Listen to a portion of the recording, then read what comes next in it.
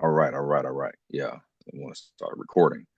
Yeah, like I said, I'm gonna I'm gonna let it was about it was about 60 or 70 people that had registered.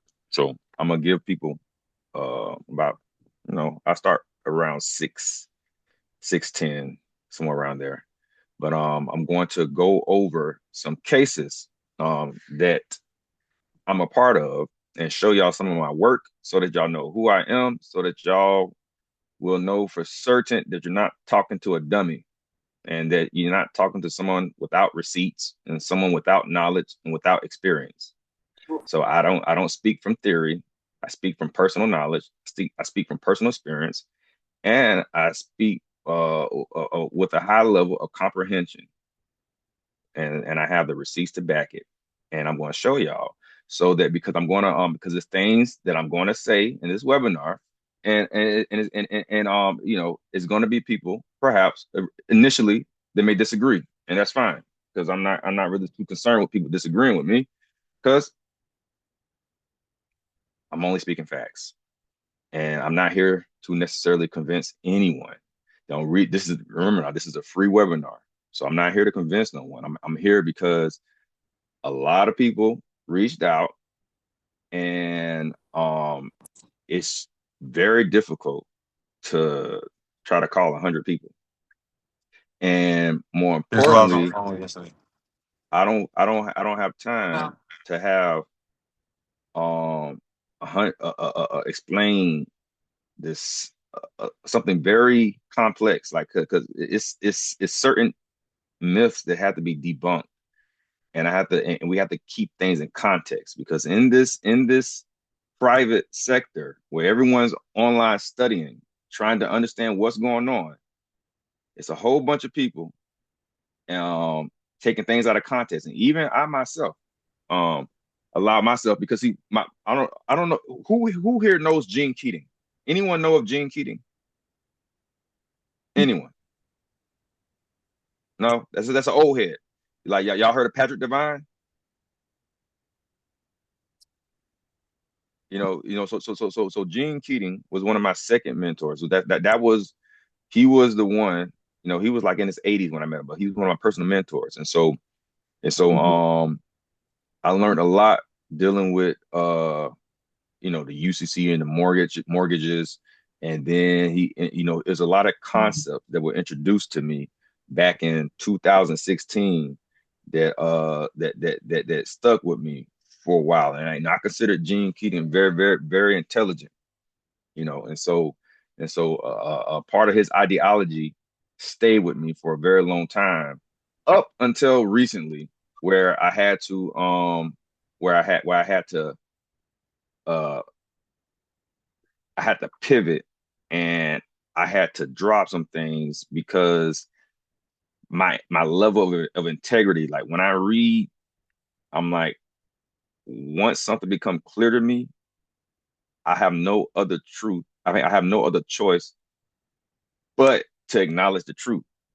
Like for instance, like how we grow up, we celebrate Christmas and stuff. A lot of us celebrate Christmas and as child, but when you grow up, you realize there is no Santa Claus. And so, you know, I use that as a similitude because in this status correction, there's certain ideologies that exist, but it's not grounded. But we're gonna go through. I'm gonna go over it, and I'm going to show you all, and then I'm going to give y'all your options because see, a lot of y'all don't need what you think you need. See, some of y'all you just need like some people are facing legal battles in the court system, and then they're trying to do a status correction to get out the court to beat their case. It's the wrong way to go because you need to learn law and procedure. And I do have um free webinars that I have on my FedLit guide. And so I'm going to talk about all that stuff because see, it's like it's all you need is guidance. Like, that's the first thing that everyone needs is proper guidance. And then, and some people may not need a very advanced structure because they're not there at that point where it would make any sense for them to build that advanced structure because they don't have enough assets. They ain't doing enough. And so it'd be, so it's like they have to graduate to certain things. Some people just need to say, I just need to take care of this situation. I need to know the best way how, and so I'm going to cover all of that. Let's see. And everybody make sure keep the mics muted. I'll do a brief Q&A towards the end of the class. Also, my book, The Invisible Currency, I'm going to be giving out. I have a book on Amazon that I will be giving out the PDF for free today at the end of the class. I'll be dropping it in the chat so that everybody can download it. So towards the end of this webinar, I will be giving out that PDF, the PDF version of the book. It's actually a really good read. And then in that book, it's dealing with international bills of exchange and what they are not. And I also have in that book, I have a copy of the international bill of exchange that is sent to the issued to the Treasury Department. Let's see. Let me see something. Let me show y'all. Boom, boom.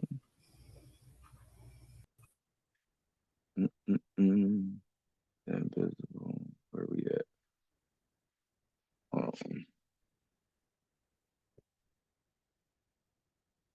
And wrong one. 1 second. 1 second. And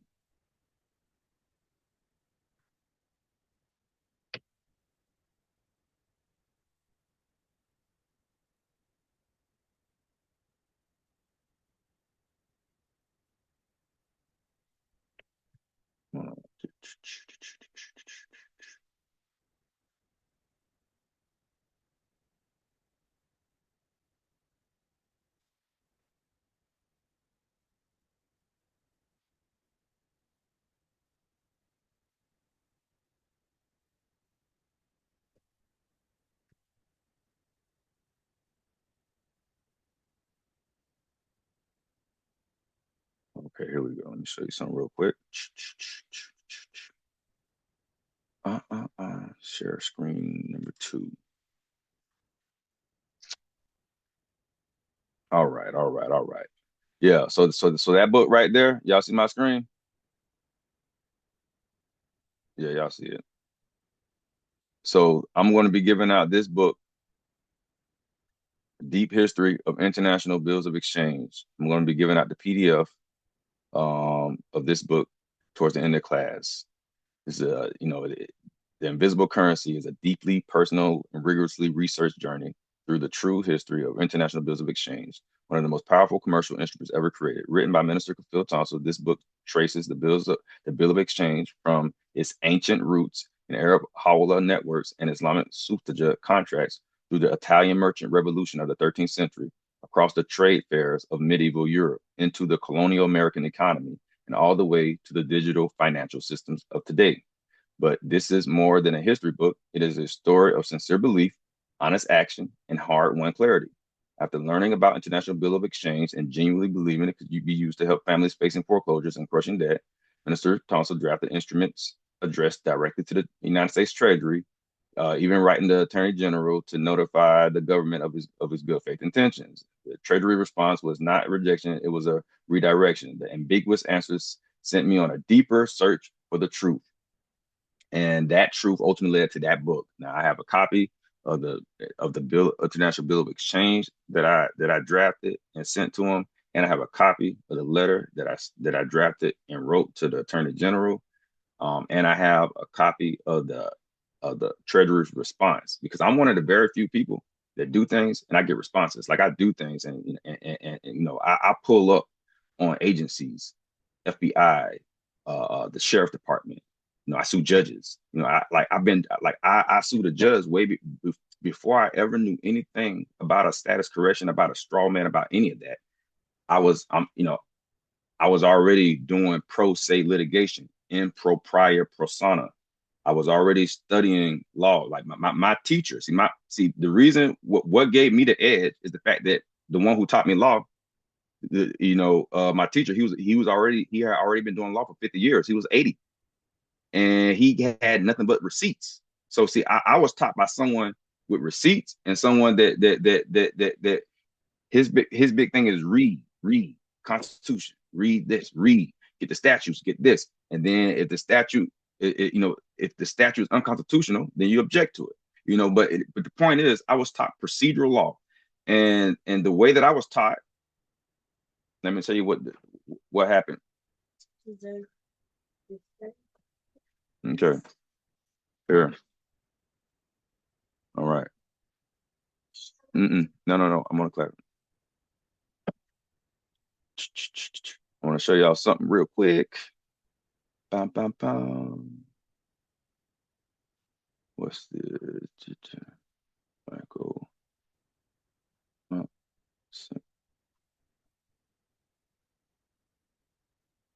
Okay. All right. So as I said earlier, how I said I was going to go over some cases just so y'all can like know who I am, just so you know who teaching you and who's hosting this webinar, so that y'all you need like I'm not going to make you have faith in me. I'm going to show you why I have credibility. I'm going to show y'all who I am so that you know I'm not no fool. Like I have authority. When I speak with authority, I speak with experience, and I speak with receipts. Most people out here that's teaching, they don't have the receipts I have. I have not seen too many people. I hear a lot of people talk.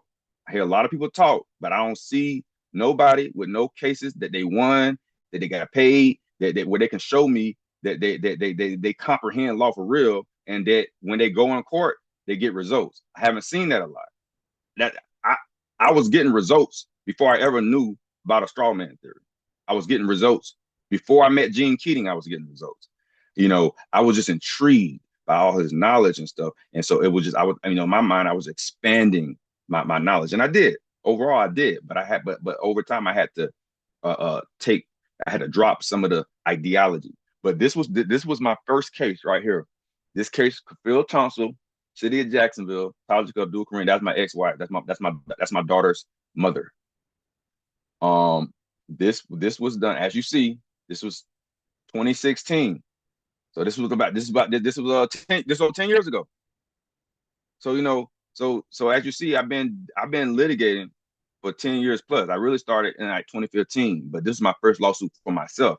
I first started doing things for other people, and I was working on other people's cases. And then this was my own personal case that I worked on. This was a negligence case dealing with a pothole. I was in a rental car, I hit a pothole, and I was like, yeah, I'm about to sue them. I didn't have no police report.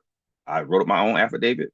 I checked myself into the chiropractor, and I followed all of the protocols because everything's in the book. I sent my letter of intent.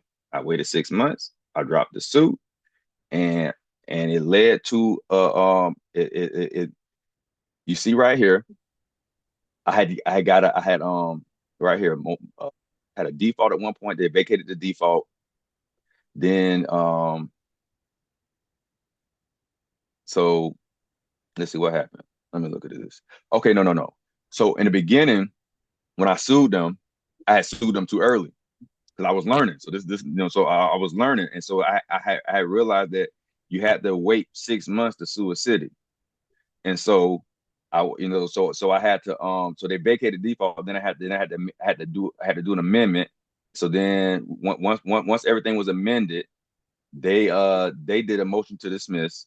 They did a motion to dismiss, and then I did a no, they actually did a answer an affirmative defense, and I overcame all of that.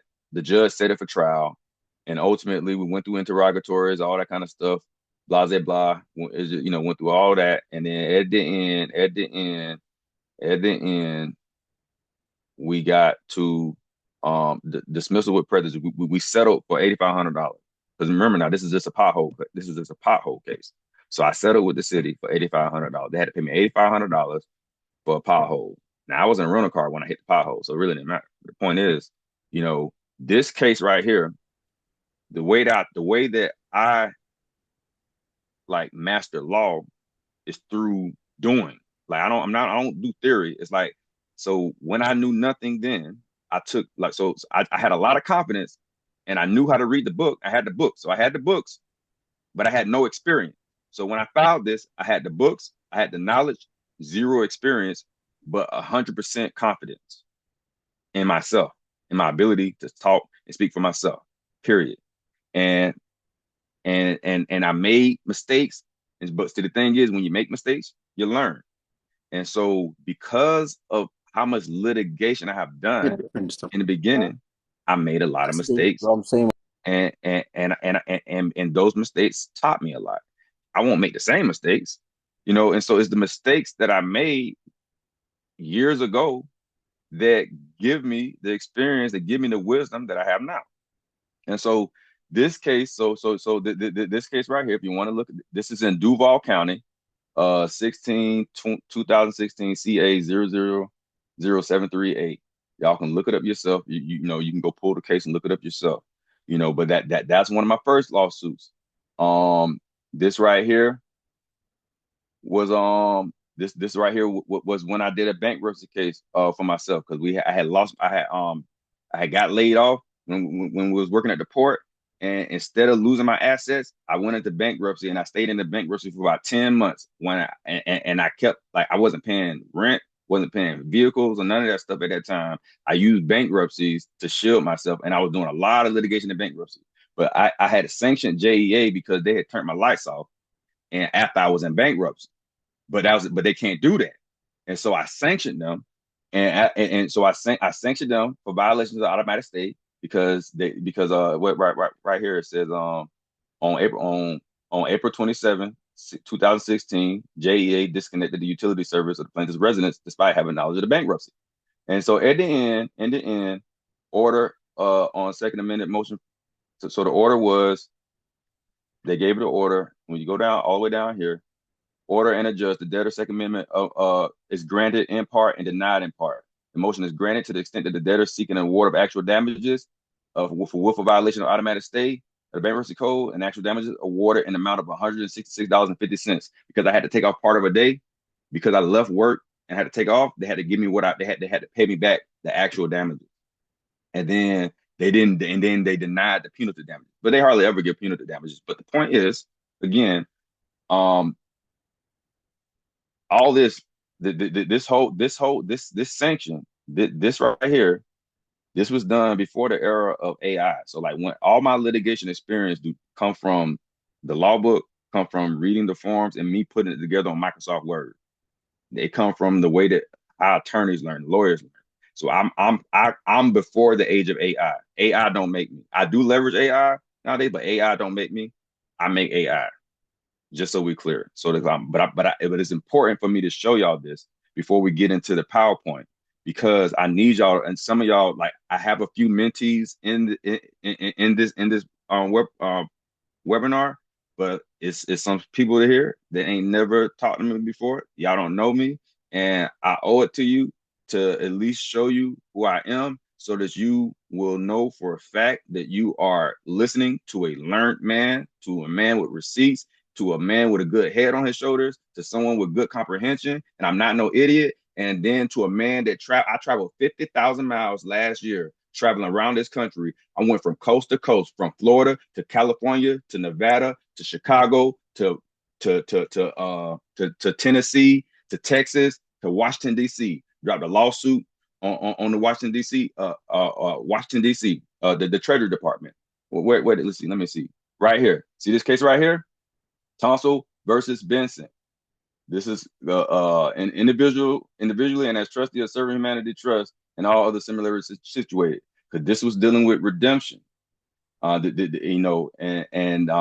gave an order on here that ultimately, I have the law back in right now, but we ain't gonna go over all of that. But the point is, in this case right here, this case was tied to suretyship and redemption, and using 12 U.S.C. 411, and dealing with private rights, and so this case right here it's going to serve as evidence as to, you know, the things that I'm going to be talking about right now. But even before they gave their opinion in this case, I had already made up my mind. Like before they gave me their opinion, while I was doing research, I said, "Oh snap!" I said, "I'm going to have to dismiss my case with prejudice." Like I myself was going to draft up something to dismiss it with prejudice because I had came into some knowledge, and then I said, I misinterpreted this. Because I misinterpreted this, that means that theory falls apart. That means if I am to show goodwill, I say let me try to let me voluntarily dismiss it with prejudice because I know I can't bring this up because this right here it's out of context, can't be used. Like I understood that myself without anyone telling me. But before I could do it, with like 2 or 3, 4 days later, I got some in the mail. They had already issued the opinion, and the opinion said pretty much what I would have said, what I would have told myself. So I wasn't even mad because they didn't tell me anything I didn't already know or hadn't came to the conclusion of. So that's one of my other cases. This case right here. This is a Gregory Wooden plaintiff versus Michael Rowlands was an officer. An officer that had arrested him and violated his Fourth Amendment right violation. He ended up going to jail. He appealed it, got out of jail. But then he sued him. And I'm the one that helped get this $500,000 judgment because he didn't know how to take it all the way. And so I had to do my magic. And my magic was nothing other than let's see, this right here. I drafted this. So this expedited Second Amendment plaintiff memorandum in support of motion for default judgment, plaintiff motion for ex parte hearing to calculate damages. So this right here is my work right here. All this is my work. This is this document right here that led to that $500,000 judgment in the federal court, Northern District of Florida. And if you see right here, because during the time I was a notary, let me see if I dun, dun, dun, dun.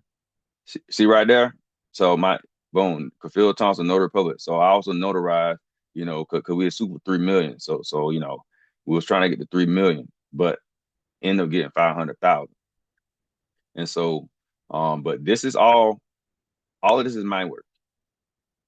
And so I'm well versed in federal law. I understand how the state court systems work, and I understand how the federal court systems work. I have gotten judgments in both state and federal. And so I don't speak from theory. I don't speak from I'm just not talking. I'm speaking with authority. And so you guys need to know that. Also, um, this right here, I if y'all follow me, I was arrested in Texas last year, like in November, dealing with this property that we was acquiring as a vacant property. Then they arrested me for trespassing. And so, you know, I had all my ducks in a row, but I'm showing y'all this case because they arrested me, they charged me, and I drafted this is I did a motion to quash information and or plea in abatement for misnomer and lack of personal jurisdiction.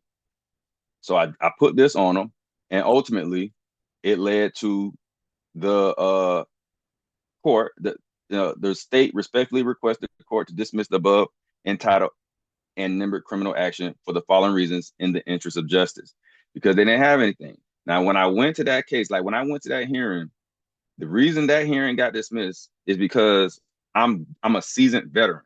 So when I went in the back with them, the first thing they told me was, "Hey, do you want to do you want to see our evidence? We want to schedule a time on the calendar sometime in January because this is in December. They're trying to schedule something in January so I can see the evidence so the case can linger on." I said absolutely not.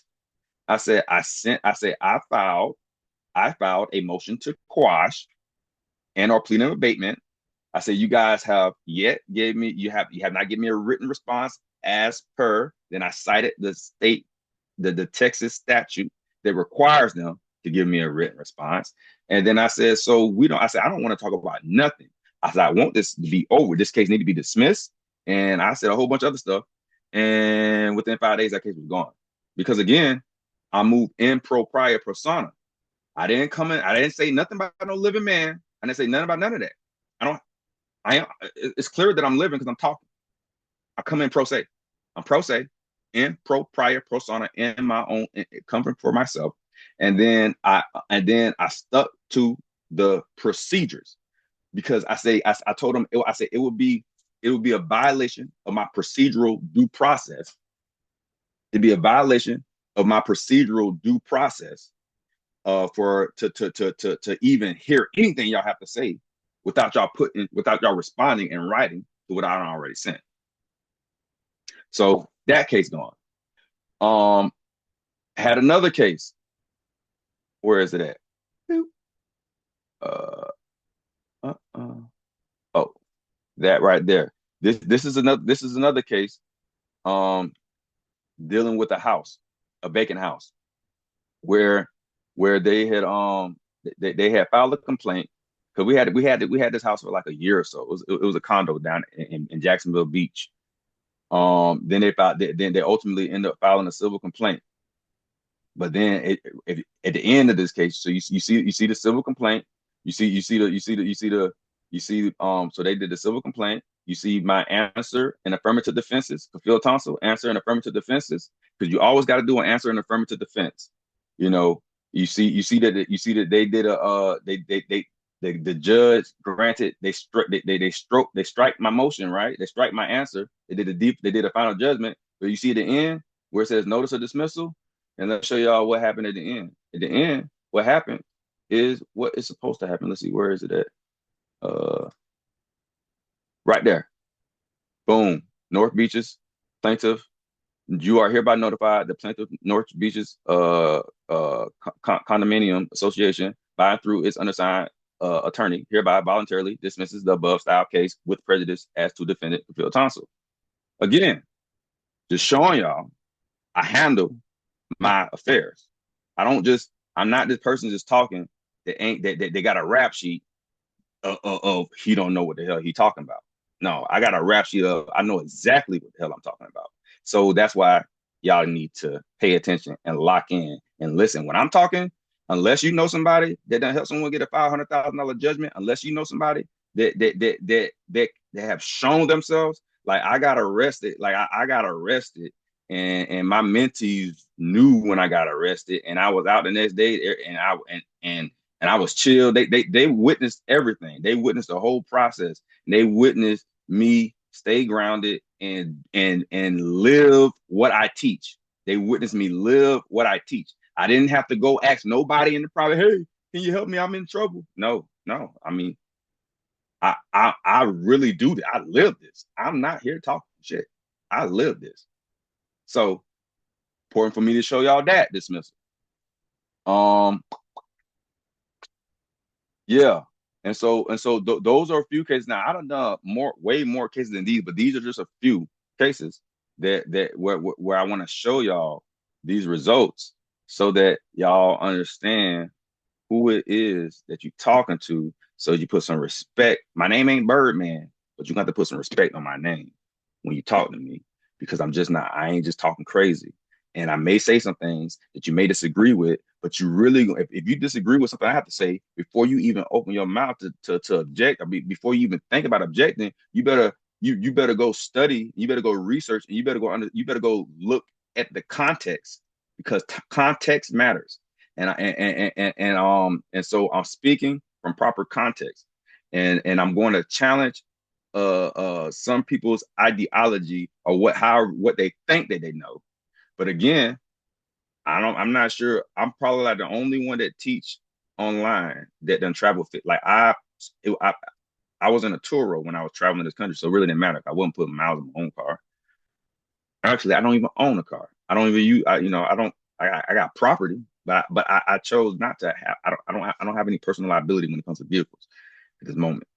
And but I put 50,000 miles on that vehicle. I watched it, the odometer, and I travel around the country. I help people, like I helped certain people with cases on my own dime.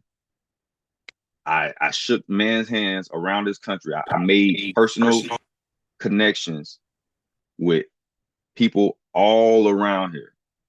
And because I have this, I have a mission.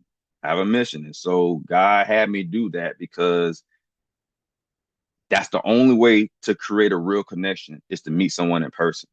Like I'm not about just being online and oh yeah, hey guys, follow me, pay, follow me. No, no, no. I had to go do what I was supposed to do. I had to go like the old days. I had to ride my donkey. I had to travel. I had to drive through the desert. I had to drive straight through big ass Texas, like 900 miles wide. It's a long drive. You really driving in the desert, like driving through mountains, driving through sandstorms, where it's literally pushing my car and shit.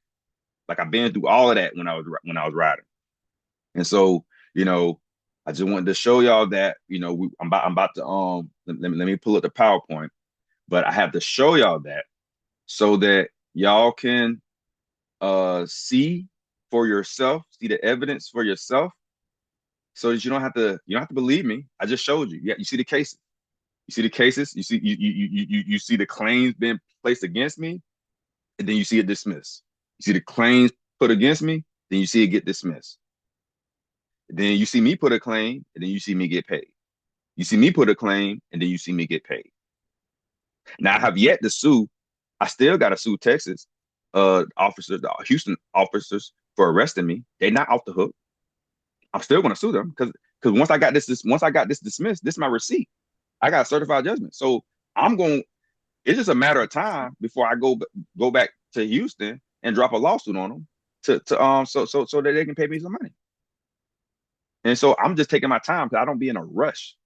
But I'm definitely going to drop it on them because that's my receipt. The moment they was never supposed to arrest me, but it's all right though because I don't like it's okay. I saw certain things. I'm glad that I got arrested because I could never have had an emotion like see me getting arrested allowed me to emotionally connect to every man and woman that's in jail right now.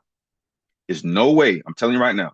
If you have never been to jail, it's impossible for you to know how the person feel in jail unless you've been there. You cannot know, and you do not want to go there. Trust me. It ain't nowhere you want to be.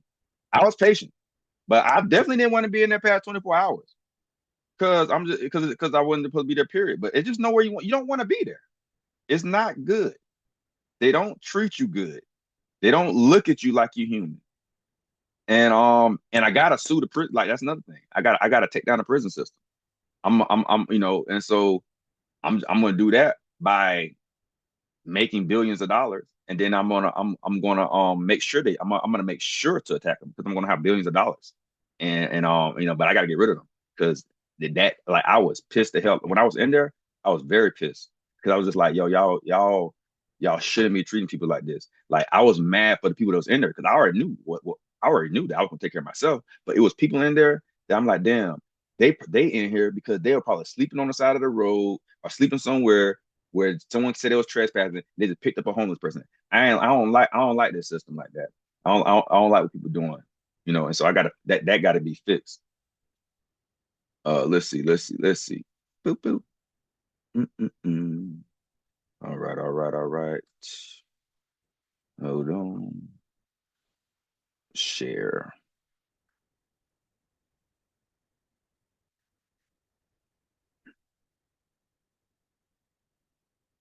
How everybody satisfied with the receipt so far? So y'all feel comfortable that y'all know who y'all talking to? Y'all at least have an idea who y'all talking to, so that y'all won't, because I'm not here to waste nobody time.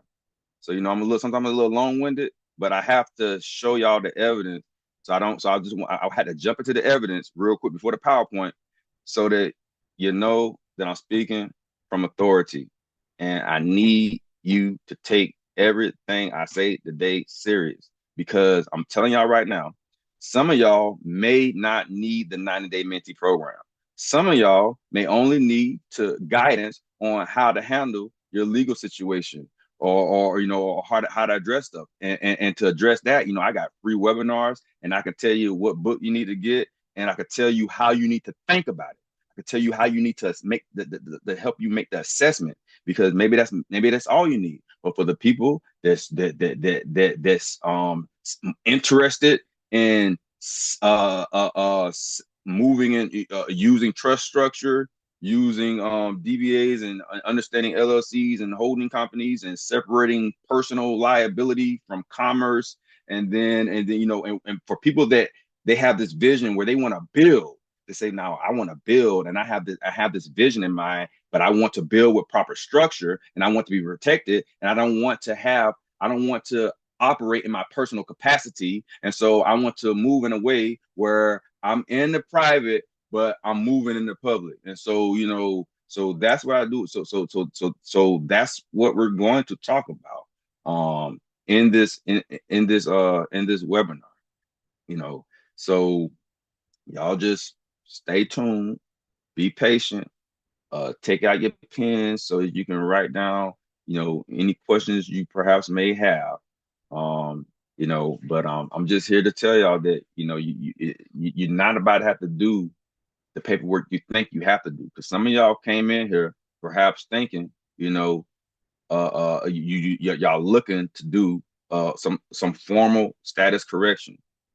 Now, I did the formal status correction, and I'm also here to tell you that that's not that I did it. A lot of most of my mentees did it, and then I rescinded what was filed, and I cleaned up everything. I cleaned up the entire mentee program. I restructured everything once I saw certain key laws that we were using, and we were using things dealing with the DS-11 passport. We were using certain things that were taken out of context, and therefore it had no merit. No one told me this. I told myself this when I sat down and I read. I said, "Oh shit!" I had an alarm went off. I said, "Damn!" I said, and then I went and made an announcement on Instagram. Yeah, no, it's like, and I know when people hear, when as soon as this type of ideology get challenged, the first thing someone gonna say is, "Oh man, that's an agent, man. They got to him." And unfortunately, they just fucking idiots. I'm sorry. Like, I'm like that. It's sad that that's gonna be the first thing that they gonna think in their mind. But that's why I'm showing y'all my receipts, because it's like I be hearing people talk, and I just started ignoring people. Sometimes I used to respond a little, but I just started ignoring them, because like, why do I have to entertain someone who do not have the experience I have, do not have the receipts I have? Like, why am I going to entertain someone that has never showed me that their comprehension is valid in court? Show me. Like, the only person that I can listen to is someone that can show me that everything that they think they know, that they done tested it, that they done tested it, and they done got results. Because I'm about results. And so, and I don't like going into court with frivolous matters, period. Now, and so I don't like going into court with frivolous matters.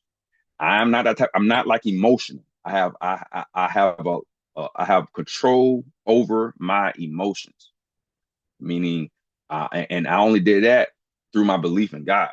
You know, Eh, like, I have already accepted death.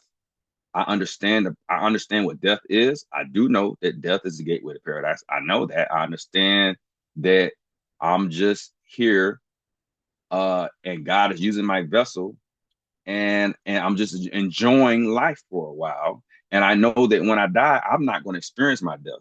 Like, y'all, it's like, if I die, some of y'all still living. So y'all going to see that I'm gone. I'm not going to be conscious of it. The same way I'm not conscious of it when I go to sleep. I'm just going to wake back up. So it's going to be very fast for me, but it may not be for y'all, because depending on how long you outlive me.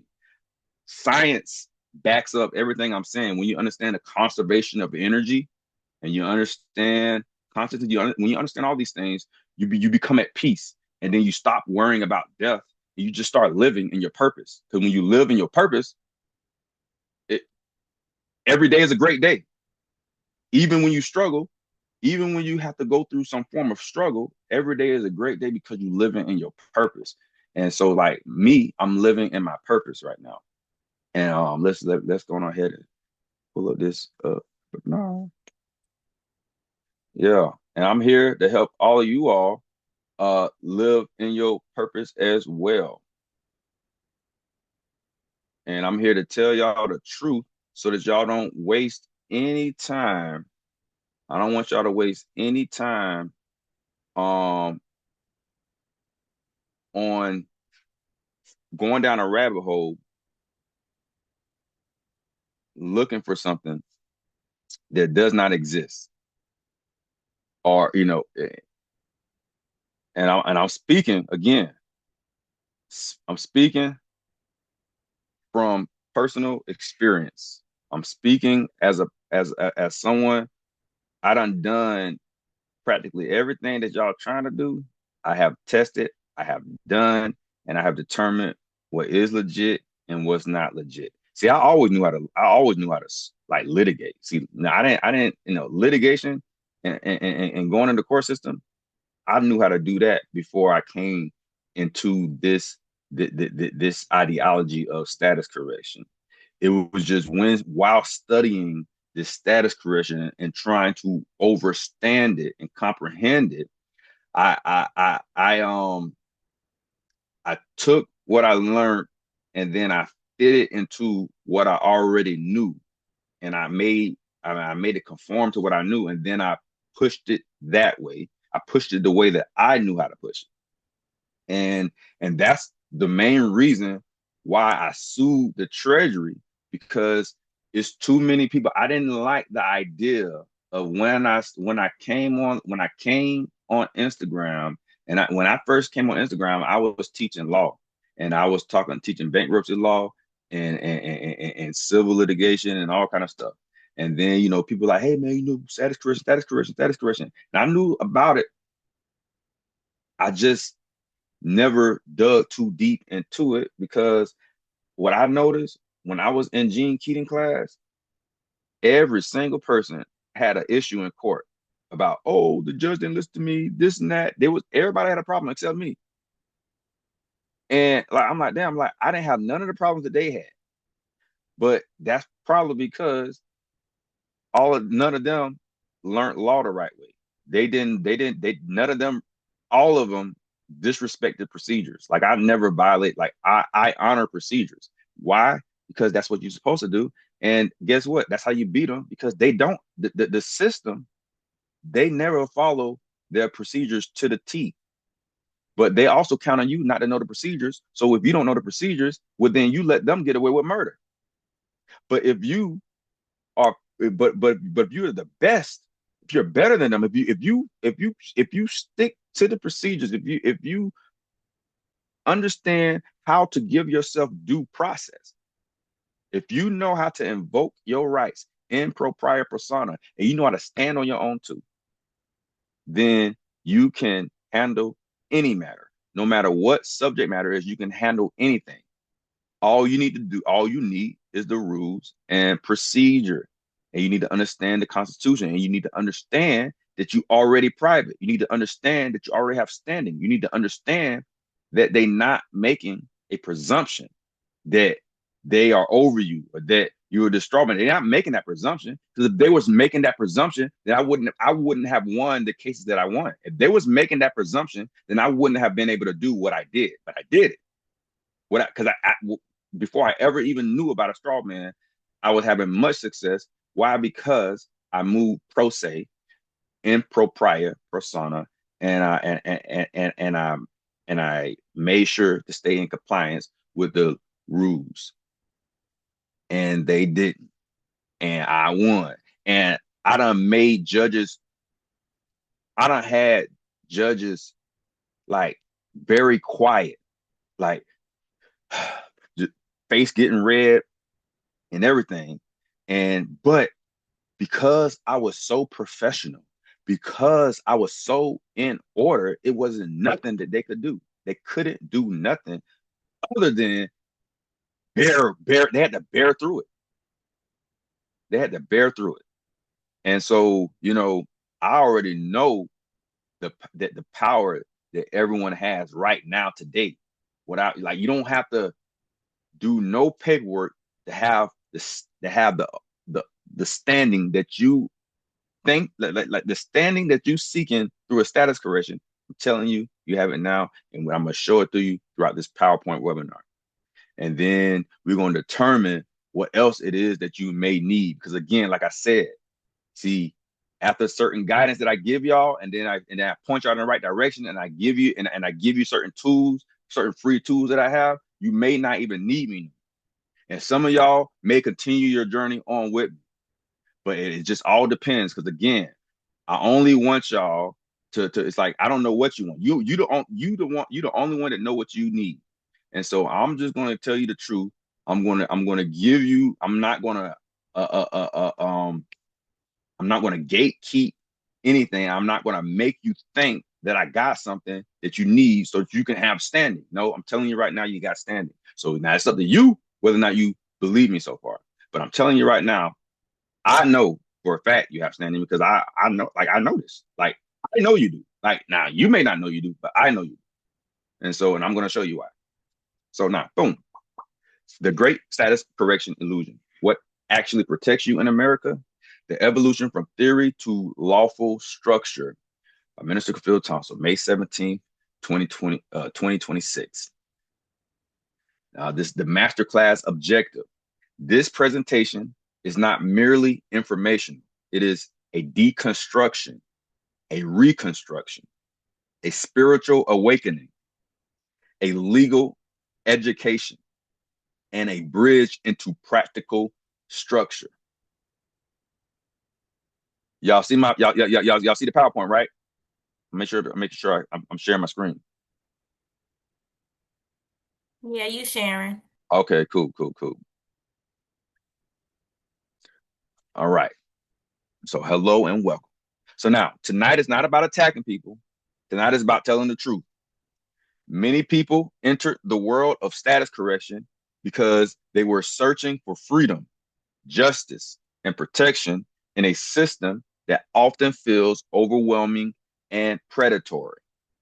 I understand that journey because I personally walked it. Now, my studies outside of what I just showed y'all, because y'all already know that I'm grounded in law.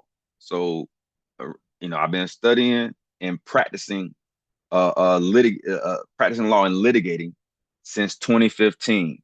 I was introduced to law in 2009. So in truth, I've been exposed to law since 2009, where I used to be around my mentor all the time, where I would go to him and he might be talking 4 hours. I used to record his conversations, but I was around him all the time, so, from 2009 until today. And so,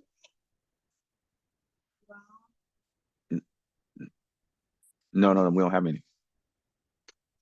Mhm. All right. So now, yes. So now, outside of that, now my studies concerning this private journey. I'm sorry, that was my daughter, by the way. HJR 192. Studied that. 12 U.S.C. 411. UCC strategies, private trust theories, international bills of exchange, status correction documents, DS11 interpretations, and secure party creditor theories. I've been down all of those roads. I understand them, and I also understand where they fall apart, because all of these concepts, certain things have to be true in order for everything right here to be true. Is certain things that have to be true that are not true, and y'all will see later on in this PowerPoint. Now, I taught many of these concepts myself at one point because I sincerely believe they contain lawful remedies. But through deeper research, federal litigation, statutory analysis, and personal experience, I came to a difficult but liberating realization. The problem was never your status. The problem was that people were searching for magical escape mechanisms instead of learning lawful structure. Tonight, I want to show you the difference between illusion and reality. See, it's too many people. Y'all look at excerpts. You see a quote on someone Instagram, on someone Facebook, on some TikTok. They cite a quote, they cite a case law, and when they cite it at the face value, oh, it looked gold. But when you start looking at the actual case, when you read it in context, when you see if it applies and you analyze it, which 99% of y'all don't do, most of y'all don't do it, then y'all get led astray because there's just a whole bunch of quotes going around and no one take because sometimes it can take like it took me 2 hours just to read on one case law the other day. It was just one case law I wanted to read on. The opinion was so long, like it took me 2 hours just to study the case law. So if you got 10 different case laws, if you got 20 different case laws that you got to study, that we just say 2 hours per case law. If you really looking into it, right? That's 20. Like who who got 40 hours? That's 40 hours. That's 40 hours you got to spend on reading. And reading too much make me sleepy sometimes. I can't, everybody can't read for too long. You get sleepy. You get tired. Reading ain't the same thing as watching TV. And when you reading, and then you got like, and I got distracted thoughts, like I'm gonna tell you straight up. Like sometimes it's hard for me to concentrate. It is. Like I'll be reading and then I'll be done read the goddamn paragraph and I gotta read it over. Cause I'm like, what the hell I just read? Cause I was reading and I wasn't like I was thinking about something while I was reading, and then now I got it, I got to go back so that I can make sure I'm comprehending. So then I slow myself down. I had to block everything out. Then I got to read it again. That's irritating. And then a lot of times when people get irritated, then they just stop reading. You can't like I'm the one with like I see I have the least amount of patience out of all y'all, but because I serve God, I learned I learned like you're gonna think that I have the most patience because I practice patience. I practice patience, but inside sometimes I be dying out of like irritation, like oh my god, But I'm better at it now. I'm better, getting better, and so just wanted to share that with y'all so that y'all know I'm human. Like I'm sharing with y'all my own personal struggles so that you won't feel like you're alone or you won't feel like you're the only one. Y'all not the only one. We go through the same stuff. We all the same. And what made me different it isn't that I went to law school because like I done been in court before and the judge asked me what law school I went to because I did so good. And I told him the one on my couch. Cause I'm like, I didn't want to be he was being nice to me. I would say he was being nice to me because in that case, he actually let me represent this elder lady using a durable power of attorney. He let me speak for her because I was doing so good. He let me speak. He like the attorney might have an objection, but he let me do it. He let me speak. And he was like, he gave me my props. And then he said, well, after I told him the one on my couch, he was like, well, I just want to let you know you did a good job. And then when I left the courthouse, this lady came out and she said, hey, she was an attorney. She said, hey, I don't know if you're going to law school or not. But I just want to let you know from one attorney to maybe a next future attorney, you did really good in it. So like I'm telling you that the way I conduct myself in court, I'm a professional. Like I don't have to go to law school to be a professional. Say they gave me a license as a non-professional. No, I just have to follow the rule book. And it's my parent. It's the way that I was raised that made me. I know how to be professional because the way I was raised. When my mama husband, my stepdad, when he knocked on the door and said, "Hey, Phil, can I get up?" This is when This is when I'm in high school. I'm standing up when he knocked on that door. I'm standing up on my feet and I'm still asleep. That's how much discipline I had.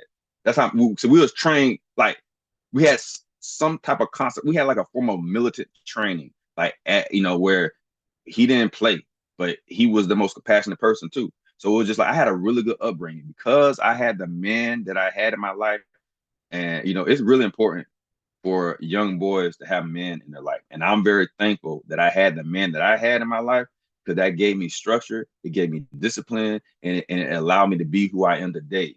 If it's just like I'm telling you, because I if it was just my mama, I would have ran all over her because I was a teenage boy.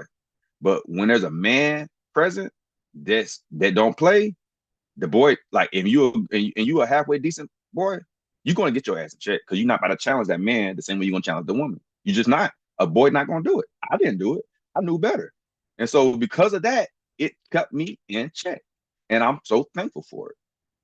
And we used to read scripture every morning. Every morning we read scripture. We read the Quran and we read the Bible. So we read both books. And so it's like it was that reading every morning, Monday, Tuesday, Wednesday, Thursday, Friday, Saturday, Sunday, Monday, Tuesday, Wednesday, Thursday, Friday, Saturday, Sunday. This is what I was doing all throughout high school. So it's like I had the family that I had, it helped make me the good person I am today. Alhamdulillah, I thank God for that. But I want to show. I got a few pictures so y'all can show, so I can show y'all some evidence um of where I've been. So this is me and everyone that supported me when I went to Washington D.C. and dropped that lawsuit against Scott Benson. Some of these are my mentees. A few, like by half of these people in here are my mentees. The two ladies on the love, you got hell, one, two, three, four, five, six, really six of these people. Everybody except the one in the blue in the blue jacket in my mentee. This is us in front of the White House, and they all flew from they came from different areas, and they all came in support. But I'm showing y'all so y'all know I'm about everything that I say. I love everything that I say. I'm not here for show. Like I'm here to change this country and change the world for good. Like I have plans, and I will fulfill my mission, God willing, as long as life is in my body. This is me now, this is me at the port. So y'all know my background. I'm a longshoreman. I'm a HVAC tech by trade, and I weld. I do all kinds of stuff. I'm a chassis mechanic, reefer mechanic. So I'm a stack operator. So the big machine that they take where they move containers around the shipping yard where they stack containers 3 and 4 high.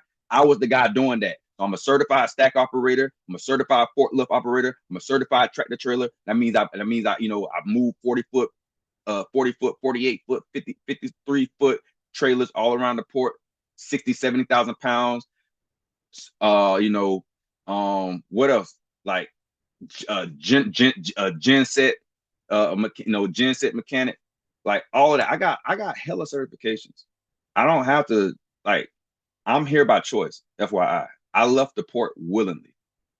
This right, and they're just showing y'all that it's just some work. So this is the type of stuff on the port that I used to fix when this is a chassis. It came in, the legs crushed, everything crushed.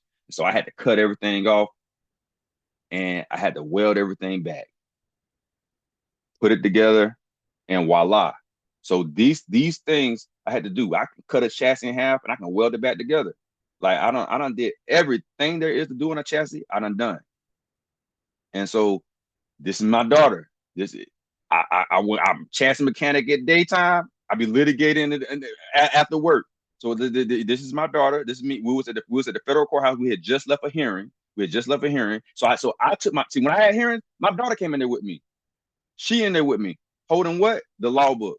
Because that rule book is everyone need a federal, everyone should get the O'Connor federal rule book. Write that down. O'Connor federal rule book.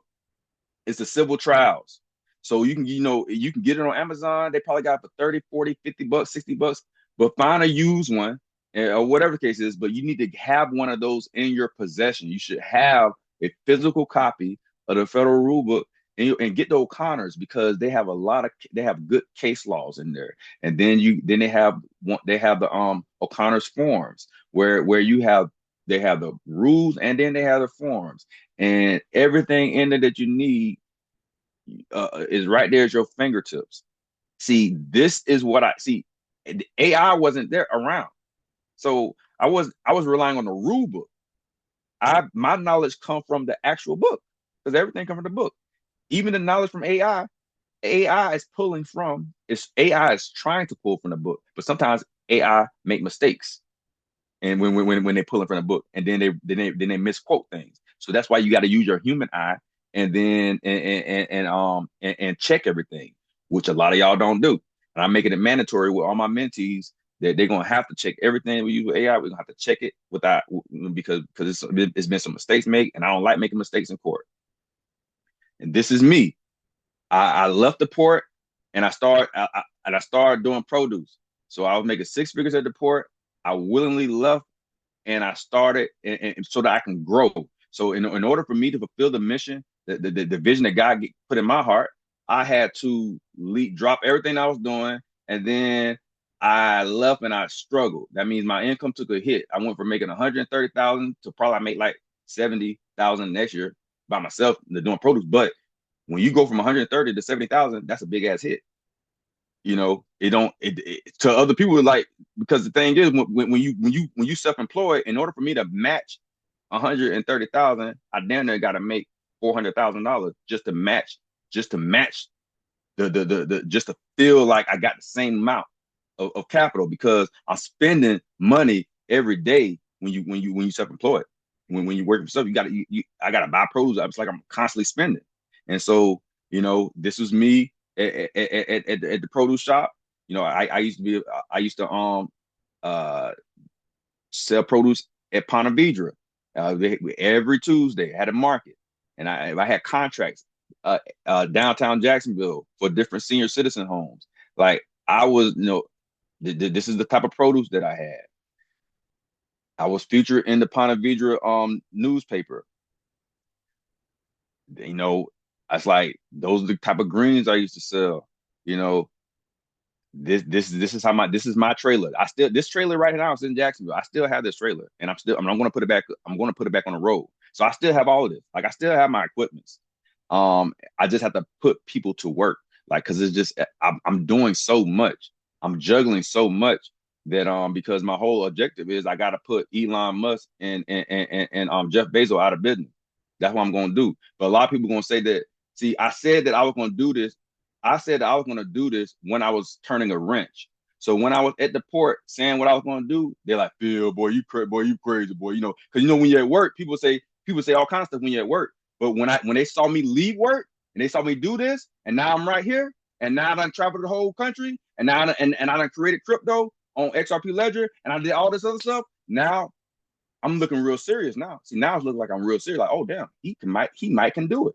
Like, see, it didn't look like I can do it if I was relying on a clock. But I bet you people starting to believe me now that, oh, he really serious. Like, yeah, I don't like I have already bonded my life. I like death would not veer me away from this. My mama done said, Phil, my mama have been worried about me, and I told her to have faith in God. Or, what you worry about me for? I said, well, shoot, you need to have faith in God. Like, what? Like, don't get mad at him. He the one that gave me the inspiration. Why you want to be mad at me? I like, go blame him. Ask him why he inspired me to do it.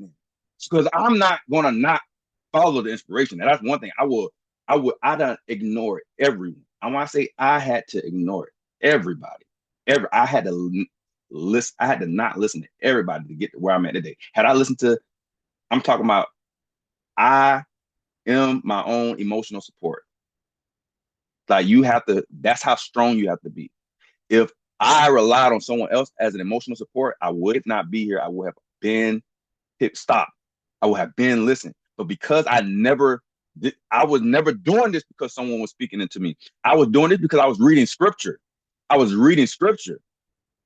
Because Joseph, the story of Joseph is one of my favorite stories. So it's like, it's the fact that I know that the victory is already with us. We just have to walk in faith. But a lot of people don't do that, because when you walk in faith, sometimes that means you have to bury your loved one while you're walking in faith. I had to bury my dad while I was doing this, and still not lose faith. And I didn't, because I had already made an agreement with God. This and this right here, ginger lime delight. This is the drink that right now I got ginger and lime in my kitchen right now. That once I'm done with this webinar, I'm about to go in there. I'm about to cut up ginger, and I'm about to be making ginger lime delight, because I told people I'm gonna be bringing that back. And so I already got my ingredients, and so it's like I'm gonna be doing that, and I'm probably gonna be juicing all night. I'm probably gonna be juicing. I probably won't go to sleep until 3 or 4 o'clock in the morning, because when I'm doing this, it'd be taking that long. I already know how long it's gonna take me. but I'm mentally prepared to do it now. I couldn't do it 2, 3 months ago because I was in Texas. I'm over here. I'm over here. People don't understand how much energy this takes. But it's like, I'm going to do it because I have to, we have to have, I got to bring in billions of dollars all around so I could redistribute it so we can do what we need to do. This is my other watermelon ginger that I'm like. And then this right here is my land. This is my land in Georgia, 50 acres. This is when I was by myself and I was clearing out the road.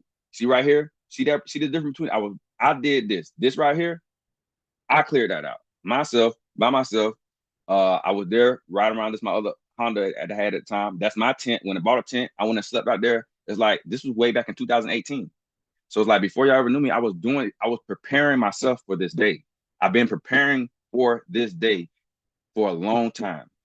And when I say this day, the day when I come online, the day when I come on social media and I build up a following, and then I connect with like-minded people who believe the same way I believe and who are willing to do what I'm willing to do.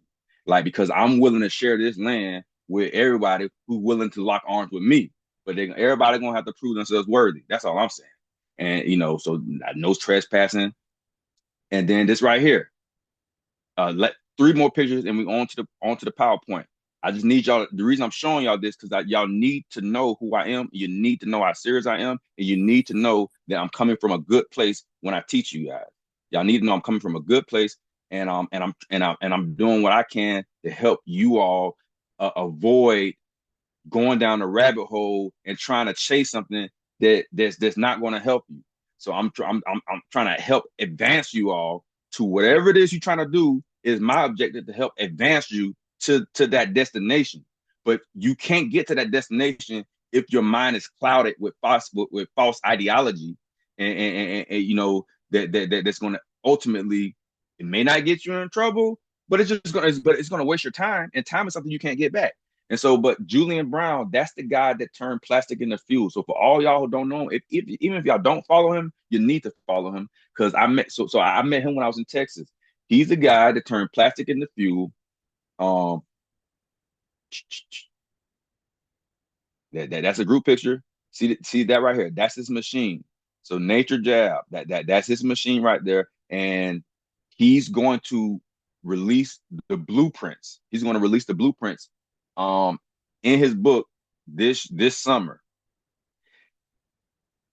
And so that means anyone can build this machine. And it's important that y'all know that Julian Brown, he's not a scientist. He was a welder, and he's a welder that he had this vision of this machine, and so he did the research and he's self-taught. So just like I'm self-taught in law, he's self-taught and he did that. He built that self-taught. He's just a mechanic that had ambition, that believed in himself, and he built it. No one had instructions online. He had to think, he had to go through all the trials and error to create it himself. And now he's gonna put it in the blueprint. And that means if a blueprint get in my hands, what y'all think I'm gonna do? Y'all think I'm not gonna build it? I'm building this on the land in Georgia. My objective is uh by the end of this year, especially going into 2027, we're going to have a fuel station right there on Georgia, and I already got a source where I have unlimited plastic. Like because I know, so see, I'm so connected. Like my resources worth billions, and people around me resources worth billions. I'm so connected to so many brothers that's here and international, where I have a vast network, and so it's like it's so much. The things that are about to happen are beautiful because this vision that I have. As long as you believe, whatever man can believe, if you can believe it, if you can perceive it, if you can conceive it, then that means it's going to manifest. You just have to believe. You have to believe, and you have to have faith, and you cannot harbor any doubt. Then it will manifest. So I'm just wanting to. That's this is the last. That's the last slide, last picture. Now we're going into this webinar, but I wanted to show y'all that because now you have an emotional connection to my journey. You know what I have, how serious I am, where I came from, The credentials that I have, like I'm not a bum. I'm not somebody. You got people on the internet. They couldn't find no job, and so they went to try to learn some stuff on the internet. Then they started trying to make some money on the internet. I'm not that guy. I left 100. Tell me who you know will leave $130,000 on the table with 100% insurance coverage. Because I had the best insurance in this country. I used to go to the chiropractor and pay $0 copay. My copay for a lot of people was either $10 or $0. So it's like I had 65 visits a year with my insurance. So it's like I dropped all of it because I'm like, do I believe in God or do I believe in the insurance that the company is giving me? I'm like, nope, I believe in God and I believe in the fact that I'm a very healthy person. And so I don't get sick, so I can take care of myself. So I'm just like, no, I don't need none of that. I don't have it. I haven't had insurance since 2022. I don't have insurance. I mean, I am my insurance. I am my insurance. Period. So I don't have like I've been moving into private. I've been moving privately since I left. Since I left. Since really for since I left the port. I've been essentially moving privately. And I'm here to tell y'all that the move private, it do not take you to file no paperwork to correct your status so that the system can look at you a certain way. Because I'm gonna tell you right now, the only one making a presumption that you are a corporate fiction is you. And what I mean is you didn't know anything about being a corporate fiction until you met somebody that told you you was a corporate fiction or you read something that said you were a corporate fiction. But you didn't come to that understanding yourself just by interacting with the system or by interacting with any of the public officers or by even reading the law. You didn't come to that interpretation. Someone gave you that interpretation, which means that means we are the ones making the presumption. They're not making the presumption. And ultimately, the presumption is going to fall apart. And as you will see throughout this webinar, so why people enter the movement? People enter the status correction because y'all wasn't looking for fraud, but y'all are looking for relief. So everyone is looking for relief, and that's why y'all coming down this road. Now, why people enter the movement? So people enter this world because of they experience some of y'all experiencing foreclosure, crushing debt, child support pressure, IRS fear, economic instability, wage garnishment, legal confusion, financial insecurity, distrust in the institution, feeling of powerlessness, and the list goes on. And because we experiencing that, when we come on here, we start discovering theories surrounding our sovereignty, the strawman theories, U.C.C. remedies, trust theories, private status concepts, because we desperately searching for freedom, leverage, protection, dignity, and understanding. Law and procedure when custody when dealing with child custody. I'm gonna answer questions later, but I saw that question just pop up in the corner of my eye. Law and procedure is how you deal with custody because you're dealing with law and procedure. So I don't know your particular your situation because a lot of times you have you got two parents, you got a man and you got a woman, and sometimes it's the man that give the court jurisdiction by filing documents and that asks the court to judge over the matter, and sometimes and a lot of times it's the woman. Most times it's the woman that give the court jurisdiction because she go and file paperwork, and so in most cases, you're dealing with someone who's, they volunteering over jurisdiction. And so you're going to have to address this from a procedural standpoint, because the dad has rights and so does the mom have rights. And then when one of y'all decide that y'all want the court to help y'all decide on y'all private matters, well, that can cause some it just it's unfortunate, but you have people that rather the court be involved in that. So I'm not sure what your situation is, but we'll talk about it on a personal basis. Myself, like I have my daughter. I don't have no custody issues because I don't deal with the system, not because I don't have a United States birth certificate, but because I do not. I deal with things privately.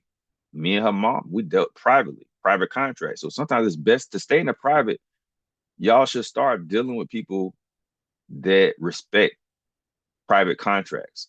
Y'all should be a little like, so if you really want to stay in the private, deal with people that know how to keep things in the private. But a lot of times, people, the first thing they do is go running to the public system. So then now you're in the public. But, you know, if you know how to keep, it's like, it's very easy to stay private. Just stay private and be with people that believe in staying private. See, her mom, my daughter's mom, didn't believe in going into the court system. So neither one of us believe going to the court systems. So therefore, I don't have no issues with the court system because she's not going to, even if she did go, I was going to challenge the jurisdiction. I was never going to even receive a summons. Like I was never even going to acknowledge this. But the point is, she would never have did it. First of all, because I'm the one that litigate. She could never out litigate me. My daughter mom could, so it's like she would never even go there. But yeah, we'll talk about that. Now, it's very important to begin. So it's very important that I begin with compassion. And so it's like I'm not here to discourage anyone, but I am here to wake you up, to shock your nervous system, so that you don't do anything, to unknowingly uh go down the road of defrauding the government. Because and what I mean by that is when you send in, let's just say you send in a financial instrument because you believe you can send a financial instrument. Most of the time, they're not going to acknowledge it, right? But technically, from a technical point of view, that could be considered mail fraud. Could be because if it's willful and willingly, you know, and if it's a frivolous matter and 100 times out of 100, it is frivolous. Why? Because I understand now, like that people don't understand how fractional reserve banking work. Like even I didn't understand how fractional reserve banking worked, but it wasn't until I started studying it myself and I removed like Gene Keating's concepts. I removed everyone's concepts because I had so many people's concepts in my head that I was entertaining their opinion. When it's like when you entertain other people's opinion while you're trying to interpret law, that opinion influences the way that you perceive what you're reading. And then you're going to perceive it a certain way because you got other people's opinion in your head. But if you remove their opinion and then you read the letter of the law and then you read everything in context, then you really just like you challenge it. If you challenge it, if you give it constructive criticism, then you can get to the truth. And so that's what I did, and that's what led to me writing that book dealing with invisible currency. Because I understand how the fractional reserve banking works. I understand that when we left the gold standard and we went to fiat, you got a 1913 Federal Reserve Banking Act, and the 1933 Banking Emergency Act, when they confiscated the gold and all that kind of stuff, right? And now we left with pure fiat. The way that this debt-based monetary system works is they create money using debt, meaning you have the treasury bonds. When the government issue treasury bonds in exchange for fiat or credit from the Federal Reserve Bank, the treasury bond, the way that they back up their payment is they know how much they're going to collect in taxes because they have to collect taxes. Now, how do they know how do they know how much they're going to collect in taxes? Well, they have to have birth certificates, evidencing of citizenship, and they have to know how many. So when you have birth certificates in all 50 states and evidence of citizenship, you know, and you have the data on all the jobs that's out there. Home Depot, Walmart, this, that, and the third. You know how many employees there is. and you know what the pay rate is, you know all these numbers, you have all this data, you can calculate approximately how much you're going to collect in taxes. And therefore, you know how much you can borrow. And so what we have in this country is not a securitization of the birth certificate problem. We have them a borrowing money problem, and then them misappropriating the funds. We have a war problem. We have a instead of putting that money into housing, into school, into things to better us, because again, we the people, we delegated authority only so that they can better us.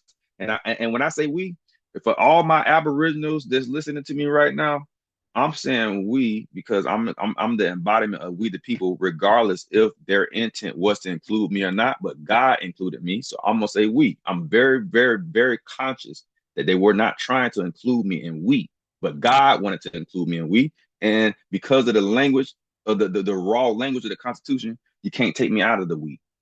At this point, I'm a part of the we.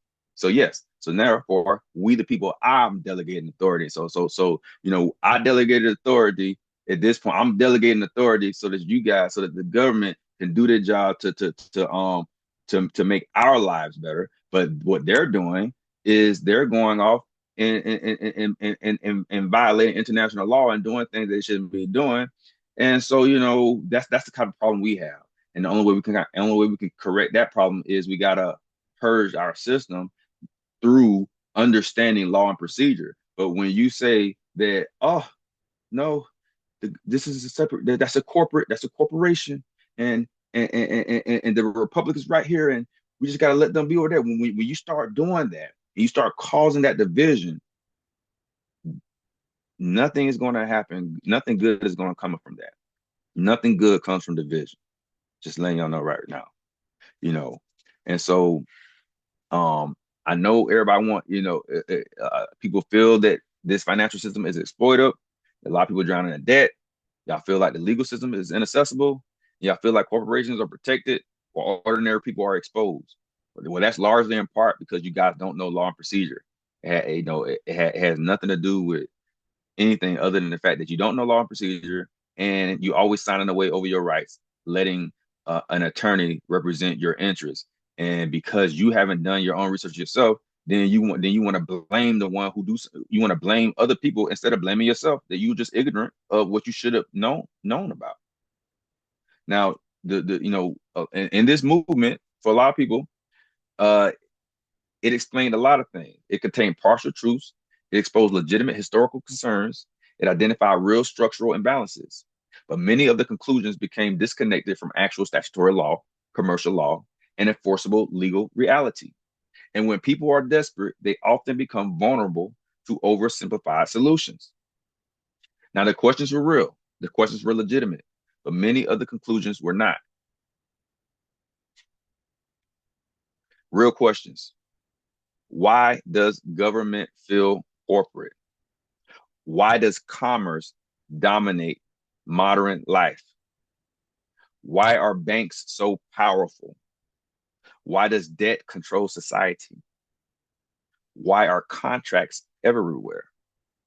Why does legal language feel foreign? And why do courts operate procedurally? Why do corporations have powerful protection? These are the things that a lot of people, these are the questions that a lot of people have. And the conclusion that we end up adapting or adopting is that we're a corporation. But these are the false conclusions. So we say that we are a corporation, that our birth certificate is a secret account, that the debts are prepaid, that you can eliminate debt through endorsement. U.C.C. overrides all law. The DS-11 removes jurisdiction, so you can get your diplomat immunity. The government owes you millions. Status correction changes jurisdiction. I heard it all, seen it all, and I also implemented this and then attempted to enforce this, and then I stopped on my own free will. What stopped me is this DS-11. We about to get into this because that's what stopped me dead in my tracks, and that's what a lot of people overlooking. And I understand it's going to be some people, they're going to continue to overlook it, and they're going to go down with the ship because they're emotionally involved. They're emotionally invested, and they're not going to be willing to hear. what I have to say, or they're not going to be willing to see it, what it is that I'm saying. But I am saying the absolute truth, and there's no way around it. Like I'm telling you right now. So now this is one of the most important distinctions in this entire masterclass. The movement often starts with legitimate observations. But it's important to know that commercial does dominate society, and corporations do receive enormous legal advantages. Contracts are central to modern life. Procedural systems do control outcomes, and financial systems absolutely influence human behavior. But a lot of the teachers leap from something feels wrong to therefore the secret legal theory must be true. And that leap is where people become vulnerable. Like for me, I done pulled the Kusa report. And like, some of y'all probably have your own Kusa reports right now. And y'all like, okay, I got my Kusa report. And I also done determined that it was frivolous. Wanna know why? Because these Kusa reports cannot truly be verified, especially concerning the birth certificate. The birth certificate, because well, for one, it's not been traded, but just the fact that you're never going to get any one of these guys to be an expert witness, and if you can't get an expert witness, then what you have is not admissible evidence. That is called hearsay. That is an unsworn document that you're holding that doesn't prove anything in the eyes of the law. It only means something if someone can can come and verify that what that and swear under oath as an expert witness that yes, I did my research and I can show you exactly that how this document is traced to this account that's been securitized and traded and monetized. You're not going to find anyone that can do it because it's not been done, and that's not what's happening. And as soon as start reaching out to the brokers or the ones that call themselves brokers, they go ghost. And so a lot of y'all gonna deal with that, but don't go down that road. I know it's like I know about everyone in this industry because when you help so many people, see, me, I teach and I help a lot of people. So because I help a lot of people, there's a lot of people in the beginning I help and like they didn't have like they just gave me stuff because they didn't have no money to offer. And I was just it's like now my time is I don't have the time to help like I was because I didn't grow so much. But I through the people that I help, I learned about every teacher in this field. I done got all this stuff. I done seen what they're doing. I know what they teach, and now I done pivoted away from most of all of it. Now, a correct question does not automatically produce a correct conclusion. The truth requires context, statutory analysis, case law, procedural understanding, and intellectual honesty. And I want to emphasize intellectual honesty because a lot of people don't have intellectual honesty. They're not they too emotional, and so their vision is obscured, and they can't see the truth because they just want. It's like, yeah, I want it for a lot of this stuff to be true. I want it for certain things to be true too. Because if certain things are true, it makes it easier. But here's the thing: you got to ask yourself. Everybody been talking about this status person for so long. It's like if see when you have evidence, see because I done got a $500,000 judgment in court with the evidence. So it's like I know how evidence works. So I'm not no dummy. So I'm just like, yo, if you got evidence, then you should be able to take it to court. But here's the thing. I had what most people have.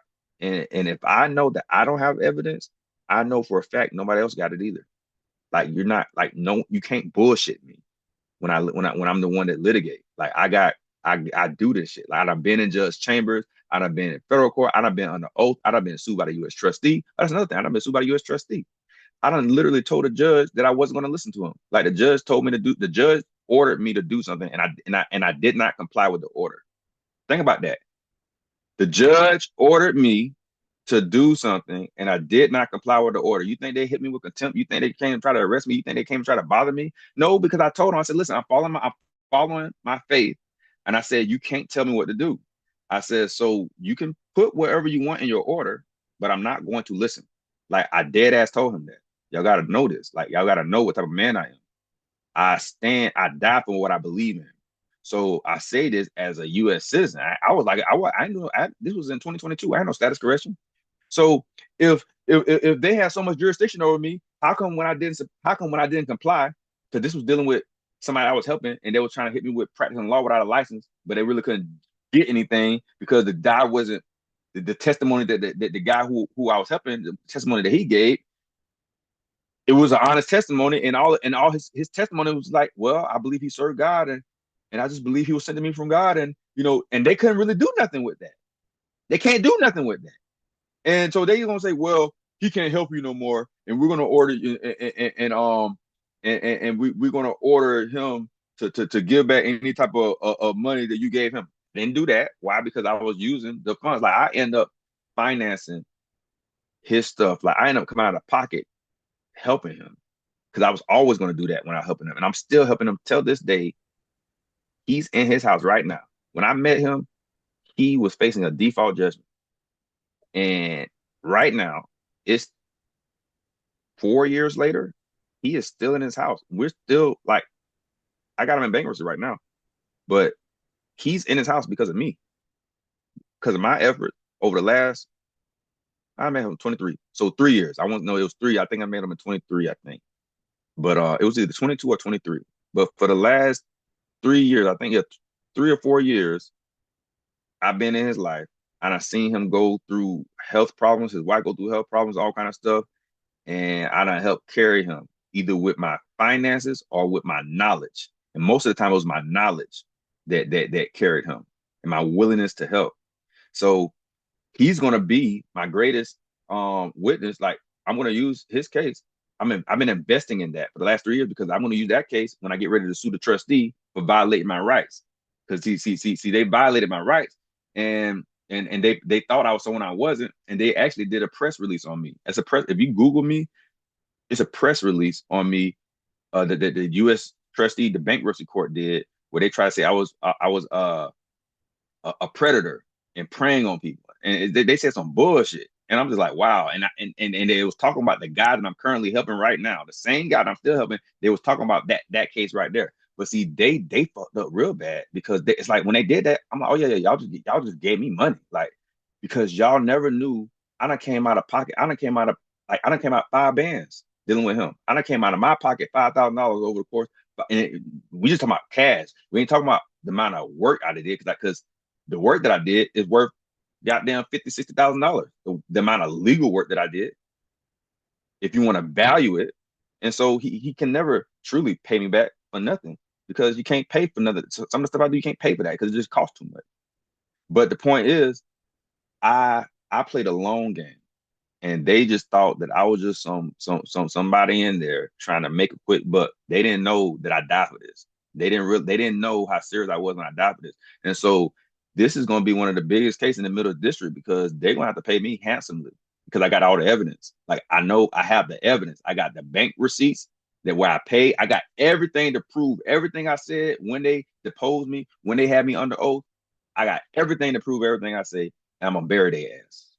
And so y'all gonna witness that because I'm probably gonna file that case later on today because it done matured and I got what I needed and now I'm about to come after their head and I'm not gonna show any mercy whatsoever because they slandered me. Now my personal journey, I didn't read about it, I lived it. I personally studied the two-room ideology, built trust structure, filed private documents, studied HJR 192, studied 12 U.S.C. 411, issued international bills of exchange, sent notices to the Treasury, filed a federal lawsuit, built educational systems around these ideas. But eventually, I went deeper in the ideology itself, and the truth forced me to evolve. Pause. I need everyone to understand something clearly. I need y'all to know. And y'all know from now, y'all know by now that I'm not speaking as an outsider, criticizing something I never understood. I went all the way into it.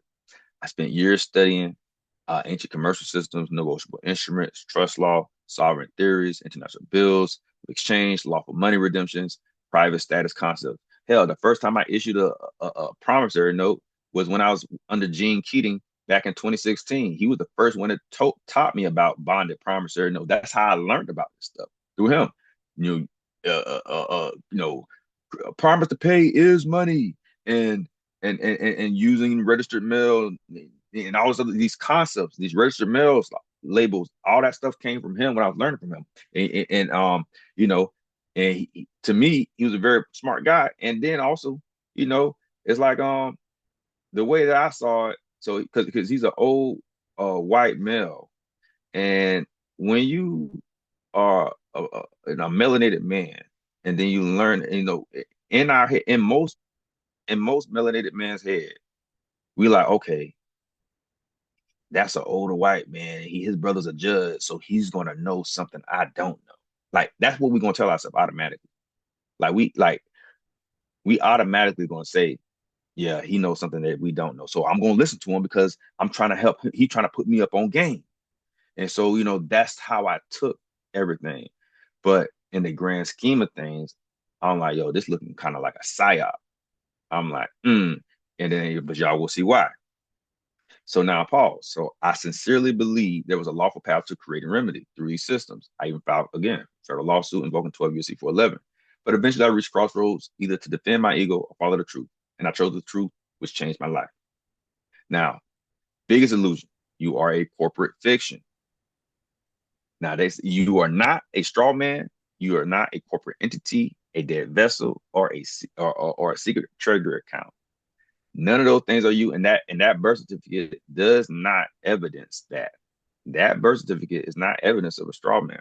It's evidence of a nationality, but it's definitely not evidence of a straw man. Now, I thought it was at one point, and I believed it was, but I'm gonna show you. I'm gonna show y'all why it's not. Because in order for that to be true, it's other things that have to be true. And as soon as other things fall apart, the whole theory falls apart. So now you are a living man or woman. You have inherent rights, you have legal capacity, you have property rights, contractual power, and lawful standing already. Like you already have that. See, the Constitution doesn't grant you no rights. The Constitution just protect God-given rights. And the 14th Amendment just extended the same protection to the melanated man. It just extended the same protection. It didn't grant anything. It just extended the protection because that was during a time where the states weren't trying to do it. The states were divided. And so because the states were divided, they're like, nah, man, we ain't about it. We not doing that. And the 14th Amendment forced them to do it. So people say, oh, the 14th Amendment was never properly ratified. I don't care if they were strong armed into accepting the 14th Amendment. Because if they wasn't strong armed, then they was gonna. It's like because the reason they didn't want to accept it because they didn't want to be they didn't want to give equality. They didn't want to treat everyone fairly. So of course they're gonna have pushback because the 14th Amendment overturned Dred Scott. That was the purpose. They had to fight. They had to do something to overturn Dred Scott. And so this was during a time where again slavery was legal at a certain point. And then they had to purge it ultimately out of the Constitution. But it still put a trap door because in the 13th Amendment, it says slavery is abolished except for punishment of crime. So therefore, a crime can put you right back into slavery. So the way that they push slavery is through the prison system by having every little thing a crime, every little thing a crime. People getting arrested for all little bullshit. So that's a problem now. That is a problem that do have to be corrected. But that's where the problem lies. And so but in terms of this system, it's the problem is not your existence, it's your exposure, it's your structure, it's how you move. Now the central illusion, this is the central illusion that holds the entire ideology together. So people are taught. So your birth certificate created a corporation, your all caps is a separate entity, and the government secretly trades your value. But when you actually study, so when you're told that you're often told that, and they're going to cite Title 28, which is in this PowerPoint, but they're going to cite Title 28 dealing with the United States means federal corporation. Then we're going to talk about 1871 District of Columbia Organic Act, where they said, oh, it turns to that's where it turned into a corporation, but the 1871 District of Columbia Organic Act, that turned that combined Georgetown, DC, it combined that district and it made it one municipal corporation. It made it one city. It's like it's a district. So like Chicago is a municipal corporation. Atlanta is a municipal corporation. So it took it they had towns that had separate governing bodies, and so they combined everything. So it was one governing body and it's a municipal corporation. So that's all 1871 did. The District of Columbia Organic Act. Um, that's all that did. It didn't do anything outside of that. So when you study passport law, nationality law, trust law, commercial law, and federal statutes, the framework begins collapsing. But you have to see. Let me tell you what integrity is, or having intellectual honesty. See, when you like to make a good, in order to be a good attorney or a good lawyer or to be good at litigation, you have to entertain the idea of being wrong. If and you have to be your own prosecutor. So you have to know how to prosecute yourself so that you can find the defects in your own argument. If you don't never argue against yourself, if you don't never say, okay, now how can I be wrong? Now, if I was them, let me see what can I attack, where are my weaknesses at. If you have never done that, then you haven't done your job. Like it's because I know how to attack myself, attack my own arguments, that I can see the holes in my arguments. If I just make the assumption all the way through that I'm just right, everything I say is just right, and if I never challenge myself, if I don't allow myself to be challenged, it's not about like you have to be able to put your feelings to the side. It's not about saying, "Oh, I know I'm right. I know I'm right. I know I'm right." No, no, no, no. Okay, well, okay, you can know you're right, but for the time being, put your feelings to the side and let's just be neutral and let's look at everything in proper context. So now, one thing that we know for sure is there is no statute saying your birth certificate created a corporation clone. There is no statute saying your name is a treasury account or that is related to that anything of you is related to that treasury account concerning it being traded. There's no statute saying you must correct your status to have rights. Now, what actually is this is something far more practical. The wealthy use legal structure, and the average person operates exposed. That's the real difference. And when I say legal structure, meaning trust, DBAs, holding companies, LLCs, and they move using titles.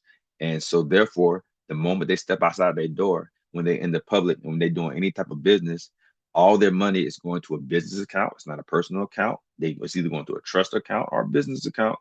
They have it's like they're not doing anything in their personal name. And so they separate. So there's a way. So now you can turn your name into a business now. You can create a LLC out of your name. So you can take that birth certificate and you can make an LLC you out of that name. And then you can do a DBA with that name. So you can turn it into a business. You can turn it into a corporate structure. And then you can use titles to separate your personal liability. But it is not that when you're born. It is not that outright. You have to do it yourself. You can create a straw man. So essentially, yes, you can create a straw man, but one is not created for you. So people thinking that it's already there, but no, you have to create the straw man. You have to separate the liability. No one's separating it for you. So most of y'all always sign just your name. So you've been always taking on personal liability because you didn't know any better because you never created the lawful structure. So this system allows you to separate personal liability, but you don't do so by rebutting being a U.S. citizen. And let me tell you why. We won't because that's all right. The DS-11 realization.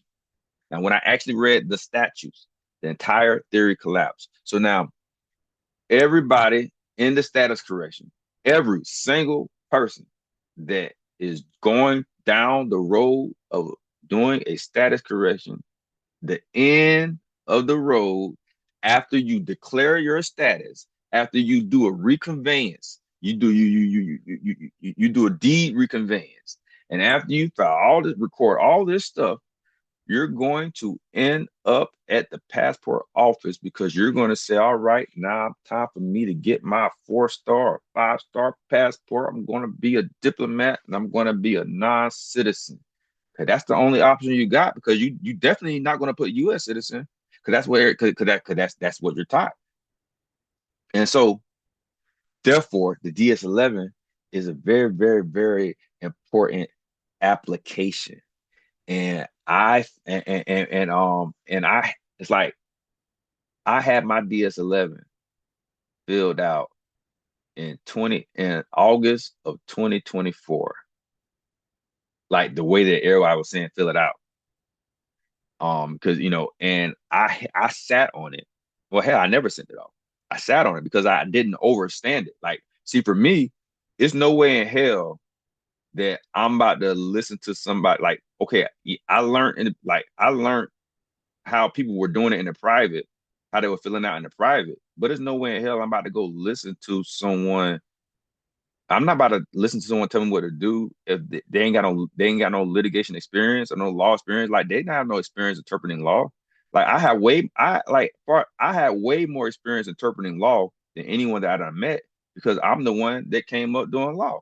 And so I'm looking at it, I'm like, I said I'm trying to wrap my head around all of this other stuff because y'all the way they tell me to fill it out, I can't put that my parents are U.S. citizen. I can't put no. So my dad dead, so I can get away with that. But I'm just thinking about the fact that okay, I gotta put my mom not a U.S. citizen. I like shit. My mom worked for the post office, and I know my mama. I said she ever get questioned, ain't no way in hell on God's green earth she'll ever say she's not a U.S. citizen. So I'm like, just that alone did make me feel comfortable. But I still at that point had not read through all of the authorities, and when you reading that application, you have it's a section on there that's going to say authorities, and authorities means these are the statutes that govern this application. This is what you use to interpret it. They're giving you the authorities on how you are to interpret this document. And so, you can't make false statements to the federal government, no false statements in passport applications, perjury, perjury under oath, forgery and alteration, illegal passport uses. And so these are some of the things that's on there. But also the DS, no, so we need to know that the DS-11 is grounded in fraud prevention. It's dealing with nationality verification, task coordination, and identity confirmation. Now that is what it's purporting to be by itself without anyone posting a TikTok or a YouTube or Instagram video saying what the DS-11 is. The DS-11 will tell you what it is. It will tell you what it is if you read it. But I'm very certain that 95% of people are not. They're not. The only way to accurately read the DS-11 application is when you look at the authority section. You have to look up each statute and then especially Title 8 because it's governed by Title 8. Nowhere on the DS-11 do it say Title 28 because Title 28 is where it says the United States means federal corporation, but that's dealing with debt collection practices, and we'll talk about that later on because it's in this PowerPoint. So it's not dealing with strawman law, secret accounts, admiralty jurisdiction, or corporate conversion. It's not a mechanism that shift jurisdiction. Is specifically dealing with nationality. Now, the DS-11. So this was the moment everything changed for me. Like many others in the movement, I believe the DS-11 passport application represented the final status correction step. But instead of relying on interpretations, I read the statute myself, and what did I find? Boom, 8 U.S. Code Section 1401. Nationals and citizens of the United States at birth. The following shall be nationals and citizens of the United States at birth. And we're going to define United States as well. Because I know people see United States and they say, oh, that's a corporation, that's a corporation. That's the first thing your mind tell you. Because that's what you've been taught, that's what you done read certain things. And so now you're gonna automatically always associate United States with corporation. False. But I'll show you why. Anyway, so The following shall be nationals and citizens of the United States at birth. A person born in the United States and subject to the jurisdiction thereof. B, a person born in the United States to a member of an Indian, Eskimo, Aleutian, or other Aboriginal tribe, provided that the granting of citizenship under this subsection shall not in any manner impair or otherwise affect the right of such person to tribal or other property. So what they're saying, they're not touching your Aboriginal rights, your property rights, or any of that. This terminology doesn't invalidate any of your rights if you are Aboriginal. But the following shall be nationals and citizens of the United States at birth. So you have to know that if you born and what I did was I went and looked up the United States. So 8 U.S.C. subsection 1101A38, United States. 38. The term United States, except as otherwise specifically herein provided, when used in a geographical sense, means the continental United States, Alaska, Hawaii, Puerto Rico, Guam, Virgin Islands of the United States, and the Commonwealth of the Northern Mariana Islands. So now, what is continental United States? What is the continental United States? It comprises all 49 U.S. states located on the northern, on the North American continent. This includes the 48 adjoining contiguous states like Florida and Alaska, but excludes non-contiguous islands states like territories like Hawaii and Puerto Rico.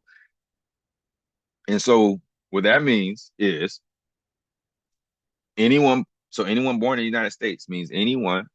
If you're born in California, Georgia, Florida, because we're talking about the continent. We're talking about the body of land. So you, if anyone read this and says, "Oh, yeah, see, that's the corporation." See, like if you was to read that and says, "Oh, they're talking about the corporation," and I wasn't born in that corporation, so therefore I'm foreign to that corporation. See, that's the ideology behind it. See, that's what people do. They say, "Okay, if that's a corporation, well, I'm foreign to that corporation, and I'm gonna be a non-citizen because I wasn't born in the United States." That's what the smart guy gonna say. The people that think they smart, that's what they're saying.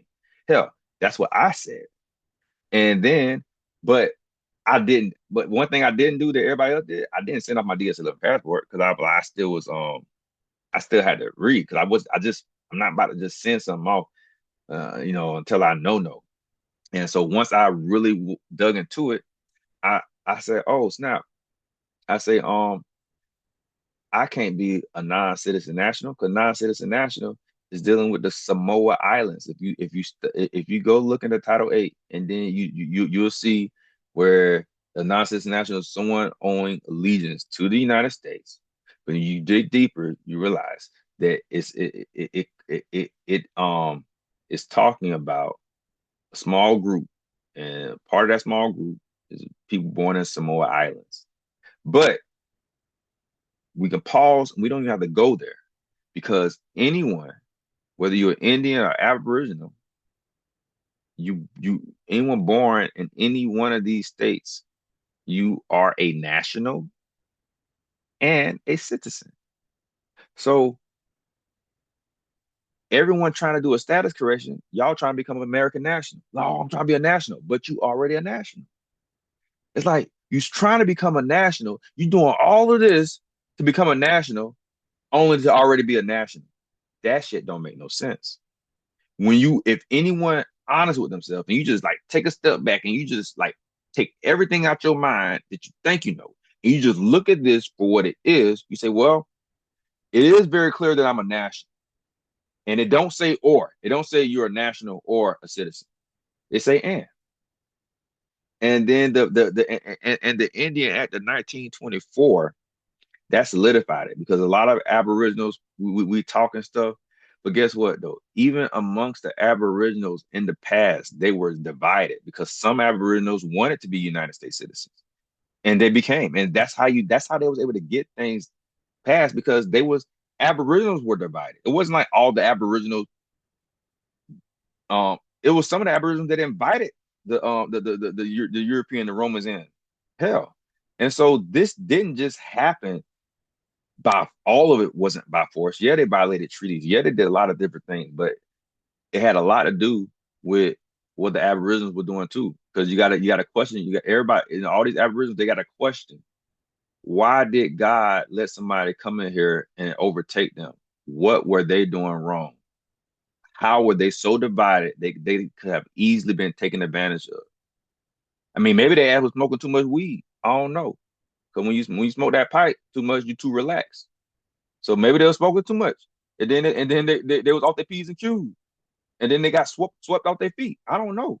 But for whatever it was that they was doing, they wasn't on their game and they got taken advantage of, but that's on them. And but the thing is, I'm here. I mean, I ain't nothing ever been taken away from me. And so I am not complaining that I'm here born in this country. I'd rather be born here than be born in China or be born anywhere else for that matter.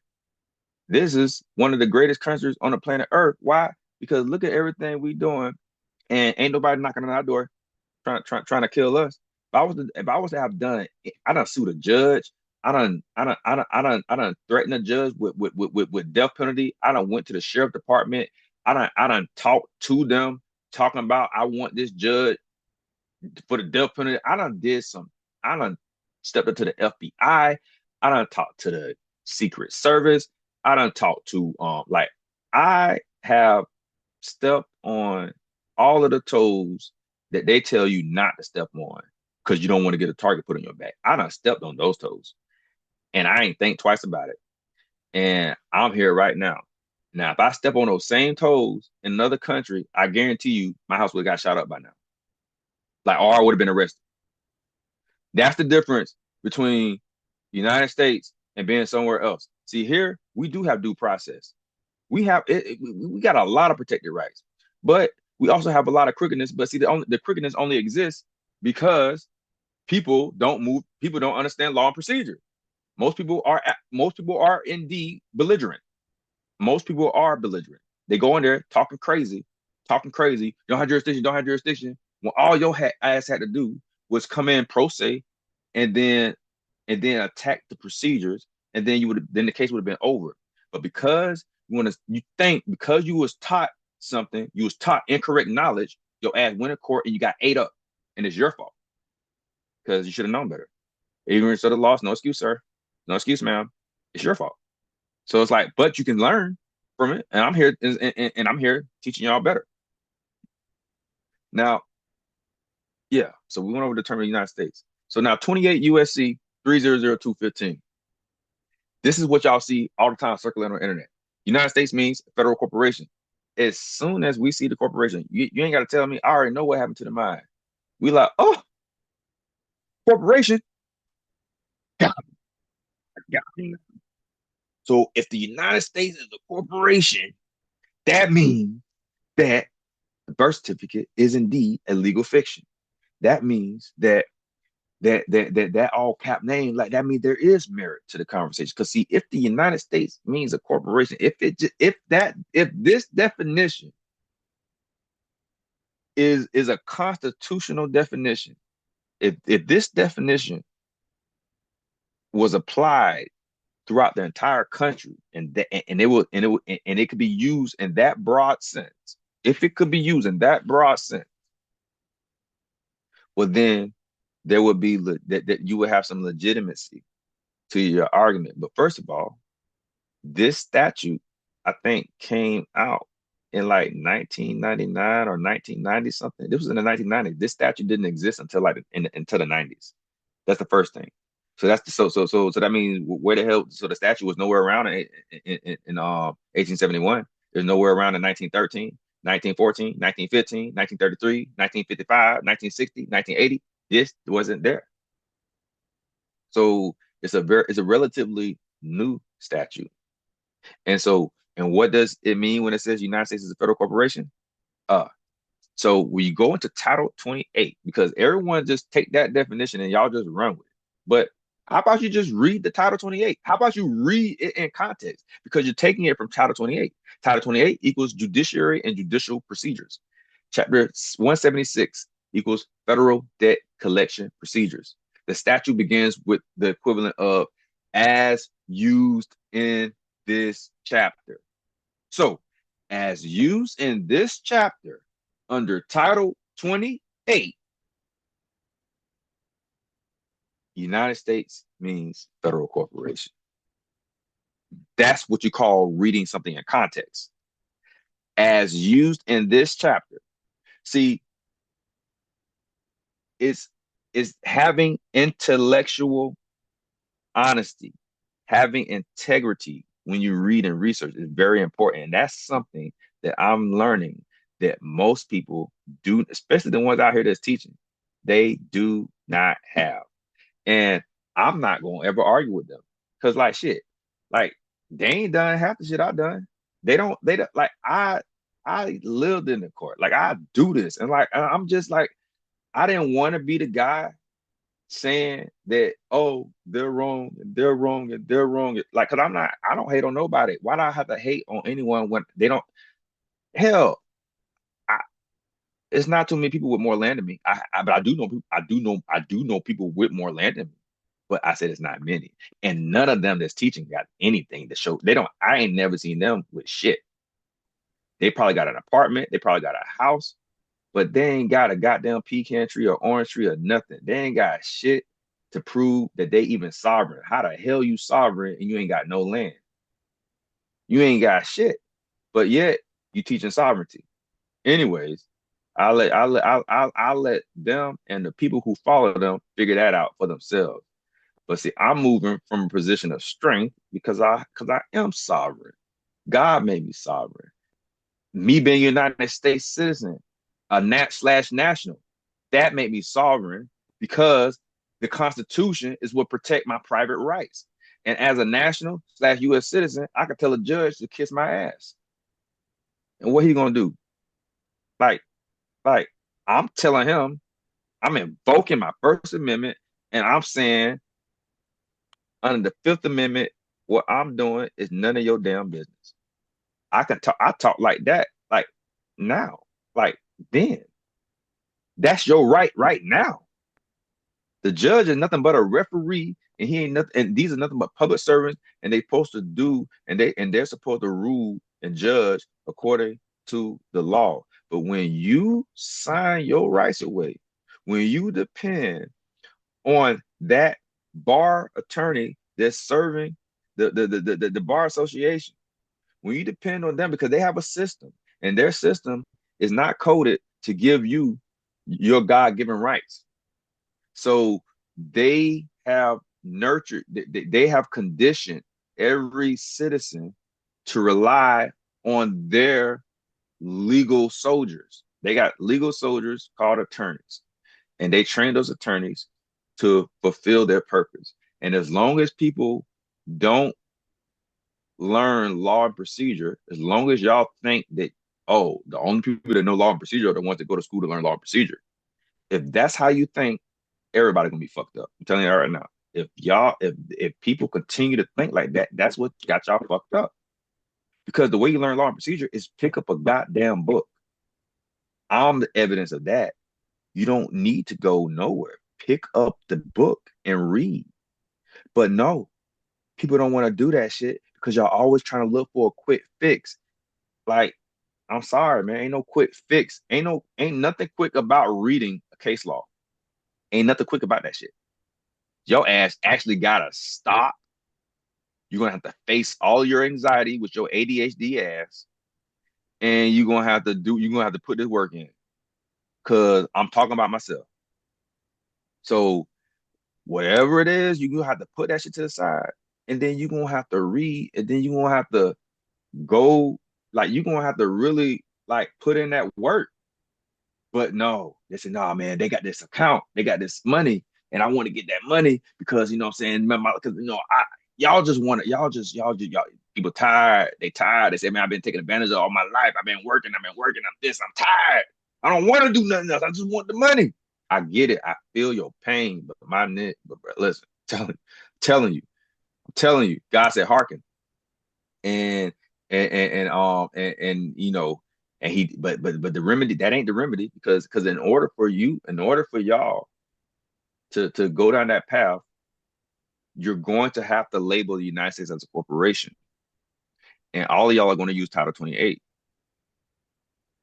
And Title 28 is never going and can never be used outside of Title 28. What it says, statutes begin with the equivalent of this. What it says in Title 28. So as used in this chapter, that's how it begins. So meaning these definitions are limited to federal debt collection procedures. This is not a constitutional redefinition of the nation. Congress needed a broad definition so federal entities could collect debts. So why would United States include a federal corporation? Because Congress needed a broad definition so federal entities could collect debts. The government, through many legal bodies, such as agencies, departments, instrumentalities, federal chartered corporations. So the statute bundles them together operationally. This is a common legislative drafting. Examples: FDIC, Amtrak, Tennessee Valley Authority, federally chartered banking entities. Those are federal corporations. Ain't got shit to do with the United States as a country. Because again, the term United States is in the Constitution. We the people in the preamble. Read the preamble.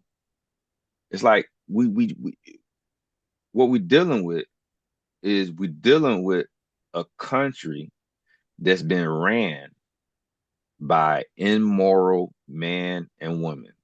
So that's the at the root of our problem. The people holding office, House of Representatives, Senate, they're being ran by immoral people, and the citizens of this country are primarily ignorant of law and procedure. So if we the people are ignorant of law and procedure, that means we will never utilize Title 42, Section 1983, deprivations of rights. When someone's operating under the color of law, we will never utilize that to put the public officers in check. And quite often, when there's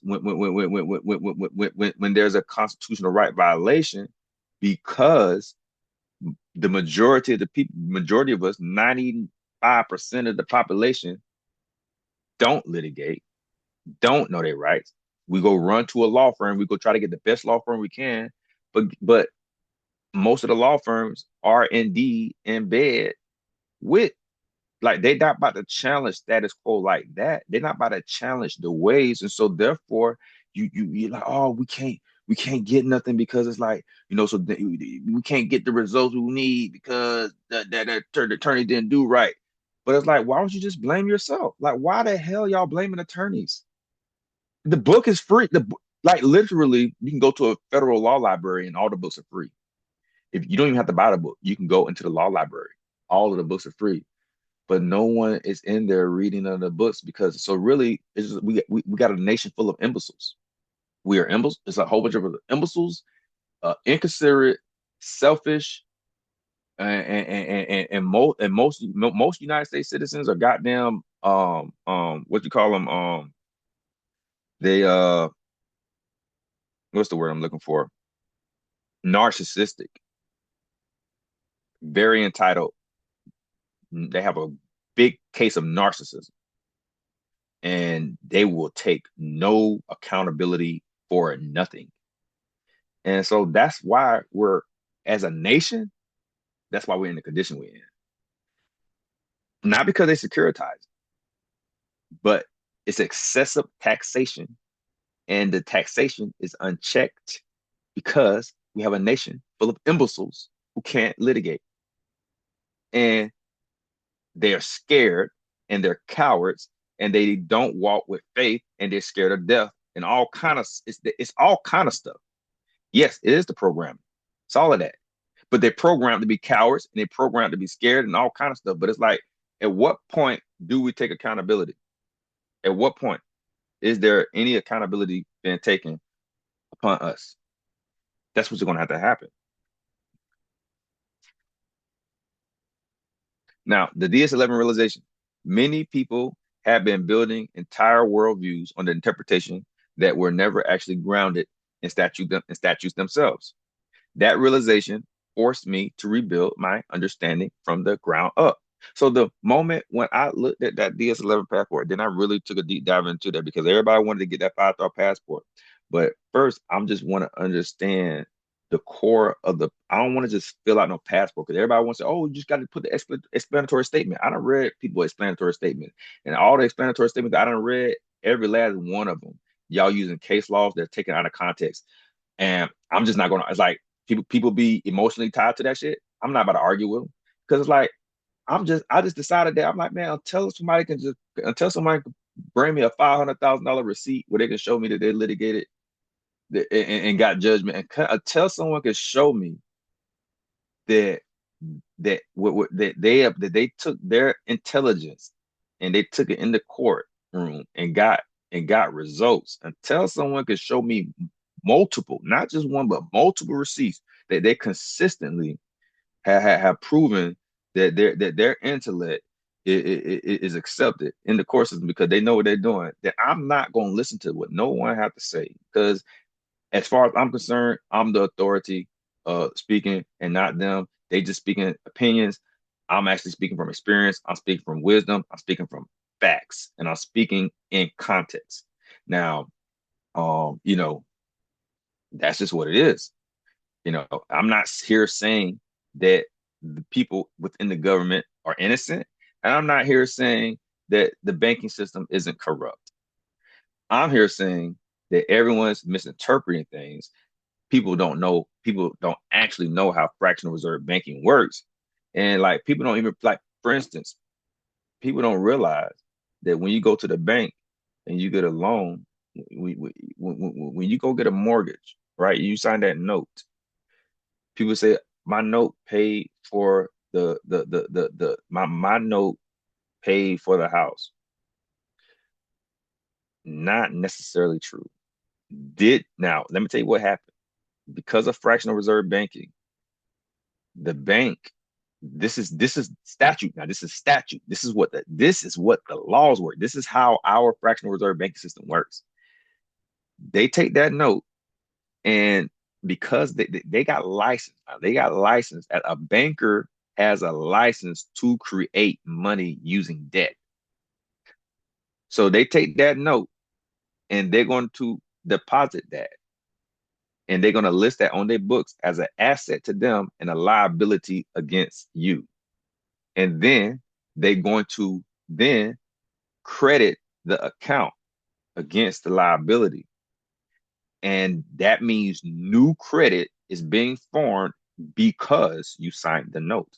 So, yes, the note did, in fact, fund the transaction through the banking laws, not because they did some bullshit.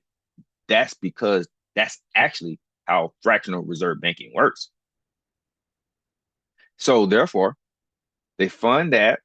You agree to pay back interest, but then what they do, they go, it's like ever since see, before 1999, they couldn't securitize the way they're doing now. So when they repealed the Stegall Act, I talk about this in one of my other classes. It's my foreclosure, my mortgage class I had. It's like a $20 class. Y'all can get it. It's somewhere, the link somewhere in my bios. But the point is, in that class, I talked the repealing of the Stegall Act, because the Stegall Act was in place after thing the Stegall Act was in place for like 66 years. So they repealed it. So 1933. So after the Emergency Banking Relief Act, when they put in the Stegall Act to prevent the banks from mixing the customers' funds and their transactions with like investments. And so they couldn't mix the two, and so it limited how they could grow their balance as bankers. But when they repealed the Stegall Act in 1999, that's what most people say when you research. A lot of people will argue that this is what led directly to the 2008 banking collapse, where they had to bail out, goddamn, what's that? What's that bank called? Forget. I think it started with a B. Um, but they had to bail out the banks, but it allowed them to securitize, and so now they could mix. So now before when the Stiegel Act was in place, they couldn't mix, but now they can mix. And so then they say no, they started like securitizing and leveraging like a mofo, and it led to a banking collapse. And right as of right now, ever since 2000 and was it 2010? Ever since 2010, I think, um, they've been able to they haven't it's either 2010 or 2020. I can't remember one of those dates, but they don't have to have whereas they used to have to have 10% in reserves. Now they have to have 0% in reserve. And so it's just right now we in a system where they have to have no reserves. It's securitizing, and then and they causing massive inflation. Because when you do this, create this, inflation happens, and inflation naturally happens through this debt-based currency. But their objective is to control it, and that's why the Federal Reserve there is to make sure that the inflation happens at a nice slow pace. But these mofo's when they went off the grid, and they just started going ham on everything. So I'm saying that to say that when they securitize this stuff, they now making a whole bunch they're able to make a whole bunch more on their investment. And so when you are addressing a mortgage, the argument isn't my note paid for the house. You will lose every single time. That is not the argument, because that is how the banking works. What you have to do is you have to follow the chain of title. You have to follow the chain of title. You have to look at the TILA violation. You have to, you have to make sure that everything's been endorsed right, and it's usually going to be a break in that title. And then even then, when you look at it from a purely equitable point of view, you can seek the equity route is doing that full accounting, and then doing a full audit and accounting on that transaction to see how much money has been made as a result of you signing that contract, that note. And so if through accounting you can show, you say, look, Your Honor, look, my note is $200,000, and they have made 2.5 million. So therefore, although from a statutory point of view, I owe, they already then made their money, and they won't receive any type of harm from me keeping my house. And so like when so you can so you can, but you're gonna have to like you can through a court of equity, like a chancery court, receive equitable relief via injunction if you can prove unjust enrichment, that it will be that's how you invoke the conscience of the court, where when the statutes are too rigid, and you about to lose it, and you can prove, you say, hey, listen, if I lose this, I won't have nowhere to go. But if they don't keep the house, they don't incur no loss, because they done made it, so they done already made the money. See, that's how equity works. Equity is about invoking the conscience of the court. You're saying, look at the numbers, look at what they made. So how does it benefit them to keep the house? It doesn't. It's just they just get richer and richer and richer. So it's like, so therefore the court can then bar them from foreclosing. That is a equitable relief. But it's so many other ways to attack it, because there's so many errors that they make. So it's like it's a way to address it, but never ever from this day forward, as long as you live, don't say, don't use the note paid for the house as an argument, because that means you don't understand fractional reserve banking, At one point, I didn't understand it, but I'm saying that's a losing argument 100% of the time. And because because the note is responsible for the credit being there and your signature, and without your signature, they're not about to credit the account because that is a true fact. It's hard for people to wrap their mind around how that's fair, but that's how fractional reserve banking works. So now, is fractional reserve banking fair? Well, I mean, they're not using it fairly, but the point is that is the law, and so that, but it's just you have to address this the right way. So that's what I'm saying. Like, what makes you a good litigator, is knowing the laws, knowing the procedures that govern your particular subject matter, and knowing how to present it properly without having any of your emotions deter you away from the truth and confuse you. And so this is like most regular people, they're not trained to emotionally detach from their situation so that they can make a accurate assessment. You're not trained that way, and so therefore y'all make mistakes. But me as a teacher, like, I'm telling you these things. So I like me telling you this is me training you to be that way. I'm provoking you to think that way so that you can question things, so that you can see another perspective, so you can see the truth. And then you can say you can have an aha moment. So then you can make a better assessment of your situation and you can move a certain way so that you don't shoot your own self in the foot. It don't even matter. It don't even matter if you wouldn't. That don't matter either. You can write pay to the order or none of that stuff. That's not valid legal tender. It's not going to be accepted because that's not in the contract. Like, that's not how you got to look up these banking laws and the debtor creditor relationship. Like, it's not going to fly. It's, yeah, it's not going to fly. Just telling you that right now. I done seen everything. I done seen all. It's not going to fly. What you want to do is you want to address the chain of title, primarily look for the original note.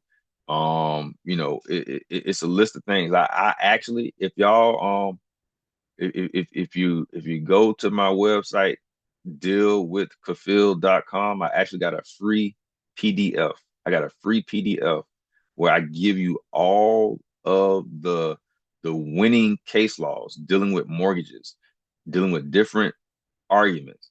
Like, that's very important PDF for anyone that's dealing with a mortgage situation. You need to go to my website and download that free PDF that I put together.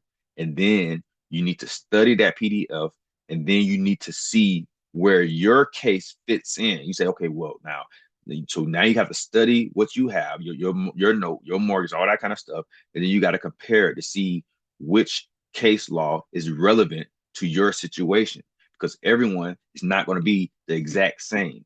So therefore, you're gonna have to do some reading and studying and analyzing and making sure that you're not moving with any emotion or any false theories. Don't do no theories. Do only what's precedent and what you can back up. And that's why I'm giving y'all like a breakdown of this banking, because you need to know that. That's something that you need to know. And it's something that I don't hear nobody talking about. Like, no one that's teaching is teaching the way. They're not talking like me, you know, probably because it won't be profitable for them because they're so deep down the rabbit hole that if they were to say anything I'm saying, they have to destroy their whole platform. So that's not profitable. So I don't see them ever turning it over. They not about to turn around because they're too deep in. So I mean, whatever. It's all good though. It don't bother me none. Now, HJR 192 never said all debts are prepaid. That's one thing that we always use. HJR 192 prepaid.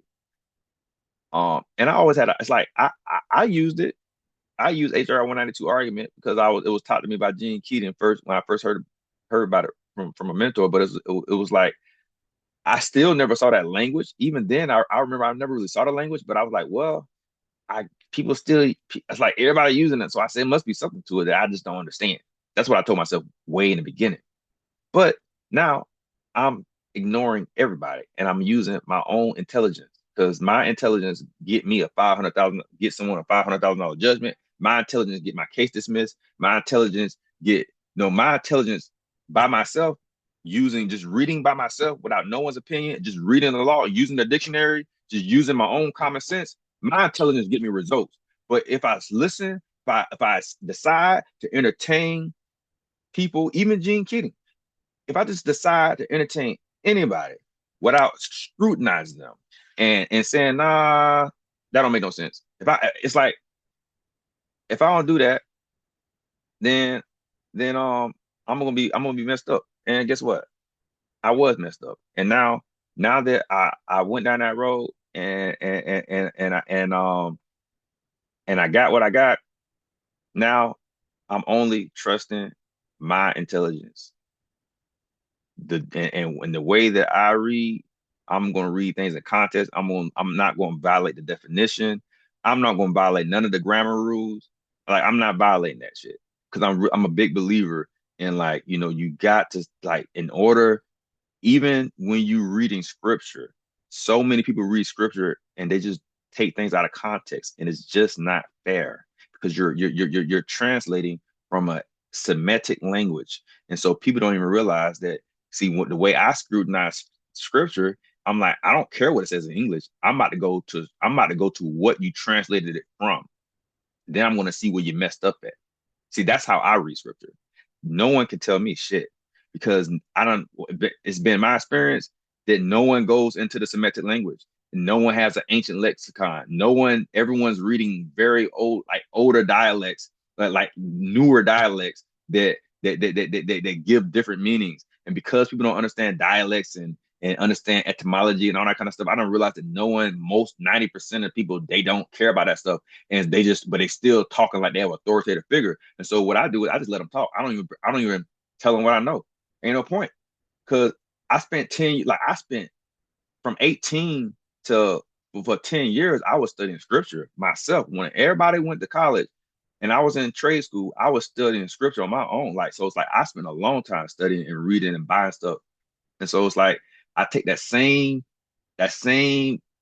rules that I use on scripture. It's everything else with law and everything. So it's like it's better to keep things in context and read things and have integrity, like, and make sure that that's the only way to get to the truth. And a lot of times the truth is not what you want it to be. The truth, the truth was not what I wanted it to be. Like the truth destroyed my life. I just hope y'all know that. In my life, the truth has destroyed my life. I had to rebuild everything I was because of the truth. The truth said, I said, damn, that means I'm wrong. Like I had to tell myself that means I'm wrong. That means I'm wrong by this, wrong by that, wrong by this. I, it's like I done been through that in life with scripture and everything. So it's like, but because I truly believe in God, because I have integrity, it's okay for me to be wrong. I'm human. It's okay. So therefore, I'm just going to change. So see, once you're wrong, now you have opportunity to be right. That's the thing about being wrong. Being wrong don't mean you can't be right. Because once you find out you're wrong, and then you find out what's right, all you gotta do what's right. Now you're right, and you're not wrong no more.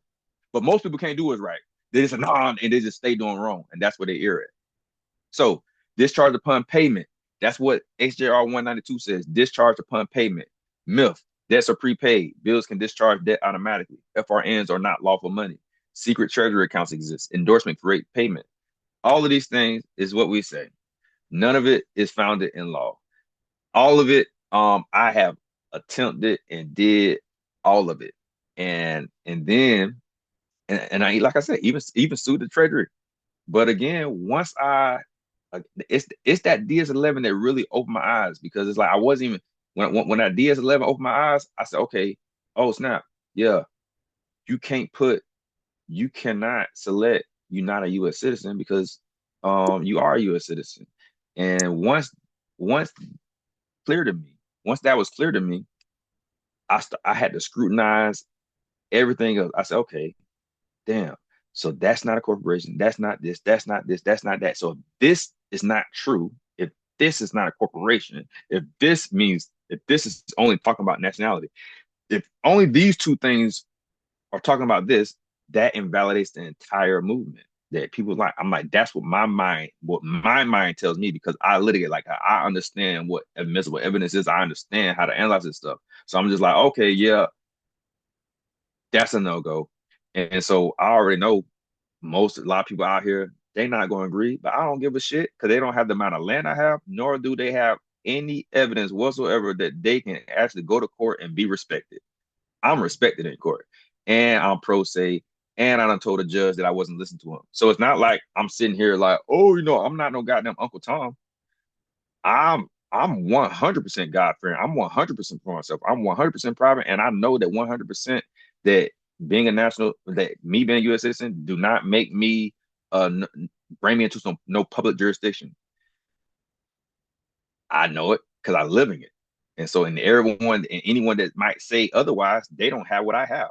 So I don't really fucking have to listen to them. I'm just like, well, how about God? Like, so it's like I'm just gonna look at someone. I'm gonna see where their faith get down. I'm like, well, your faith got you right there, and my faith got me right here.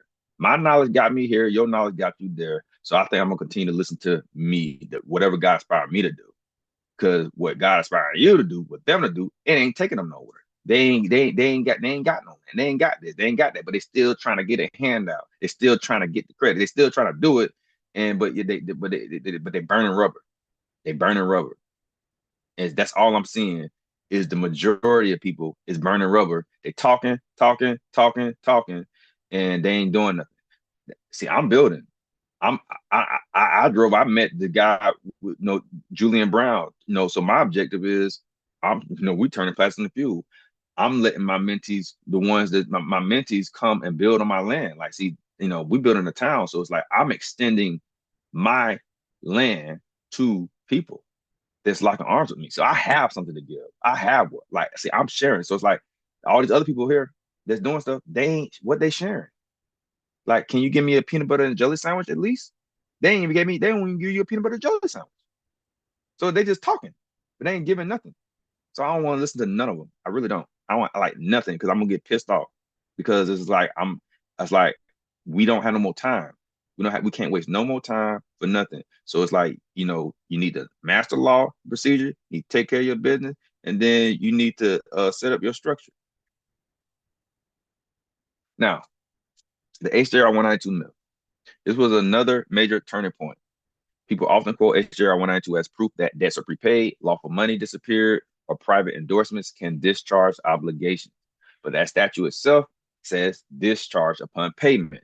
So when you read HJR 192, you won't see anything in there about prepaid. You're going to see that it's discharged upon payment. And then, so what is payment? That's going to be the real question is what is payment? Because all HJR 192 did was it made it what was it made it against public policy for them to have gold clause in a contract. So before they severed the gold from the dollar, people could demand payment in gold.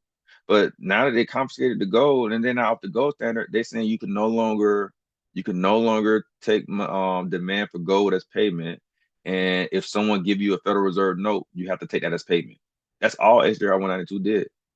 That's all it did. You have to take this as payment. This is legal tender. This is now lawful money. That's what it did. It made it lawful. And Congress has the ability to coin um and do that. They didn't like for one, we borrow it through the Federal Reserve Bank, but we've never printed fiat currency. Not like as a government. We don't print fiat. We borrow it. So it's not like it's not and the states can only coin gold or silver. But what state, like when you read the Constitution, everybody say, oh, you can only we can only have gold and silver, we can only coin gold and silver. But the thing is the states aren't creating the fiat. You got to read the Constitution. It said the state can't do it. But the states aren't making this money. So they haven't violated the Constitution. When you really read it very close, you see that they haven't violated the Constitution whatsoever.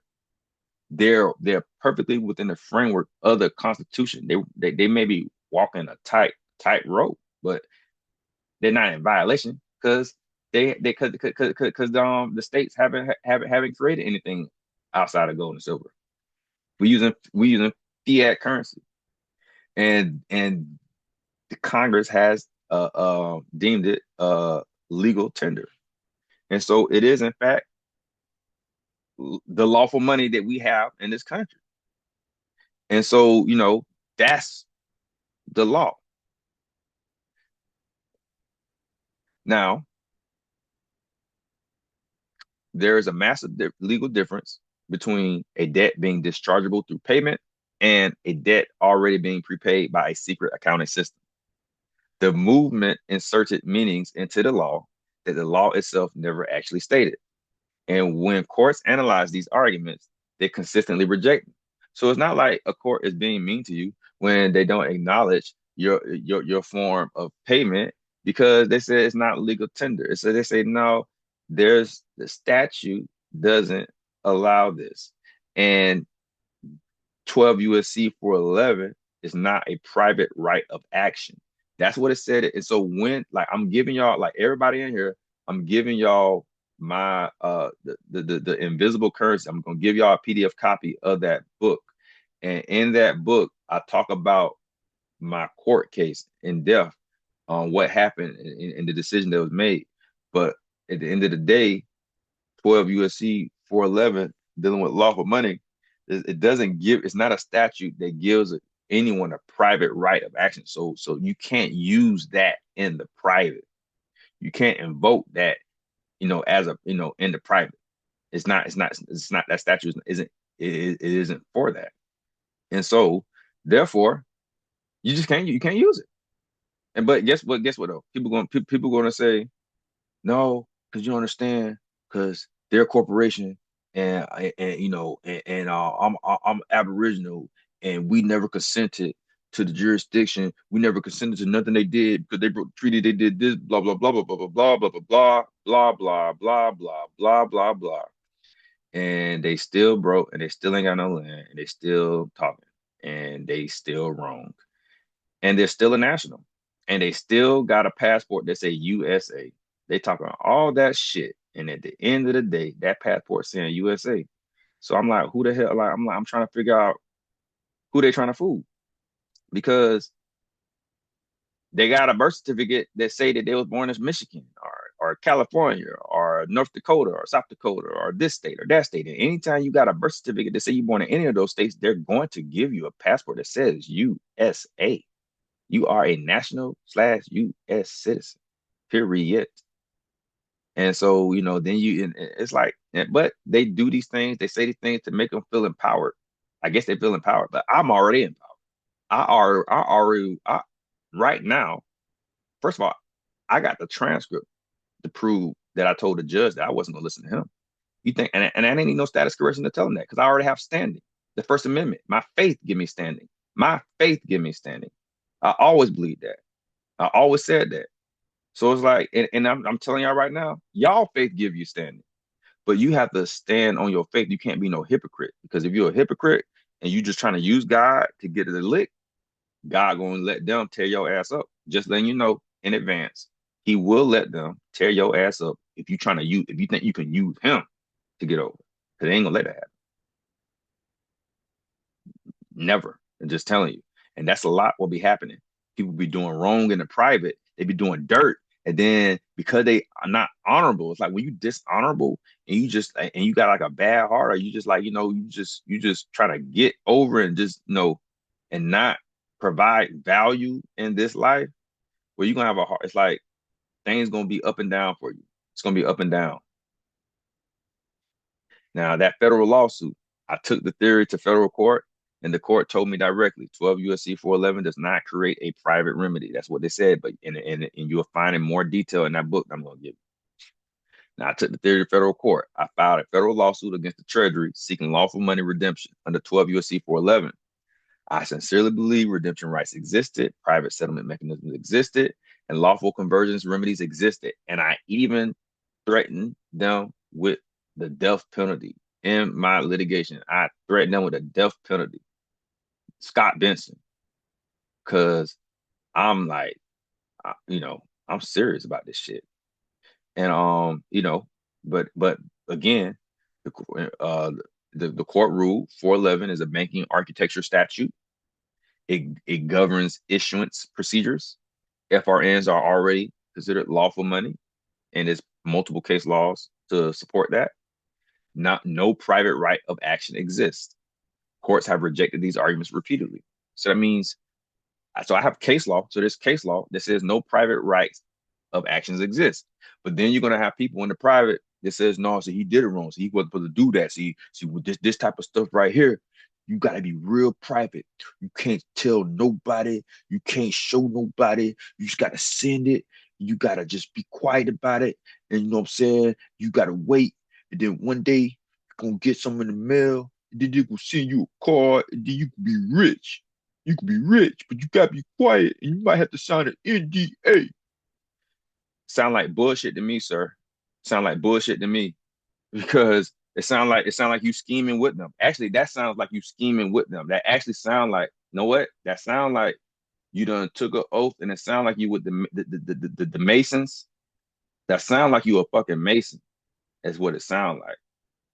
It sound like you done took some secret oath and you trying to misguide people because it's like, wait a minute, you're saying you're saying that you're saying that the truth is they're trading that they're treating this birth certificate as another entity, as a chattel, because we did have slavery, and so they just converted the way that they did slavery. And so since they can't own you outright, they're gonna own the piece of paper. And since they own the piece of paper, they're gonna treat it like chattel, they're gonna trade it, and then they're gonna make money off of it, and they're gonna do all this stuff. And then in order for you to get back your estate, in order for you to get back your estate, you're gonna have to claim, you're gonna have to rebut being a U.S. citizen. You're gonna have to move in trust. You're gonna have to file this paperwork, claim your estate. You're gonna file this with the IRS, let them know that you're a non-decedent. You're gonna have to do all this stuff, and then you're gonna get your credit. But you can't. But you got. But you know if you go public with it, they gonna tear your ass up because see the truth is we ain't got no evidence. We just bullshitting. Cause that's the only way they can tear your ass up in the public is if you ain't got no evidence. So how the hell something gonna work in the private, but if you take it to court, you don't have the evidence.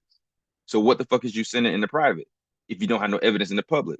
It sound like to me you full of shit, sir. Because I'm not no dummy, and I get results. And so no, I will never feel comfortable doing some bullshit like that, and I can't bring it to light. You're saying I'm doing something in the dark that I can never bring to light. That if I do bring it to light, I'm getting in trouble. Are they not gonna listen? That like when you really think about that shit, when you really think about it, you say, damn, that don't really make sense. That don't seem right. God, you say, so God want me to do that. So God want me to not bear witness to the truth, is what you're telling me. So you're telling me that this is indeed the truth. And when I find out the truth, I'm not allowed to bear witness to it in the public because if I bear witness to it in the public, then I won't get a remedy. Is that what you're telling me? Yeah, that's what I'm telling you. Yeah, you full of shit, sir. Get out my face and don't let me ever see your face again. Ever. Why? Because everybody that's saying that shit don't have zero receipts. Why are you saying this shit? Why are you teaching? Like everybody, like they've been in here teaching longer than me, teaching about this stuff. So I'm trying. So that means if they've been in here for years teaching, why don't you have a bank account with 30, 40, $50 million in there? And if you have a bank account with 30, 40, $50 million in there, why aren't you helping the people? And why aren't we getting a class action lawsuit? No, because it's all bullshit. It's not happening. What you're doing is you're making money off of pushing fake news. I call I'm gonna use the Donald Trump terminology. It's fake news, and everybody's divided. And I'm not seeing it help nobody. And so what I teach, what I do is practical, it's verifiable, and it has helped me and it has protected me and it will continue to help me, and it will continue to protect me. And whether you guys take it on or not, it's not going to affect me at all. If anything, I'm going to get blessed for telling you guys the truth. Now, what you do with the truth is not my problem. Now, I did not abandon the ideology because someone mocked me. I abandoned it because a deeper study demanded honesty. This is important because most people online never actually test their theories. They stay in YouTube comments, Telegram chats, or private discussion groups. I took it to federal court. I tested the theory against statutes, procedure, judicial scrutiny, and actual precedent. Because I was like, I'm not about to sit there in a goddamn private chat room talking with someone, letting someone think that they can waste my time when they don't have no receipts.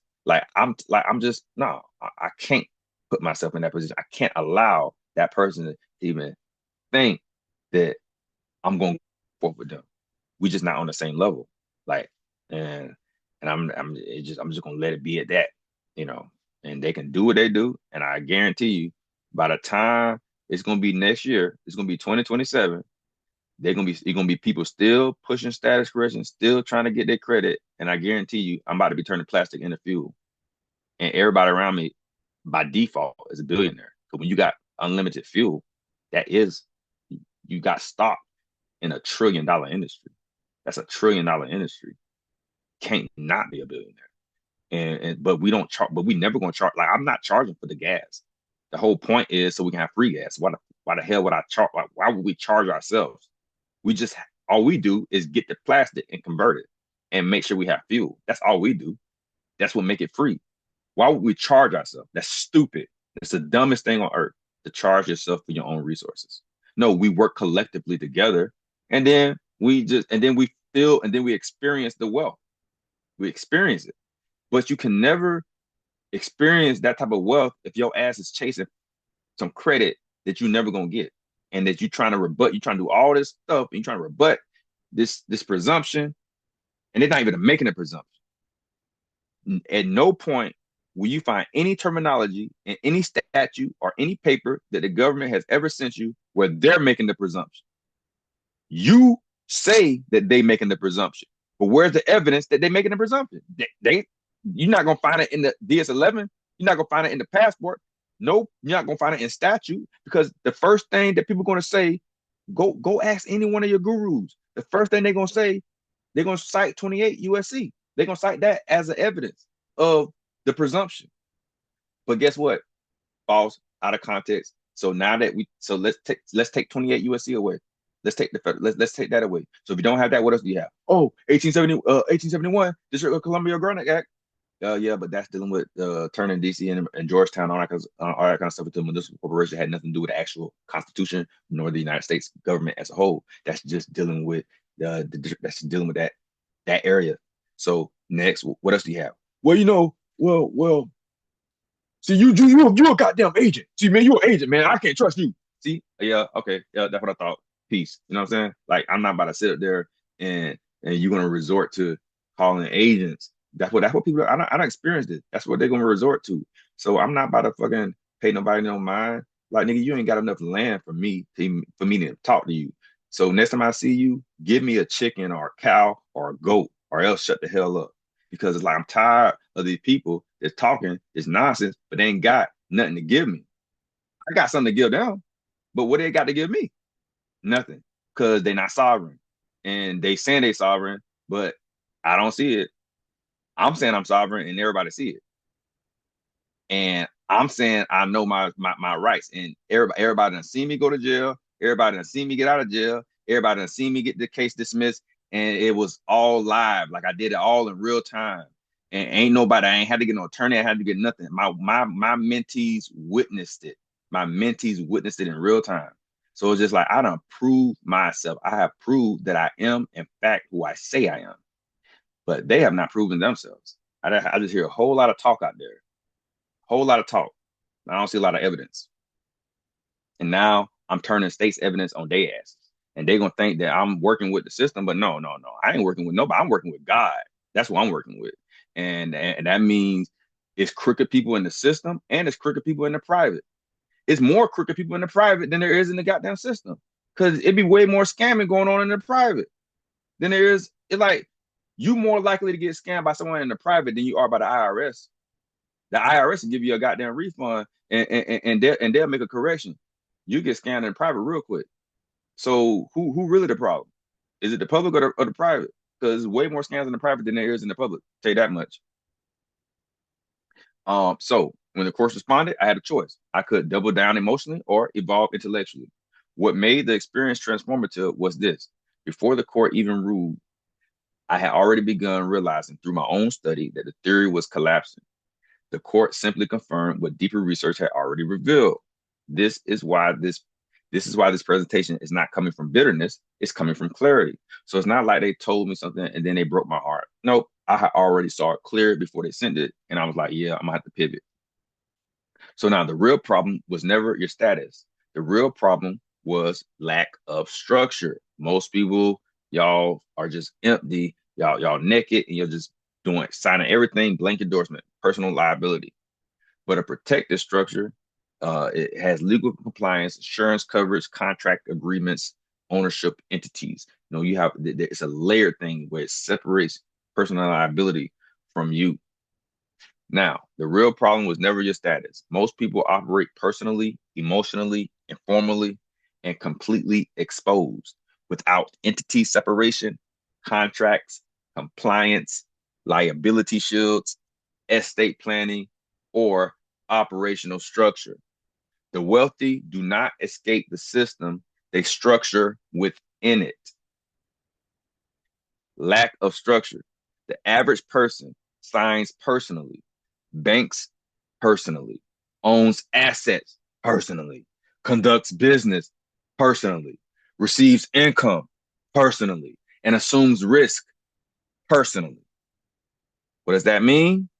One lawsuit, one accident, one audit, one creditor issue, or one business failure can destroy everything. Everybody, oh man, but I bet you, what he got in his name? What he got in his name? Boy, but you ain't got nothing in your name. Everybody trying to get some in their name so they can feel rich. Why I got me a car in my name? I got me this in my name. I got me this in my name. I got me this in my name. With no type of idea that you is totally naked and exposed. Like you got all that in your name. Was you fucking crazy? But no, we don't have the intelligence to even think, to even perceive that there's something wrong with that. So that's the condition. We was conditioned to be that way. And it ain't just melanated black people or whatever. It's the lower income. It's the middle class. It's across the board. That's not a racism thing. That's a thing that's happening all across the board, all the citizens, all of it's most so that'll let you know right there that this country, you know, the higher up, the rich elite, they're not racist because they kill everybody. They they they they don't they'll sacrifice anyone, so they can't be racist because they'll sacrifice anybody. They use racism. They use people against people for profit. Yeah, but they don't care about nobody except themselves. Structure. Meanwhile, wealthy family use trust, holding companies, operating entities, layered agreements, and structured ownership. The difference was never private versus public citizens. The difference was structured versus unstructured. That is the truth most people were never taught. What actually protects you in America? Structure, capacity, contracts, compliance. So what's structure? Structure is trust, LLCs, holding companies, succession systems. What kind of capacity is signing correctly, acting as manager, acting as trustee, separating personal liability? Contracts. You have operating agreements with your LLCs, your management agreements, licensing agreements, intercompany agreements. These are all the different type of agreements that you're going to have with your LLCs and your holding companies. And then you're going to, and then you got to have private security agreements with your trust and all these things. But there's a way that this connect like a puzzle. But when you connect these structures together, what it does is it removes personal liability. Now, when you now instead of Kafil Tunsill, the man, I'm Kafil Tunsill, manager of Serving Humanity Services LLC. Like I don't take no money in my personal name. Everything go through the business. It's been like that since 2023. Like I've been like that for a long time. Just you know by default. I guess once I started working for myself, um, and really when I started working for myself, I still wasn't. I didn't outright. I didn't use an LLC because I was so anti the system. I was so anti the IRS. I was anti everything. I was just like I was just cash is king type of guy. But that's once I started overstanding the banking system, I'm like, well, damn, this fiat currency is nothing but a paper version of credit. So there's no way around using credit because this is just nothing but credit. It's a manifestation of credit. And so once I understood the bank system as a whole, I slowly began to utilize different aspects of it because it just made no sense not to use it, you know. But then you got the compliance, you gotta have you have to have separate accounts, proper filings, bookkeeping, discipline. That's the biggest thing. Now, this is where fantasies ends and lawful strategy begins. So real protection comes from legal separation, documentation, operational discipline, and capacity, not magic words and internet theories and pseudo commercial rituals. Not because I wrote this, I am foreign to your jurisdiction. Well, you will only be foreign to the United States jurisdiction if, in fact, they were indeed a corporation that you can prove on paper. And you can never use Title 28 U.S.C. as evidence of them being as of the government being a corporation as a whole. Like this nation turn like them convert that does not convert this nation into no type of government, and uh uh uh they would not be wrong when they tell you that your argument is frivolous because it is, and that means you do not have you like they're gonna say they're gonna deem you incompetent. They're gonna say, listen, that's when they're gonna tell you, hey, we can't teach you the law. We can't teach you how to think about the law. We can't teach you how to interpret this law. What we can tell you is you're interpreting it wrong, and we suggest you go get an attorney because you clearly don't know how to read statute. You clearly don't know how to read the law book. You clearly don't know how to comprehend what it is that you bring into this courtroom, which is a frivolous matter. That's what they're saying. And I'm gonna say the same thing too, because I made that determination by myself without them telling. They didn't tell me. I told myself because once I saw it clear, I said, "Oh shit, got to drop that, got to drop that, got to drop that." I'm just gonna go back to what I knew, which is pro se litigation and this and that, and then I'm gonna take this trust. Yes, you have the trust, but I'm gonna take the lawful structure, and I'm gonna drop all the bullshit that's gonna cause issues, and it's gonna make you look crazy. It'll make me look crazy. It'll make me look like I don't know what I'm talking about when I actually do, in fact, know what I'm talking about. I know how to comprehend law. And so I'm just gonna have to go against most people in the private because of my comprehension of law. Like I'm just sorry, sir. You can't show me no receipts. I can't listen to you because I know what I'm doing. I got proof that I know what I'm doing, and all I see over there is you talking about it. You're theorizing. Y'all in your private group, everybody in their private group. I ain't seen not now one of y'all come into public. Now, Brandon Joe Williams, whatever, once he did file this recent lawsuit, this writ of certiorari with to the Supreme Court. I read his he actually showed his writ of certiorari.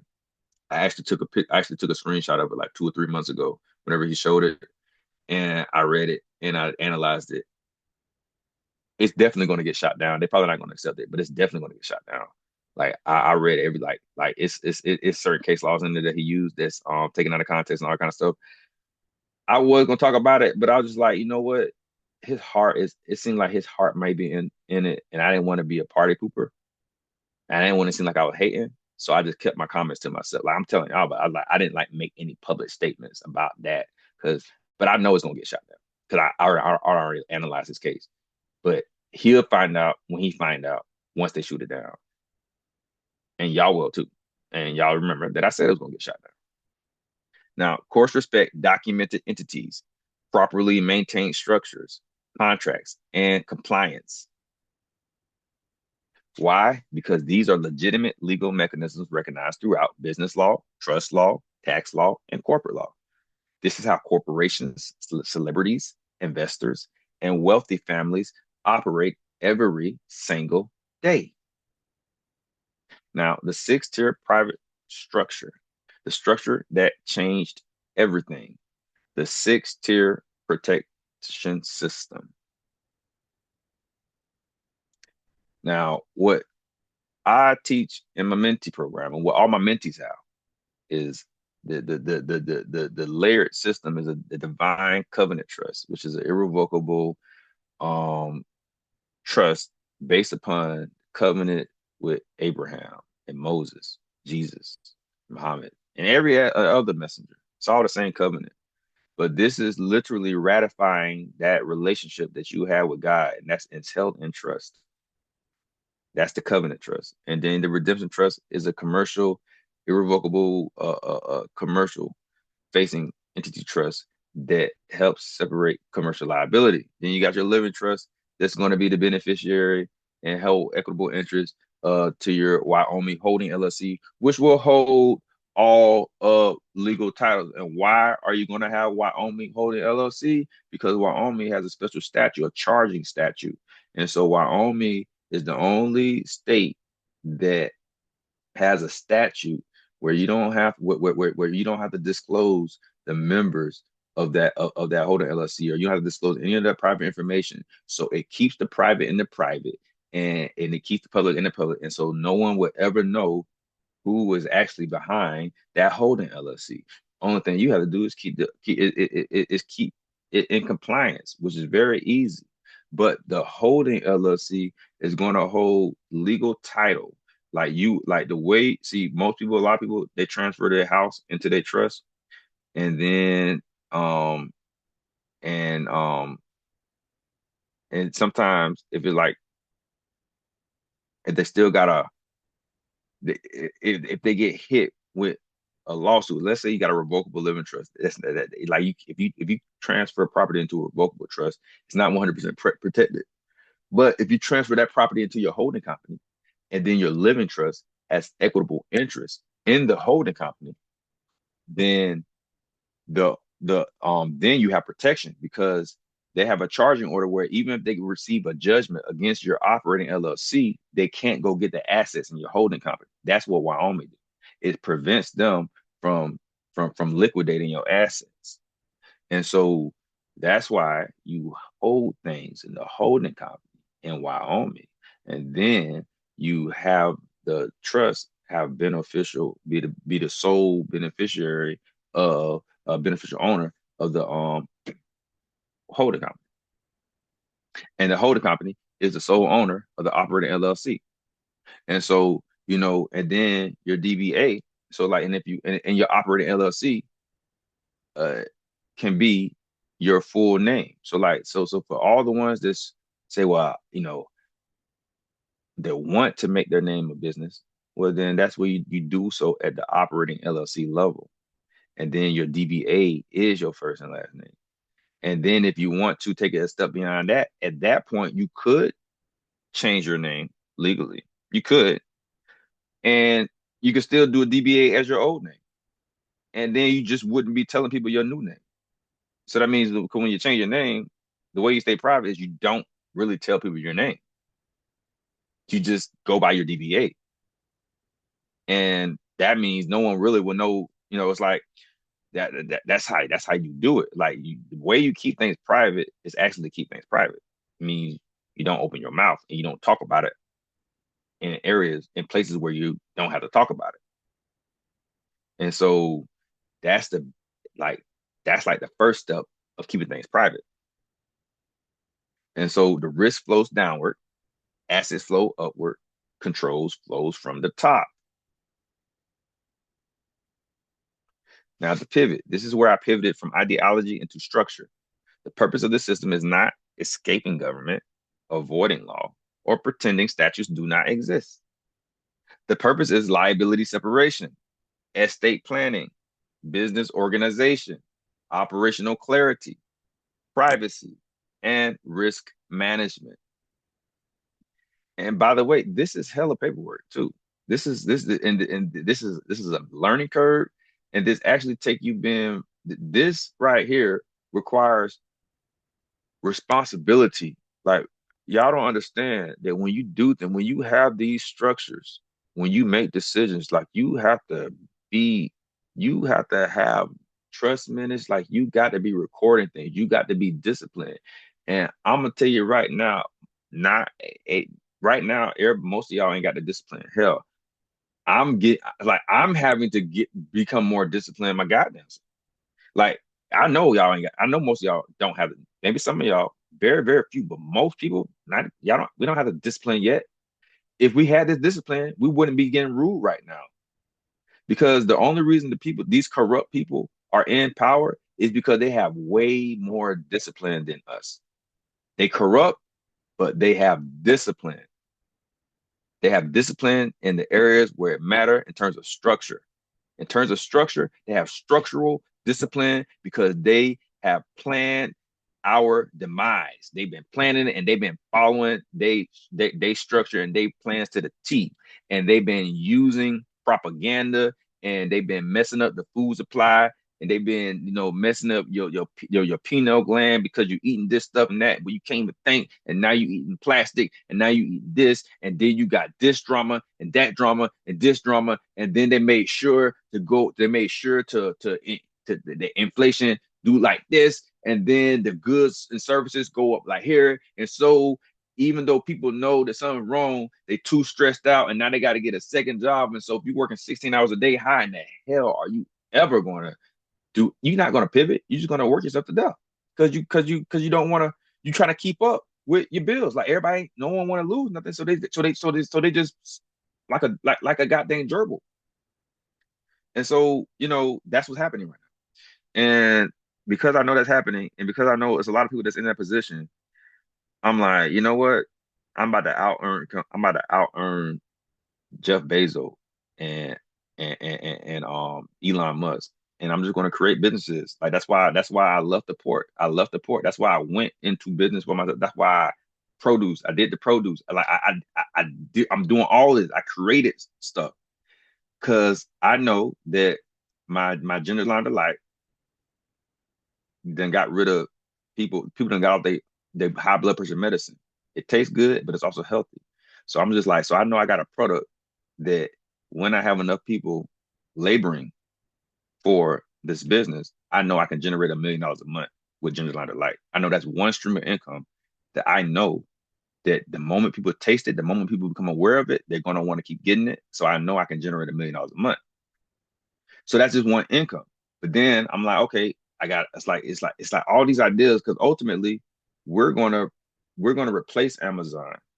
Ultimately, guys, we're gonna replace Amazon just by offering the same stuff, and then we're just gonna shop with we're gonna shop on that site, and then we're gonna pay ourselves dividends. It's like, see, the problem with corporate America is the structure, the financial structure. Because if Jeff Bezos had a heart like me, you know what he would do? He would take all that profit and he would pay all of the customers dividends. And then everybody receive all this wealth because what are you doing with this wealth? This motherfucker is building a space, trying to build a space station in outer space. That's what he's trying to do. I hope y'all probably don't know that. Like y'all probably watch these documentaries. He's trying to build something out of space. So he's taking all these trillions of dollars, taking billions of dollars, and then instead of being God fearing and pouring back into God's people, you're pouring into your selfish ways, and you say, "Oh, I'm gonna expand humanity. This is for humanity. I'm gonna send 1 million people out in space where they're gonna die." Well, anyways, we're not even gonna talk about the concept of space. But the point is, they're not doing right with the money, and so all I have to do is come and provide the same services, the same stuff, and then I'm not, and then the same profit. I'm just gonna pour it back in to the people that made the company rich. And then next thing you know, when you do that, when you recycle money, when you educate the people properly, financial, financial literacy and health and then exercise, and then you reward people based off their creativity. When we stop putting too much emphasis on profit, and we just allow people to nurture their creative ways, and we value those creative ways. When we value that, then we start growing as a nation. But I don't. But you have to have a big enough corporation that actually care. So I'm just like, Elon Musk don't care. He's never gonna care because he's not conscious in that way. Jeff Bezos not conscious in that way. They're not gonna care. And people think that those are the two richest people on earth right now, whatever. Or not really, because you really got people over there that got all that oil. They don't talk about them. There's people way richer than them. But I ain't gonna talk about that. But the point is, even the richer people, they not doing nothing. None of these people that have wealth are in position of power. They're not doing what the scriptures say they should be doing. And so therefore, I'm just like, you know what, God, put me in position and let me do it. Like I'll do it. Like I don't like they said, who are you? I'm a guy that's gonna do it. That's who I am. I don't have to be like I'm nobody. I'm just a nobody that's about to do God's will. How about that? Don't worry about who I am. Just know I'm gonna do it. And that's the way I look at it. And that's why I'm here. That's why I'm here. That's why I'm doing all this stuff. Minty programmers here, this and that. That's why God allowed me to meet Julian Brown. He allowed me to meet the guy who turned plastic into fuel. And when I saw that dude on the internet, I swear to God, on everything I love, I thought he was out of the country. I thought he was doing this in some other country. Because in my mind, even in my mind, I was like, shit, ain't no way hell he doing that in the States. And they ain't got him yet. Like, I even said that in my head. But that mofo was in Georgia the whole time. That's what he was. And we ended up meeting in Texas. And I was like, wow. So it was destined because it's like, well, you got my back. I got your back, brother. Like, listen, no, I'm in there last one where, baby. And so now again, the purpose of this pivot. So now, okay, well, here, let me read it. Yeah, okay. So this is where this is where I pivoted from ideology into structure. So the purpose of this system is not escaping government, avoiding law, or pretending statutes do not exist. The purpose is liability separation, state planning, business organization, operational clarity, privacy, and risk management. Now, every tier has a purpose. When people mix all functions together, personal identity, business operations, assets, liabilities, and commerce, they become exposed. And structure creates separation. Separation creates protection. So it's like you're gonna have to be disciplined, with this structure, or else you collapse your own structure. Now, wealthy families rarely own assets personally. The average person has a personal bank account, personal ownership, personal signature, personal liability, personal taxation, exposure. A structured operation, the trust holds ownership, LLC conducts operations, holding companies owns assets, contracts governs relationships, managers operate in capacity. So the wealthy learned structure, the public was taught employment. So because you were taught employment, now you have personal liability. But and even when you taught self-employment, you still take on personal liabilities in areas where you shouldn't where you don't where you shouldn't have to. But we're gonna learn. But I'm here to teach like the real way, the real structured way, and and also more importantly, mastering law and procedure, moving in propria persona. Because like when you use these structures, like we will have to have some attorneys on our team because when we using trust in businesses, those are separate persons that will require an attorney to represent those entities in the court system should they have to go into the court system. And so I am aligning myself with trusted men and women that are licensed attorneys to and I will go into contract. Like even right now, I have a contract, like I have a private contract with this family, and I'm working side by side with an attorney that's licensed in federal court and state court in Chicago, Illinois. I do the work. Like I'm the one that's drafting the documents, sending it to him, and then he's looking it over, and then he's going to represent the family. Like, but I'm the one that's doing the paperwork. And when he drafts something, he sent it to me. I verified to make sure that I'm checking off on it. Like, so I'm already working hand in hand with a licensed attorney in a private contract because I have a private contract with the private family. But the point is, you know, me and the attorney, we equals. He loved me because I do law the right way. Like he loved my work because I do the right way. Like it's only one way to do law, and that's the right way. And I'm fond of him too because he humble enough to work with me and put himself in check and respect my knowledge and my intelligence. Now, one of the greatest misconceptions in America, people think wealth is primarily about income. It is not. Wealth is about ownership, structure, control, and protection. The average person operates as the employee, the guarantor, and the personally liable party. That's something you do not want to do. The wealthy separate ownership, operations, liability, and control. They separate it. They separate all of those. That separation is not conspiracy. It is a legal architecture. It is a legal architecture, guys. And once people understand this, their entire worldview changes. Everybody think people conspiring. No one's conspiring. You just are not well versed in the things you should be versed in. And so therefore, people think everybody out to get them. They just think there's some one big conspiracy, but really it's your own ignorant mind conspiring against yourself. You conspiring against yourself by staying in the same paradigm and refusing to evolve and refusing to be wrong. Because if you're in a paradigm and it keep looping and you're not liking your results, that means you're wrong about something. Find out what you're wrong about, and you got to stop doing that shit. Because if you keep going through the same thing, that means you have not learned the lesson and you are wrong about something. And you need to correct what you're wrong about. But if you don't think you're wrong about nothing, well, then you're gonna just well, you just gonna I guess you're just gonna rot in that same paradigm. Capacity changes everything. Capacity is your shield. So what's the wrong way? John Doe. That's what you call personal liability. When you just sign your name, John Doe. Nothing else after that. That's called personal liability. What's the right way? XYZ Holding LLC by John Doe, comma, manager. Now that's clear separation. That right there, you are not taking on personal liability. So, what also could that say? That could say Kafil Hamid Qayyum Tunsill LLC by Kafil Tunsill manager. Clear separation. Not taking on no personal liability.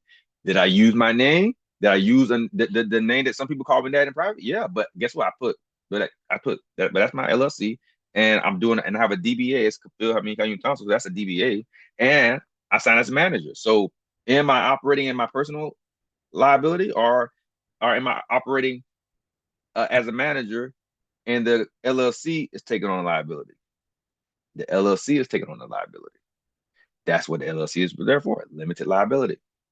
Trust example, John Doe, trustee of ABC Trust or whatever the trust is, and so boom, again, separation. So if you sign incorrectly, you voluntarily pierce your own protection. And so it's all about also how you sign.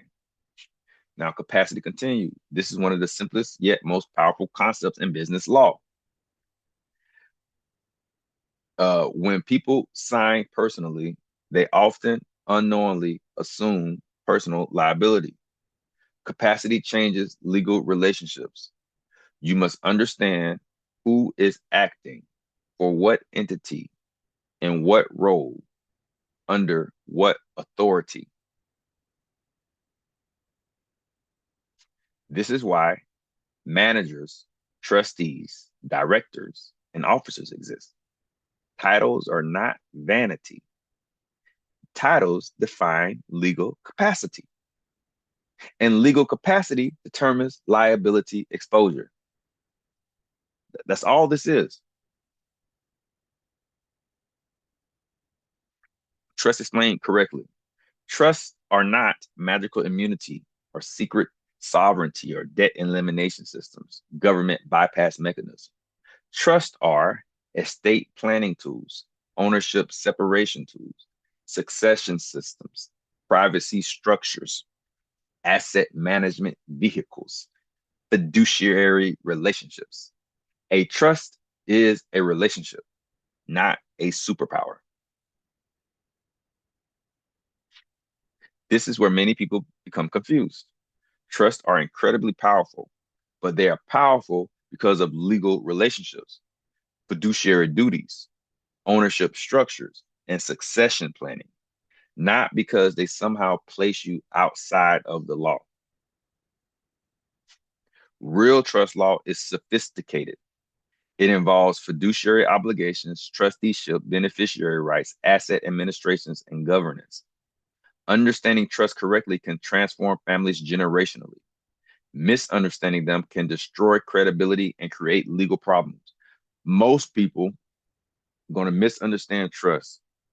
And because the way that it's taught in this private initially, when people are doing it, it's not taught the right way. And so out the gate, you're off on the wrong foot because you have a wrong concept about it. And it's just going to destroy credibility because you're not going to use it properly.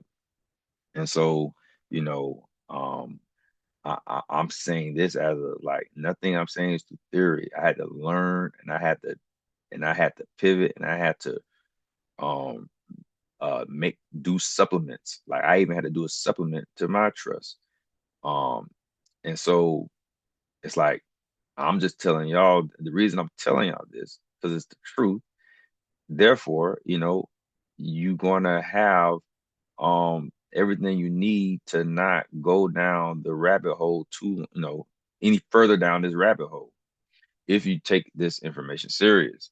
And because you trying to grow and you're not trying to go down a path that leads you into ruin. Now, the holding company strategy. Why holding companies matter?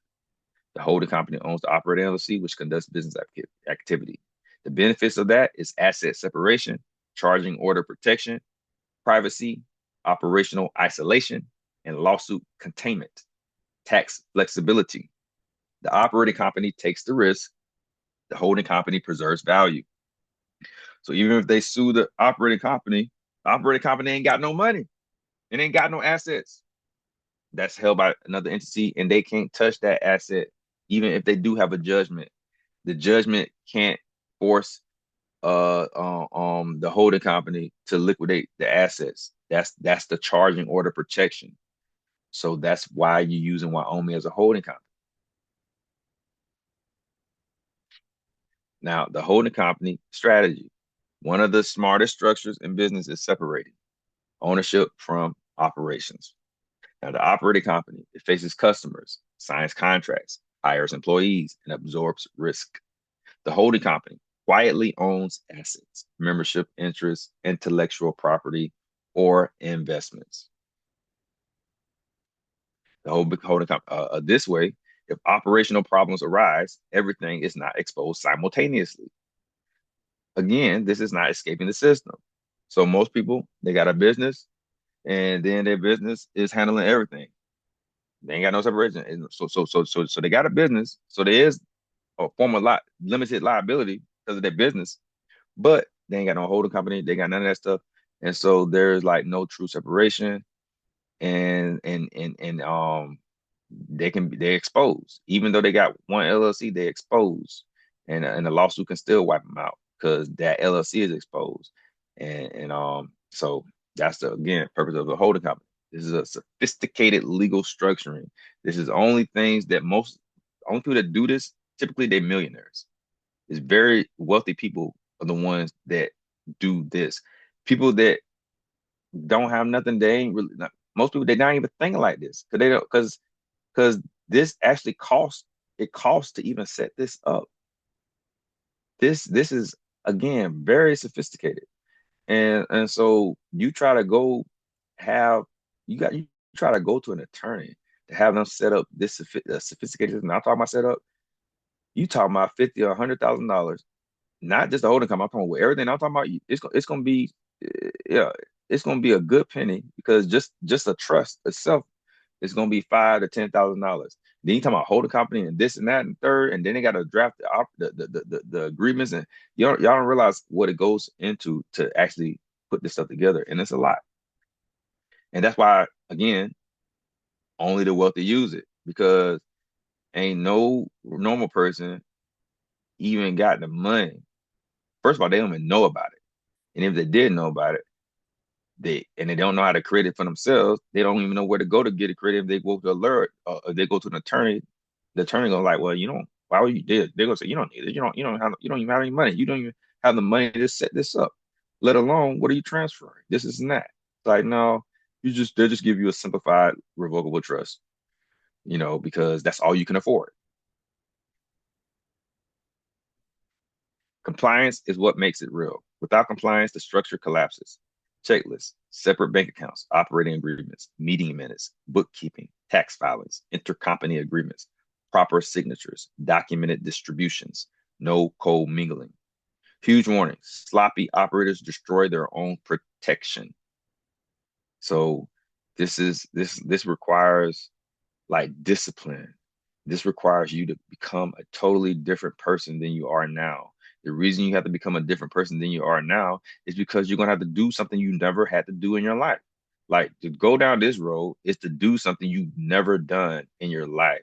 And it's like becoming a law professor down there. Like running your family through trust and holding companies. It's like you are now the president. You are now the CEO of your family, and you gotta act like you the lawyer in your family. Now, with this type of information, with this type of knowledge, you got to become a lawyer for yourself. You have to be, and if you're not willing to become your own lawyer, well, then you shouldn't be doing this because like you like, oh, that's too much. Like, just don't do it. You're better off not doing it and just knowing law and procedure and taking my free class. That I have a free class on law and procedure, and yeah, you're better off doing that. And just as long as you got the law book, your federal law book, the law book for your state court, and as long as you understand how to give yourself due process, and the only way you do that is the best way to learn law is go find a lawsuit, find a lawsuit, and go sue a city or go sue some governmental entity, and then use that case as a way to practice law, like so you can teach and teach yourself. That's what I did with my pothole lawsuit. That's how I gave myself experience. I gave myself experience by filing a lawsuit and then going through the whole motion of being doing the interrogatories and then being in the deposition and went through all of that. If I never had sued them, I would never have had that experience. But it's because I've done so much litigation that I've gained the experience. I gained experience. And so sometimes that's like probably all some of y'all need. And maybe some of this, it might be too much because you might not be willing to do it. And if you're not willing to do it, I wouldn't recommend you waste your time or money trying to do it if you're gonna end up sabotaging it through your own complacency and recklessness. Now, this is the part internet gurus rarely teach. Structure without discipline means nothing. Courts pierce corporate veils every day because people mix funds, ignore records, sign incorrectly, fail compliance, or treat entities like personal piggy banks. The paperwork matters. The accounting matters. The procedures matter. Protection is not built through fantasy. Protection is built through disciplined structure. So again, you're going to have to evolve. Now, I did not lead the mission. All I did was refine the method. So this is everything that I'm saying now. It is vastly different than what I have said in the past, especially concerning the status correction and concerning what I was doing or that I thought that I had to do based off of the presumption that I made, saying that they was considering us a United States citizen, using the same definition that everybody else was using, saying, look at that, United States means federal corporation and whatnot.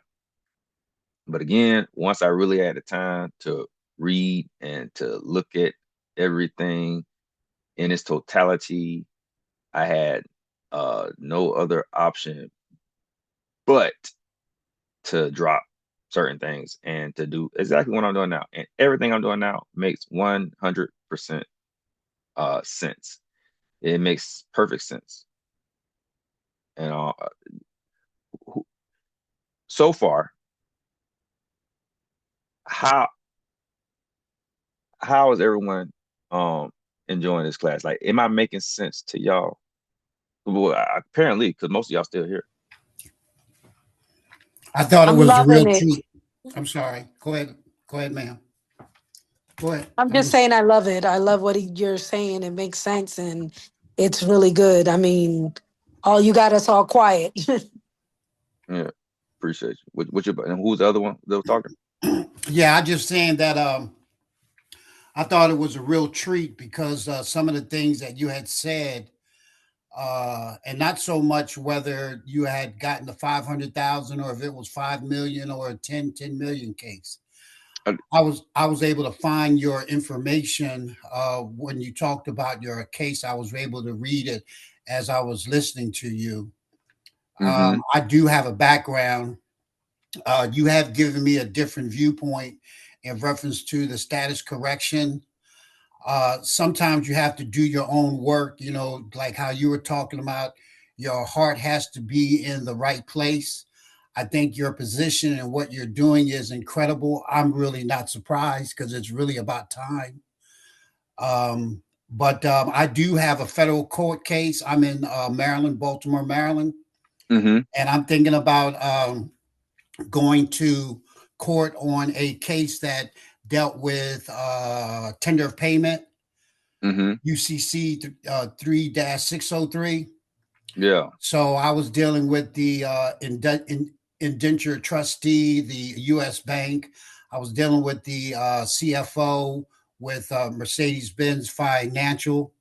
Mm-hmm. So it looks like from what you have shared, and because there is a what do you call that statute of limitation, I'm going to process my situation, and though you may not agree, but it's going to be on the signature and Yeah. to Do accounting though. Make sure you do it. Make sure you do accurate accounting on that. Because I'm saying you want to do a full audit. The biggest thing is to follow the money. no doubt, no Follow. doubt, no Yeah. doubt. I'm on it, but I thank you, brother. I think I'm gonna be just keep my name in mind because I'm gonna be up in your mix in some kind of way. Because when you're talking about Elon Musk and Jeff Bezos and all that, I'm with it, and I also consider myself a nobody as well. But I want to do Yeah. the work. So thank you Tenfold. so very much. You are sneaky because yeah, she's laughing a little bit because you didn't even prepare us in no kind of way and where you was gonna take us. And you gave us a little story and your little girl and the little fruit and whatnot and Mm-hmm. da da da and then you pa pa pa pa pa pa pa, right? Bye. Hey, Right? All at right. first I thought I was just telling a story. Then I started dropping out. Then I started pulling out the big guns. Oh yeah, no doubt about it. I'm gonna allow somebody else to share and then I yield. But I just want to say I'm very thankful for being in your presence, listening to you, and just keep up the great work. And I'll be somewhere in the mix. Thank you. Tenfold, tenfold. Yes, sir. I appreciate that. Uh, I'm gonna hold on. We're gonna finish up a few more slides, and then I'm gonna open up the mic. A few more slides, then I'm gonna open up the mic after that. Okay. So, all right. So now, again, I did not lead the mission. I refined the method. Now, refined method. So the old focus was status correction, sovereign ideology, secret remedies, debt discharge theories, pseudo commercial strategies. New focus, lawful structure, business systems, trust, LLC architecture, litigation education, which litigation education was always a part of it. I never like that was always a part of it, the structure. Contracts, asset protection, and operational strategy. The truth did not destroy the mission. The truth just purified it. This is important emotionally because some people think evolving means abandoning your mission, and it doesn't. The mission remained helping people, protecting families, educating communities, building generational systems, and empowering others. What changed was the methodology. I replaced speculation with lawful implementation, And that shift made everything stronger. The new era. The new era is this private structure of mastery that we see here. What you will learn. So what is taught in the 90-day mentor program for the ones that feel that they need this training or want this training? Because again, this again will not be for everyone, because everyone will not need this type of training. But for the ones that do, for the ones that is trying to lock arms and build, and then and utilize my property in St. Mary's, Georgia. So we're sitting on 50 acres and it's riverfront property. We're doing a lot of stuff. But for ones that's really trying to lock arms, what I'm teaching, trust structuring, holding companies, operating LLC systems, liability protection, asset separation, contracts, estate planning, compliance systems, litigation, education, and business architecture. You do not need to escape America. You need to understand structure. This is our inheritance. We own America. I'm not giving up my birthright. This is my birthright. This is what I own. And they owe me, they owe you, and they are public servants, and I'm going to treat them just like public servants. I am not rebutting shit. I'm saying that judge work for me, that goddamn clerk work for me, everybody in the goddamn public, they work for me, and I'm gonna treat them like they work for me, and they're gonna say yes, sir, and no, sir, and all that kind of shit. And I'm gonna make sure that when I come in there, I'm gonna have my legal pad. See, I know how to put them on their feet. Like they be nervous when I come because I done made them nervous before. Because I done came. When you come somewhere with a legal pad and then you talking to them, while you talking to them, you taking out notes, and you say, okay, hey, what's your name? They say, can I get your card, please? Because oh, for what? For litigation purposes. They start stuttering like a motherfucker because I done did this. Because the thing is, they're not used to being checked by the citizens, because we don't check nobody. So it's our fault the country. It's really our fault the country is in the condition it's in, because we're not doing nothing about it. And everybody think you put the vote to do something about it. No, that's one aspect. No, you litigate the pen. But people say, but the moment someone tell you that you need a status correction before you can do any type of change, you done already lost.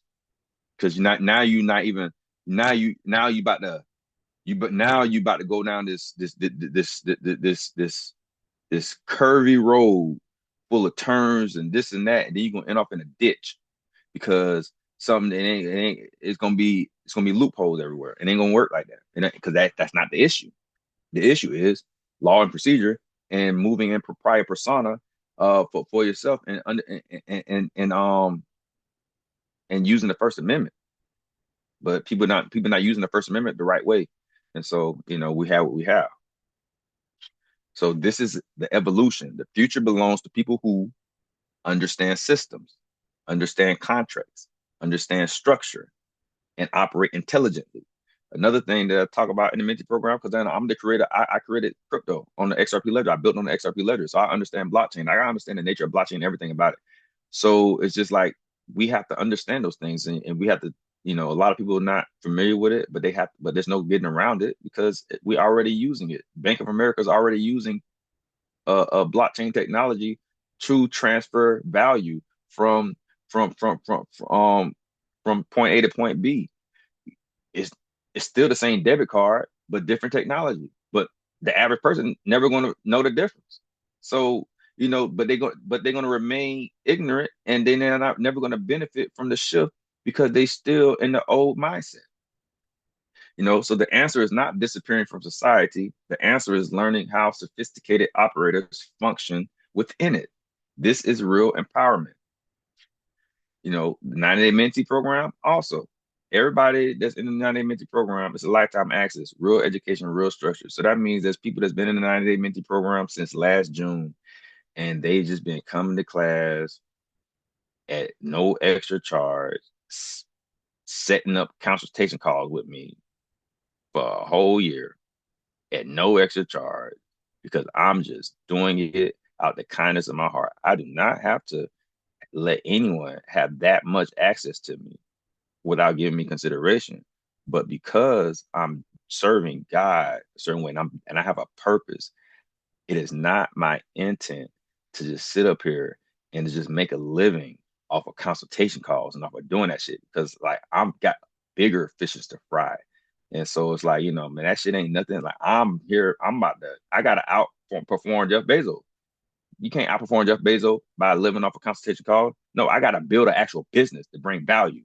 Like that's why I got Ginger Lime Delight. That's why I got my produce. Like I'm about real business. And this is real, like, counsel, doing stuff, that's real business. But again, I'm only pouring into people so that then they can be in position to uh uh actualize their vision, and then they can pour back into me and everybody else. We gotta pour into society as a whole. And you can only do that if you believe in yourself and if you got vision. If you ain't got no vision, you don't believe in yourself, you won't pour into nobody. The only thing you do is you'll suck everybody around you dry, and then you complain about every goddamn thing about somebody ain't helping you, but you won't help yourself. Now, again, what students learn: trust structure, LLC systems, asset protections, litigation, education, criminal procedure, civil procedure, business system, contracts, capacity, estate planning, compliance, operational strategy, blockchain technology, and I do,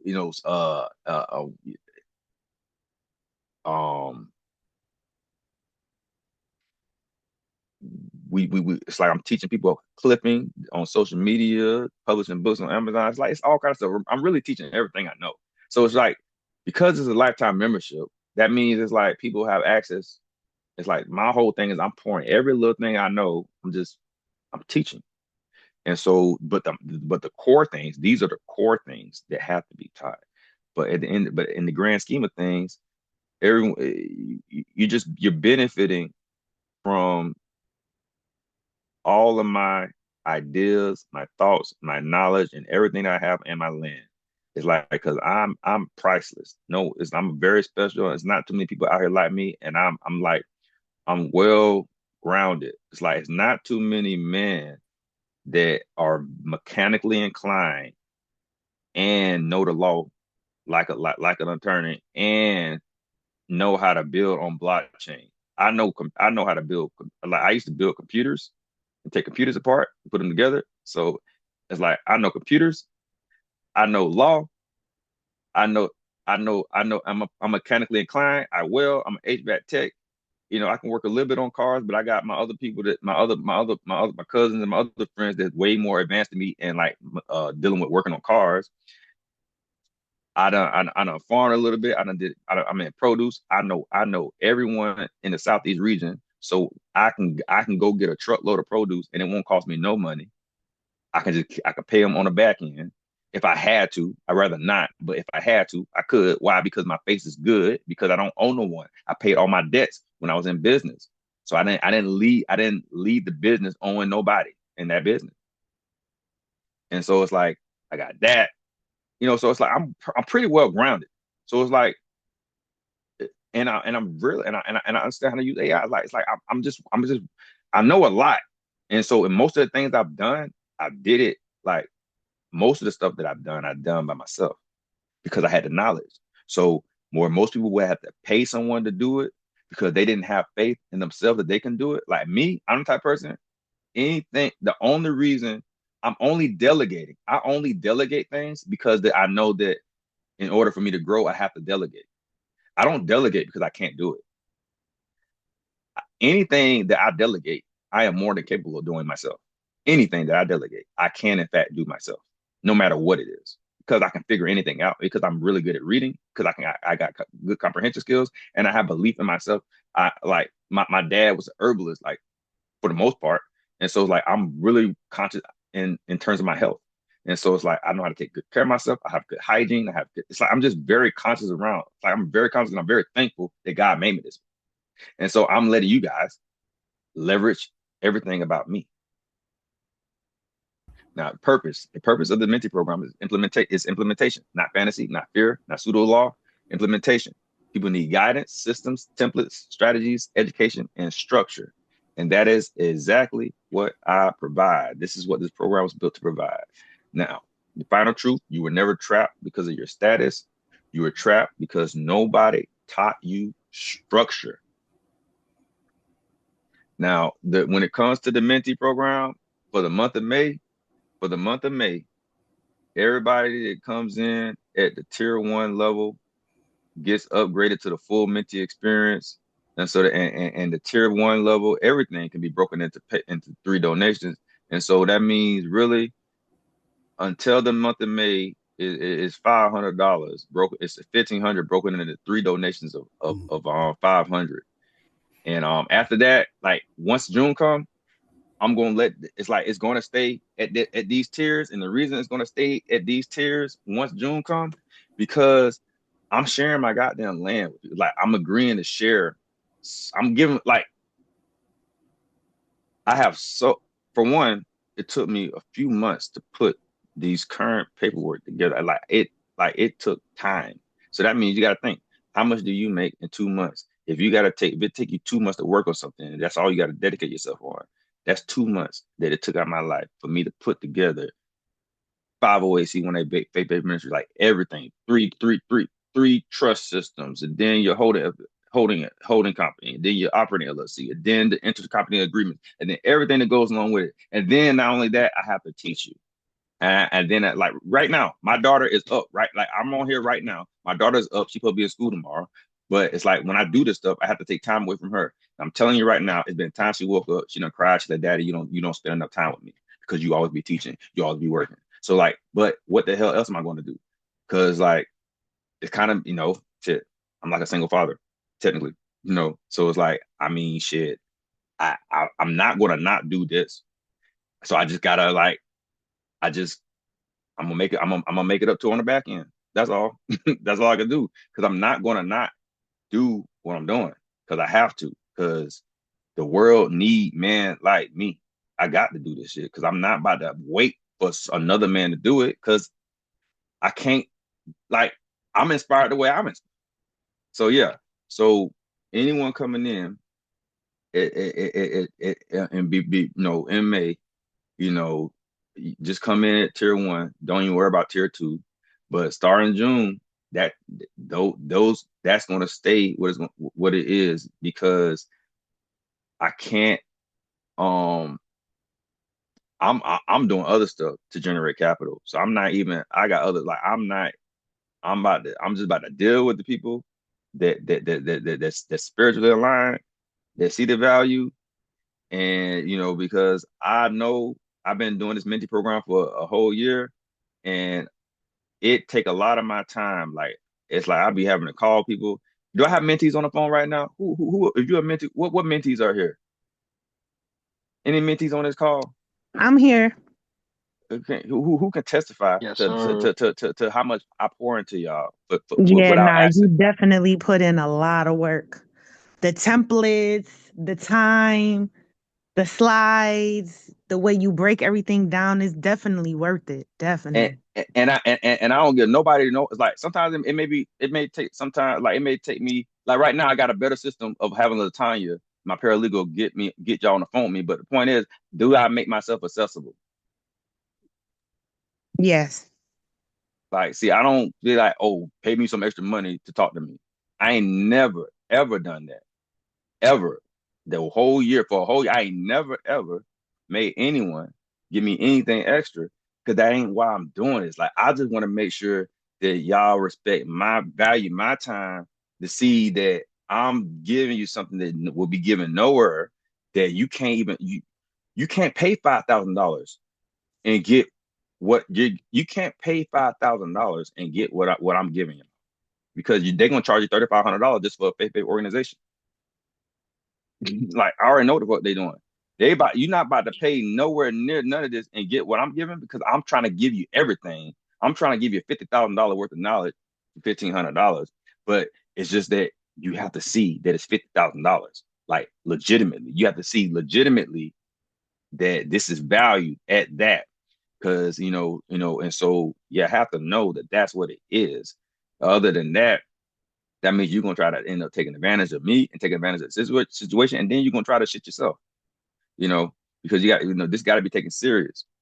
And so, so that's what that is for now. Also, so my hope tonight is that I help people think deeper, question honestly, and evolve courageously, True power is not pretending law does not exist. True power is understanding systems, mastering structures, operating with discipline, and building something that lasts beyond your lifetime. This is how lives truly change, and this is how families build generational protection. And that is the future that I want to help people create.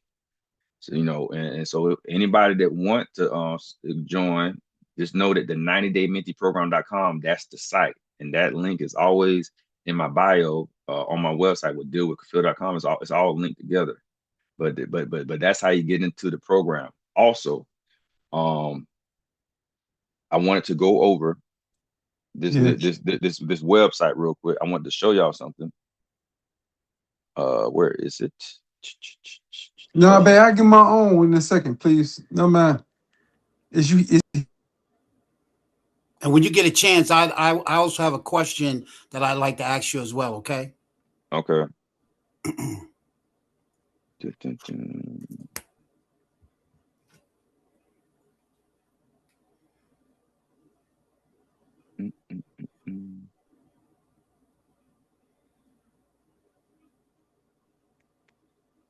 Share. We're gonna have to get one to these tiers of this program immediately. State motion dismiss. Screen 2. Okay. So this right here. So I created so Fed Guide. That's something that also everybody, all mentees have free access to. This right here.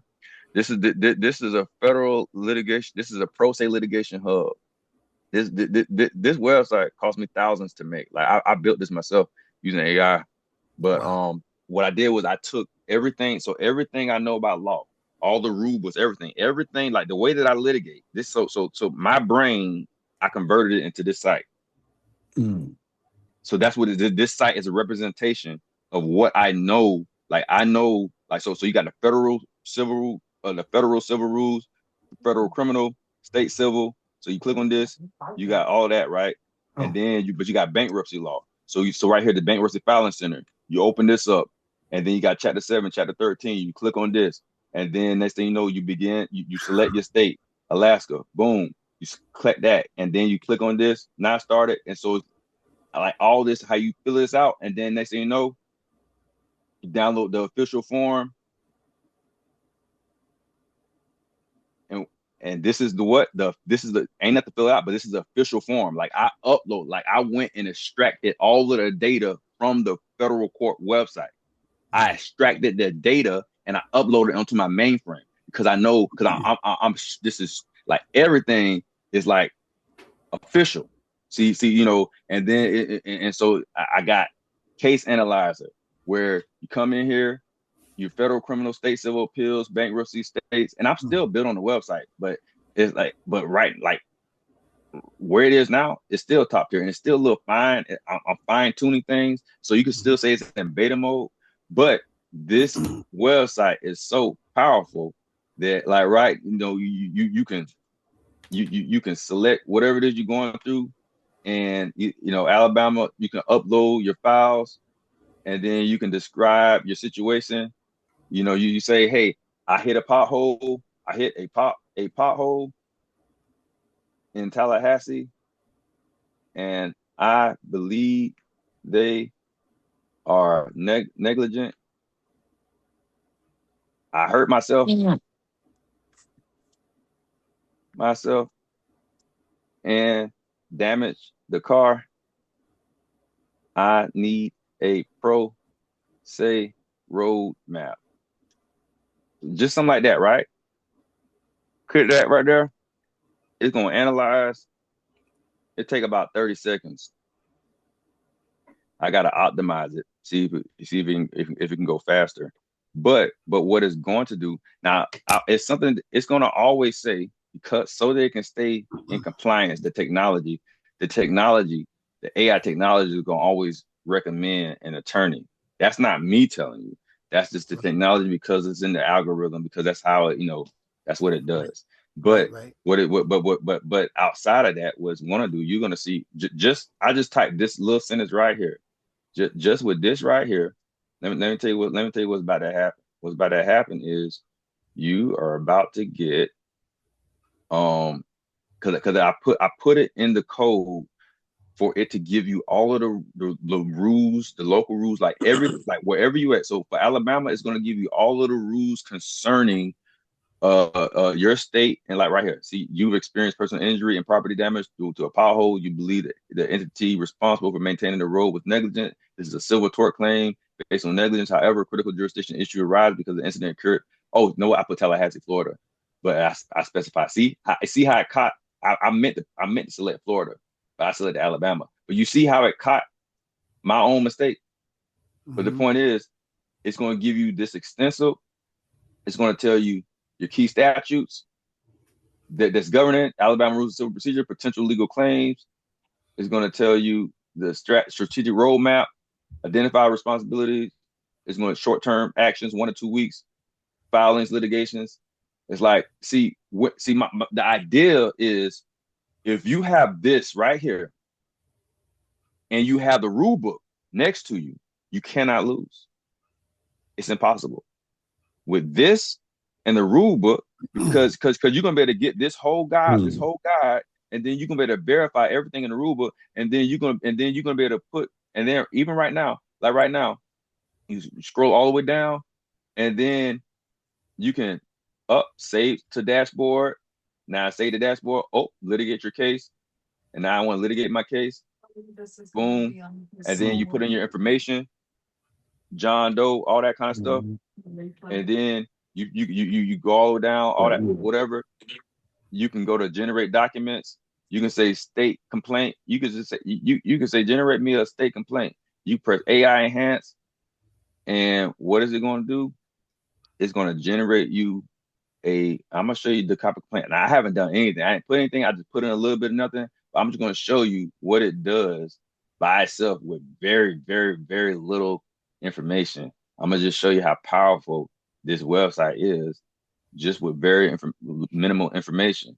But the thing is, you're going to want to fact check, like you're going to check the case laws and check the statute. You want to make sure everything is accurate. So you want to use your human eye to verify everything. Because the purpose of this is to get you, it's to point you in the right direction. Like see right here, boom. So like this had to be edited, but you see this complaint. So this is action. It's in damages arising from personal injuries, property damage sustained by plaintiff John Doe when vehicle struck a large unmarked pothole at a public roadway within the corporate limits of Tallahassee, whatever the case is. But it's taking my information, and it got the introduction, preliminary statement, parties, jurisdiction and venue, statement of facts, count one, cause of action, count one, negligence, breach, damages, prayer relief, reservation of rights, verification, certificate of service. You see all this, but none of this stuff is filled out accurately because I didn't put anything. But the point is, do you see how beautiful this is? Oh, absolutely. And I didn't even do nothing.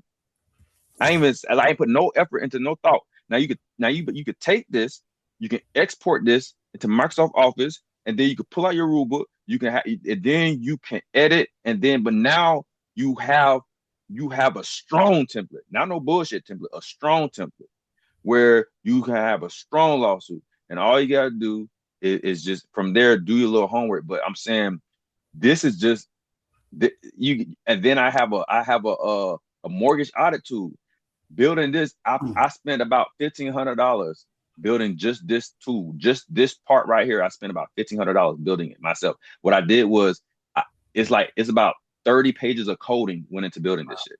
Like this shit took like forever, about 36 hours. Like it took 3 days. It took about 3 days for me to actually do this. This shit took a long time because but again, and I still got to tweak it. Like I still got to put probably another $500 or $1,000 into it. But the point is, because I just haven't had time to sit there and to go through all of the kinks. But it works damn good, even with, what I'm saying, like because it's gonna take your note, it's gonna take your mortgage and everything, and then it's gonna identify discrepancies. It's gonna look for it's gonna do a full analysis. Like so when I built this, I looked up the way that they that lawful and legal audits work, and I use the same parameters. That's how I built it. Like I went and seeing how do they audit mortgage in real life, and I'm going to use the same parameters. I'm going to use the same standard. I'm going to look for the same thing, and that's how I built this, and I'm still building on it. And then you got mock trial where you can literally civil rights, whatever, and then you can start you can you can literally have a court session, and it's gonna be you're gonna be talking about AI, but you're gonna experience what you experience in real court, where you can practice, and then your argument and stuff like that. So it's like I did all of this stuff, mortgage audit too, mortgage templates. You got research, case law library, the book foreclosure laws. You can go right here, foreclosure laws. You can look up all of the states right here. Methods. So Alabama non-judicial, not Alaska non-judicial. It's telling you the timeline: 1 to 3 months, 3 to 4 months. Redemption: none. 75 days, 0 days. 75 days. Deficiency: allowed, not allowed. Like this right here is critical information that you just wouldn't know. Like normally you wouldn't know these things, but right here you can say, okay, I'm in Georgia, and it's a non-judicial state, and I got 1 to 3 months. It's like you're gonna click here, and then you're gonna know right of redemption, not available, who can redeem, not it's in a deficiency judgment. It's giving you the statutes. It's like I'm what I'm doing is I'm putting the rule book in your face and I'm making the rule book accessible to you without you having to flip the pages, but you still want to have the rule book so you can go flip the pages and confirm everything. But it's like it's my objective to make litigation easy. So this whole website, this hub is to make litigation easy. There's a community forum. Welcome to that's my post I did 3/21/26. I got managed members. How many members? 411 users, 121 mentees on here, 10 paid subscribers. And so I can look at people's stuff, and then I can go and I can look at people's cases, and people can share stuff and all that kind of stuff. And so this website alone is like priceless. But again, all my mentees, they have free lifetime membership access to this. They have boom. Then I have this service. I built this. This is a conditional acceptance website where it's pre-litigation. It's like when you're going through administrative processes where you're sending out letters and stuff, and then so this is and I have to do some more fine tuning on this website. But this right here is dealing with conditional acceptance and sending things out to credit cards and all that kind of stuff and contesting things. But I also built I got a credit repair on here where you upload your report, and it's going to analyze, it's going to write you the letters and all that kind of stuff. So I invested and I built an AI credit repair thing where you can just work on your own stuff. Again, this is also free to my mentees, or was it like, I think it's like $99 a month outside of that, but for people that's not mentees. But again, that's there. And then I also have my AI publishing empire. This is another website I built so that help my mentees so they can learn how to publish books on Amazon. And so and I have AI built in here where because we dealing with coloring books and crossword puzzles because again that's like $1 billion. It's $1 billion business, and so it's all about putting your book on the shelf and then having it in rotation. And so it's just like these. I want to just kind of show y'all those 3 sites, so that y'all can. You know what? And let me put this book in the chat. Let me put this book in the chat. This Amazon book. But yeah, these 3 sites right here are lifetime membership for all mentees. Because these are valuable sites. Like you can't. It's going to help you out in life, and you can use it to make money. My whole objective is to help everybody make money too. And so it's like, this is what I have to offer. No one has to offer because in order to offer this, y'all don't realize how much time I had to sacrifice my personal time to even do this, and no one would even like unless you have a mission, unless God put a vision on your heart, and he no man in his right mind would do some of the things that I've done because I'm literally taking away from my personal time, from my daughter's personal time. Like I'm making sacrifices that most men wouldn't think that's logical. Like that's not a logical sacrifice. Why would I do that for people? Why would I do that? I'm doing it because I read scripture. That's the only reason I'm doing it. Now, if had I not read scripture, had I not and had my heart not believed, there's no way in hell I would be doing none of this for y'all. There's no way. I would not have had a reason to even leave the goddamn port. Making six figures for what? When I could just make six figures and take 50,000 of that and then put it in crypto and just like all I had to do is take 30 or $50,000 of my own income and then just invest in crypto and stock. Why the hell? I don't with that income, I don't need anyone to get any amount of wealth. I just stay to myself, invest, and then no one will ever know me. But I can't do that. Like I feel like I would be dead inside. Like I personally can't do that. I can't. I had to do what I'm doing because this is what I was driven to do this. So it's like it's like I don't really feel like it's too much of a sacrifice because I feel like I'm living my purpose. So that's why I can do it. I can sustain this because no one's telling me to do it. God, like I made a covenant with God, so that's why I'm doing it. So it's like I can sustain it because like I already I'm good. I got land. I got 50 acres. I got so it's like I'm fine. I got God had blessed me with tremendous amounts of resources. And so it's like I can, one day I'm in Tallahassee, one day I might be in Alabama, one day I'm in Texas, one day I'm in Georgia. You never know where I'm at. I got so many resources. Like I can be a lot of different places at any given time if I wanted to. And I have shown that if anybody's been following me. But yeah, okay, questions. Brandy, let me find this book. I'm gonna upload this book. Okay, so I have two questions. So my first question is, I just recently moved to Florida, right? Before Hmm. living in New York. And so I went to the DMV to switch over my license, and they told me that they only do real IDs. So because I didn't have utility bills in my name, I had some other pieces of mail, they wouldn't take that, whatever. Okay, that's cool. So they told me when I get the utility bills to come back and whatever, switch it over. So I know that you used to live in Florida. So my thing is, how do I get around the real ID? They said they only wanted real ID. I thought they should have. I gotta look at. Did they put it in writing?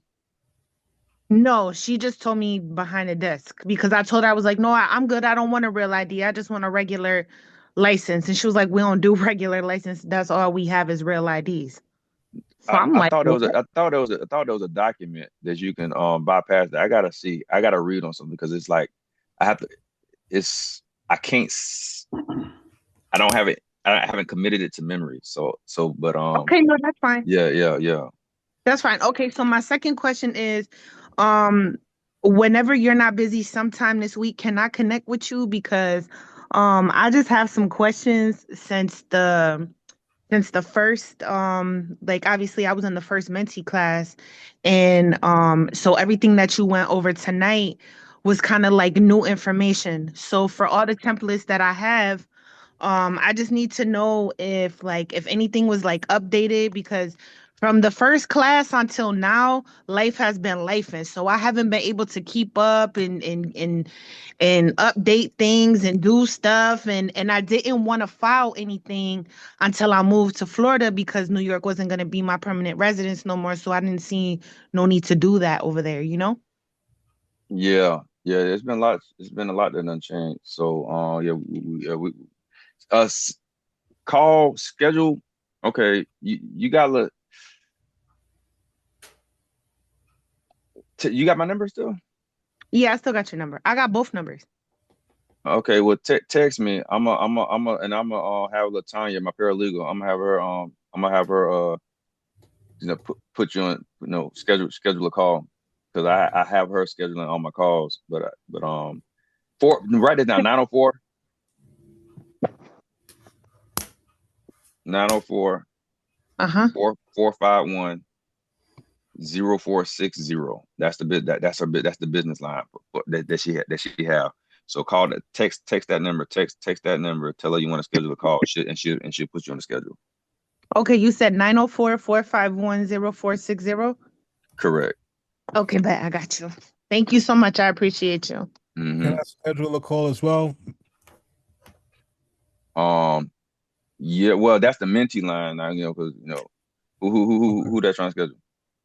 Oh, it's me, Kasim. Yeah. Yeah. Yeah. Well, yeah. You can text her. Okay, copy. Thank you. I just uploaded the invisible currency. I just uploaded the book in the chat. Thank you. I just uploaded this, and if y'all see it in the back of the book, towards the end, this is that's that letter I wrote to Attorney General. That's the international bill that international bill of exchange that I had sent off 2024. But all this is in the back of the book. But y'all need to read this book.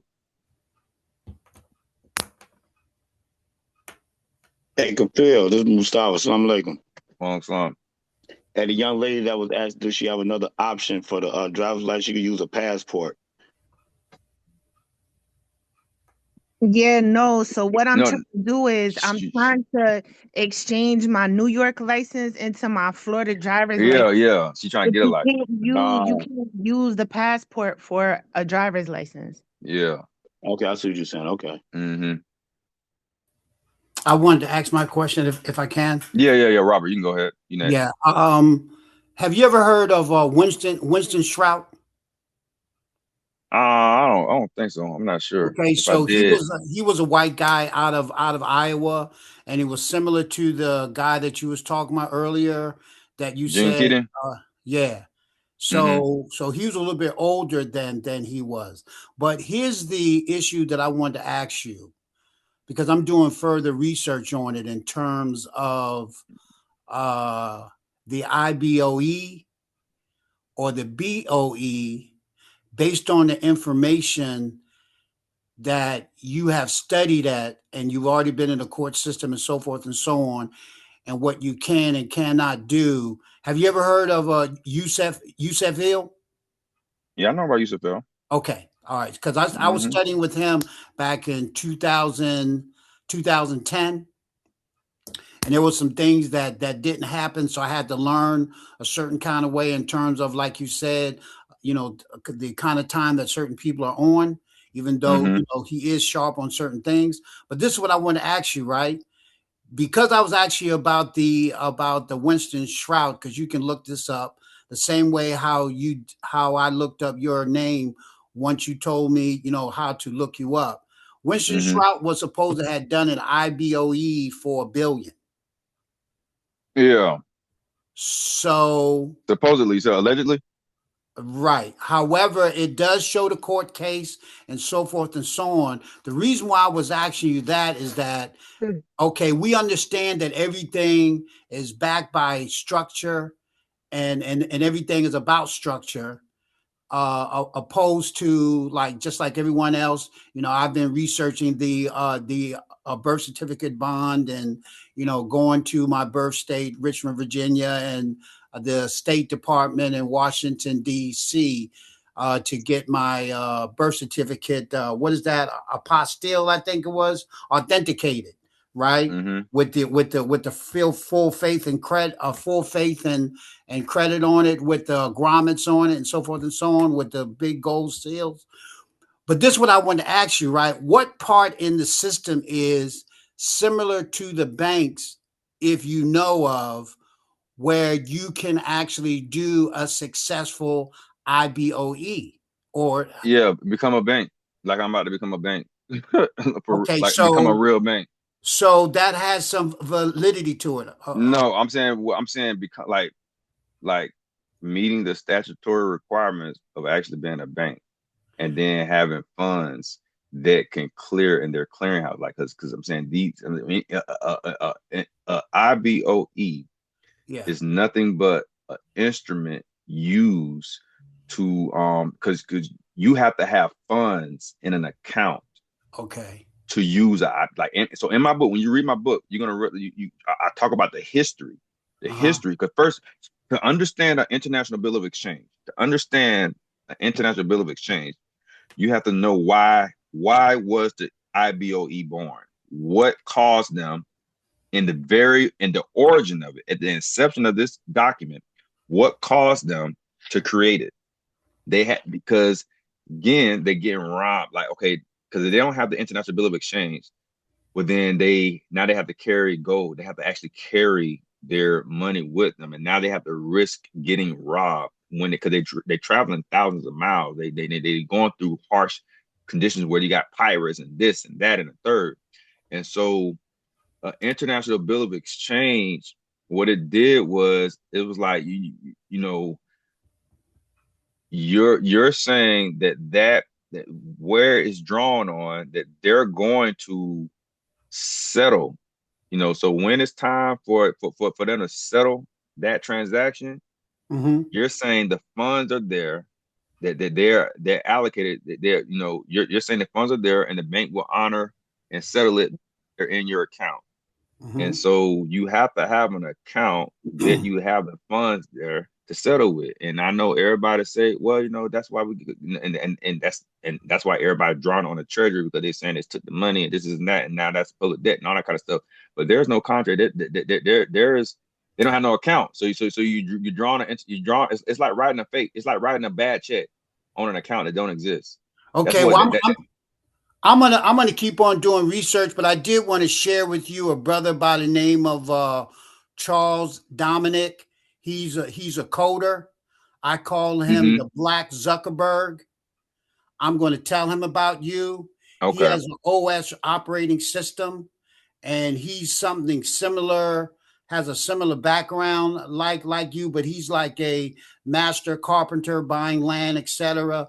Very, very conservative brother, very deep into the word, doing the right thing, right? So we have a situation dealing with something called a PMA, which is a private ministerial group. So we're all ministers. But as you can see by my name, I'm a Bay, but I still went and did the situation with the minister license. So we're working at doing something as a group, but you will agree we are separated, right? So by us being separated, that if you have something and, and I clearly heard your testimony and what you're doing, how you're doing, et cetera, right? I think that it would be good for us to have a talk. Now, let me just say this just before I go, and this is not to get any empathy or sympathy, but I want to say this. I'm 66 now. Yes, sir. I got into trouble when I was 17. So I used to rob banks for a living. Okay? So no big deal. So that placed me in a situation where clearly with what you're doing, and I am in a how can I say I'm under a fixed income. Yeah. Whenever that my funds do get up, I will find you, but that's not something that I'm able to do right now. But I will say that everything that you're doing is more than worth it. But still, that's the only reason why I will not be able to come, and I will not allow anybody to help me. Right? I'm going to keep doing what it is I'm doing, and until I'm in position. But I would like to get this brother connected with you, Dominic. In terms of Charles Dominic, where I put into the chat truthhurts.app, because what you're doing in terms of delegating and an agency, and what you have done with that program, that's what he does too. He writes code, and his thing is beautiful. So hopefully you two will be able to get together. He's kind of separate. You're kind of separate. You're doing your thing, right? But I'm saying it's still about us coming together and making this thing happen. You feel me? So ultimately, yeah, yeah, so 100%. I'm gonna if like if you ever get a chance, because later, like maybe if you look at your chat, if you put in Truth Hurts app .com, is his site will actually come up. He did all that, right? Beautiful, Okay. in terms of what he's doing, because he's dealing with trust, he's dealing with structure. Everything that you're talking about is like, if I could change your face, you would be him. Yeah. Everything you Okay. said, okay? And especially in terms of the land, in terms of us coming together, making it happen, and realizing you can't do it by yourself. Mm-hmm. You know me? If I had the money right now, you would be getting my money tonight. Like, ain't no rap, ain't no me trying to hustle you or da da da, boom, boom, boom. Because what little bit that I've seen already and what I know the value. Okay.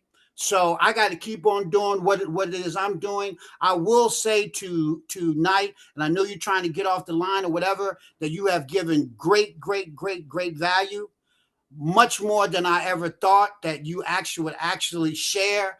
And it was the way that you was able to tell the story to pull us into, your mindset and what made you and what you're trying to do. But the thing still is the finance. It's the finance. Mm-hmm.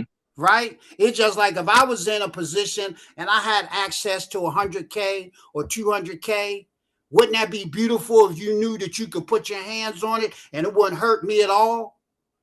Mm-hmm. Yeah. Okay. So really, that's where we at, because you can't do it by yourself. Feel me? 100%.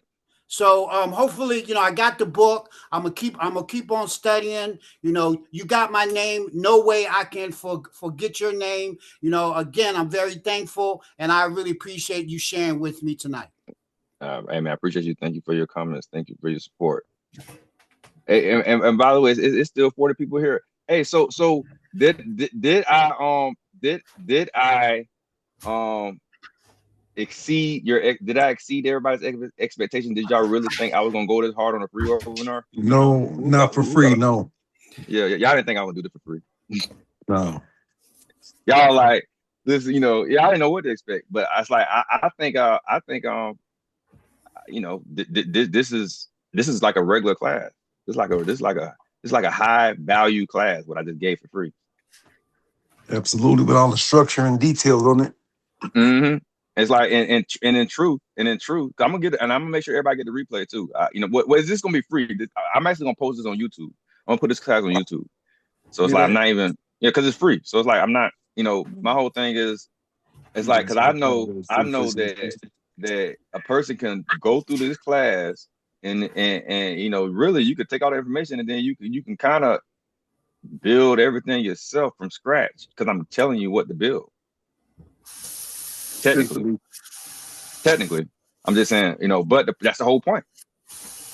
Therefore, I'm not gatekeeping.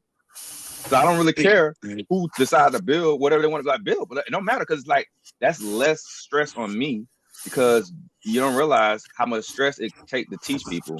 Because that means I gotta call and I gotta listen and I gotta have patience, all that kind of stuff. So it all, it's like my whole objective, like I said.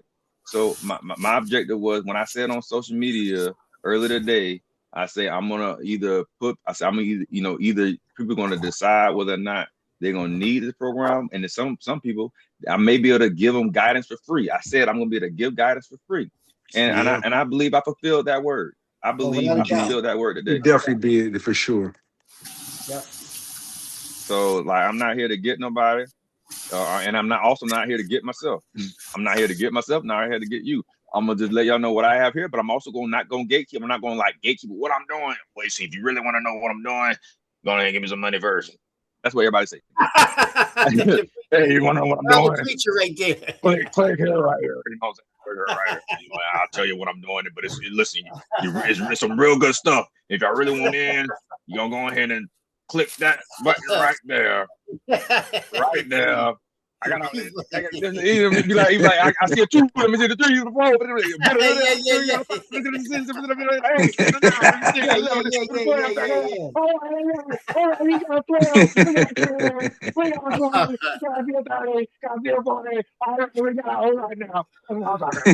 know what I'm saying? They be getting you all pumped up, taking out your wallet. Go ahead, take out that wallet. Absolutely, man. Absolutely. Oh Lord. Hey man, listen. Really I don't appreciate it. I'm like my whole thing is I say, man, I'm about to just tell the truth. I'm just about to go and put this out there because like I'll be tired. And I'm like, man, and I don't feel like I don't I don't feel like gatekeeping because that means like gatekeep, that means you're gonna keep coming back to me asking me for questions. I'm gonna get irritated. So I'm like, let me just tell the truth and and let everyone decide what the hell they want to do. Period. Like, damn, that's it. Like, I can't be bothered with nothing else. I really can't because I got too much going on. Like, even right now, I'm about to go in there and I made my daughter sleep on the couch or something or whatever, but I got to go in there and tend to her because, you know, but it's like, and then I gotta tend to, I gotta go, like I said, I gotta tend to her and then I gotta go cut this goddamn ginger.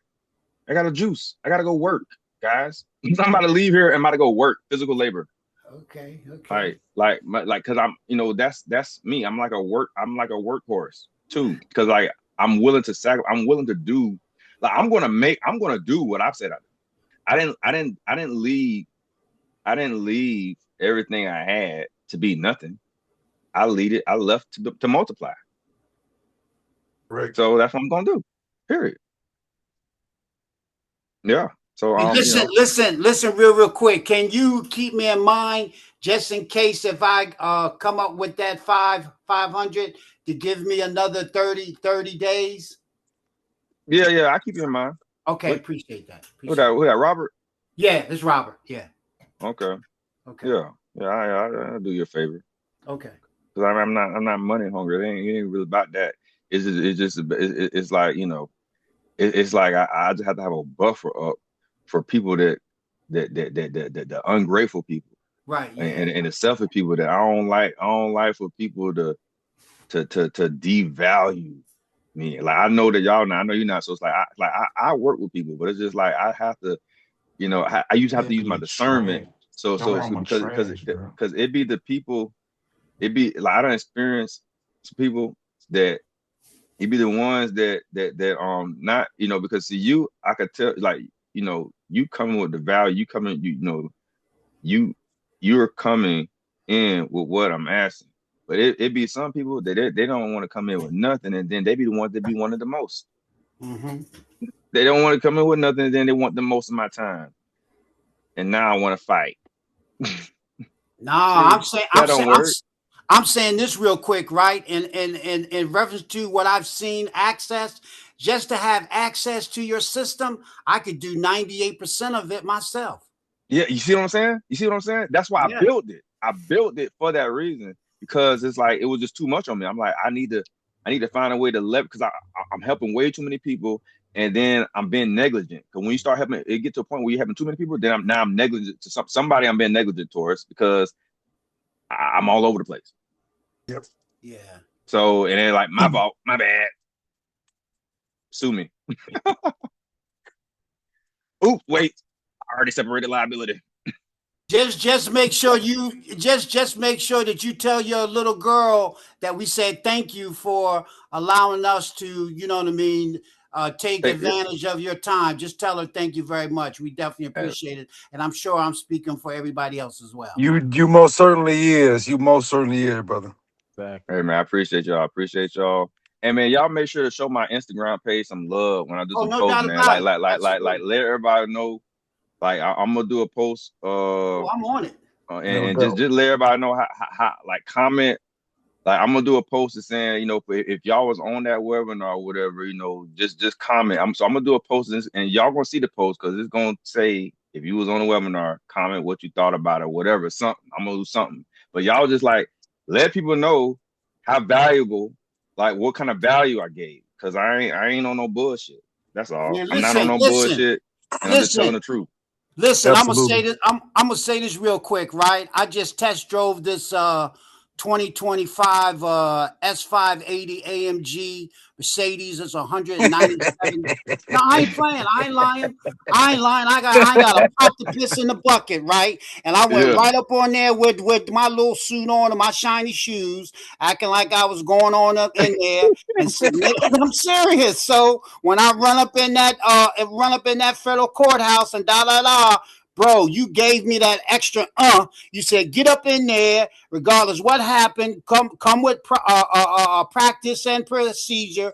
Make sure you do whatever that you can do due diligence, because that's the only way that you're gonna get some inroads. That you got to jump up in there no matter what, and there ain't Mm-hmm. no right time. Just jump up in there, Hey, and that's and what by I the way, need to guys, do. y'all can always have your memorandum of argument. So you don't never have to memorize anything. But you don't never have to commit anything to memory. See, in court, put whatever you need to say, put it in a memorandum. It's called a memorandum of argument. And you read it verbatim, literally. You can Oh, always have that. Always have your memorandum of argument there. So when you go into court, you're not about to try to think about what the hell you're about to say. It's right there. That's how you do it. Always. That's A this. memorandum argument. Hmm? You said a Put memorandum argument. memorandum of argument. Hmm. You always put whatever you're gonna say, put it in writing, then file it into the court docket, and now it's on the record. And because you want to make sure it's on the record. So oh, anytime you got to appeal, because you appealing the record, you're not, if you appeal and you ain't put it on the record, then the appellate court, they're not gonna look at it. The appellate judge is not gonna look at it. And so put your argument on record, have it there, and then therefore you speak from there. And when you're the plaintiff, especially when you're the plaintiff, you can object to anything that's outside of your core argument because you don't want to bring in the plaintiff. You don't want to bring in the argument. So you say objection, that's not a absolutely, part of my claim. absolutely. Like, no, Right, that's irrelevant. Objection, this and right. that. I'm here for this. I'm here for this. Objection, no. But have your memorandum of argument. That's gonna help. That's gonna help you stay professional.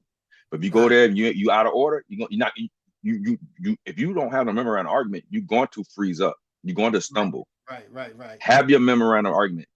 Like, have it right there. That's exactly how I was taught. That's exactly what I did when I didn't know anything. That's why I was confident, because I had everything right there. And even you have whatever you filed, you got your memorandum argument, but you also have whatever you filed, and you can read straight from that. And then but you read straight from your paperwork. You can write your whole script. You don't have to memorize anything. Write your whole script. Mm. That's how you do that. That's how you win. You write your script and you stick to your script. Period. They can't stop you from reading from your script. Right. Yeah, it's simple. You ain't got to memorize it. Just make sure Hmm. that your pleading is structurally sound, procedurally sound. Make sure that you in compliance. Make sure that you have a strong case laws. Make sure you're not citing anything out of context, and then you good. Simple. Just don't bring nothing frivolous. It's very simple. Yeah, I just want to say Yeah. I attest to that. But, I want to give mhm, Kafil his flowers, man, from following that exact information and paperwork style and standing on that in court. That definitely worked for mhm. me and secured the dismissal for me. So for anybody listening, that's kind of on the edge and don't really know which way to go or whatever. Everything that the brother done said in this live tonight has been all facts. Yeah, well, appreciate you, man. Hey, Powell.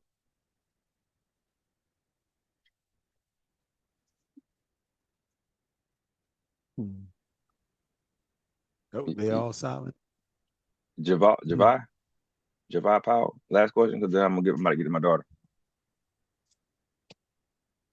Yeah, I'd like to thank you for the divine meeting. I do know that it's divine.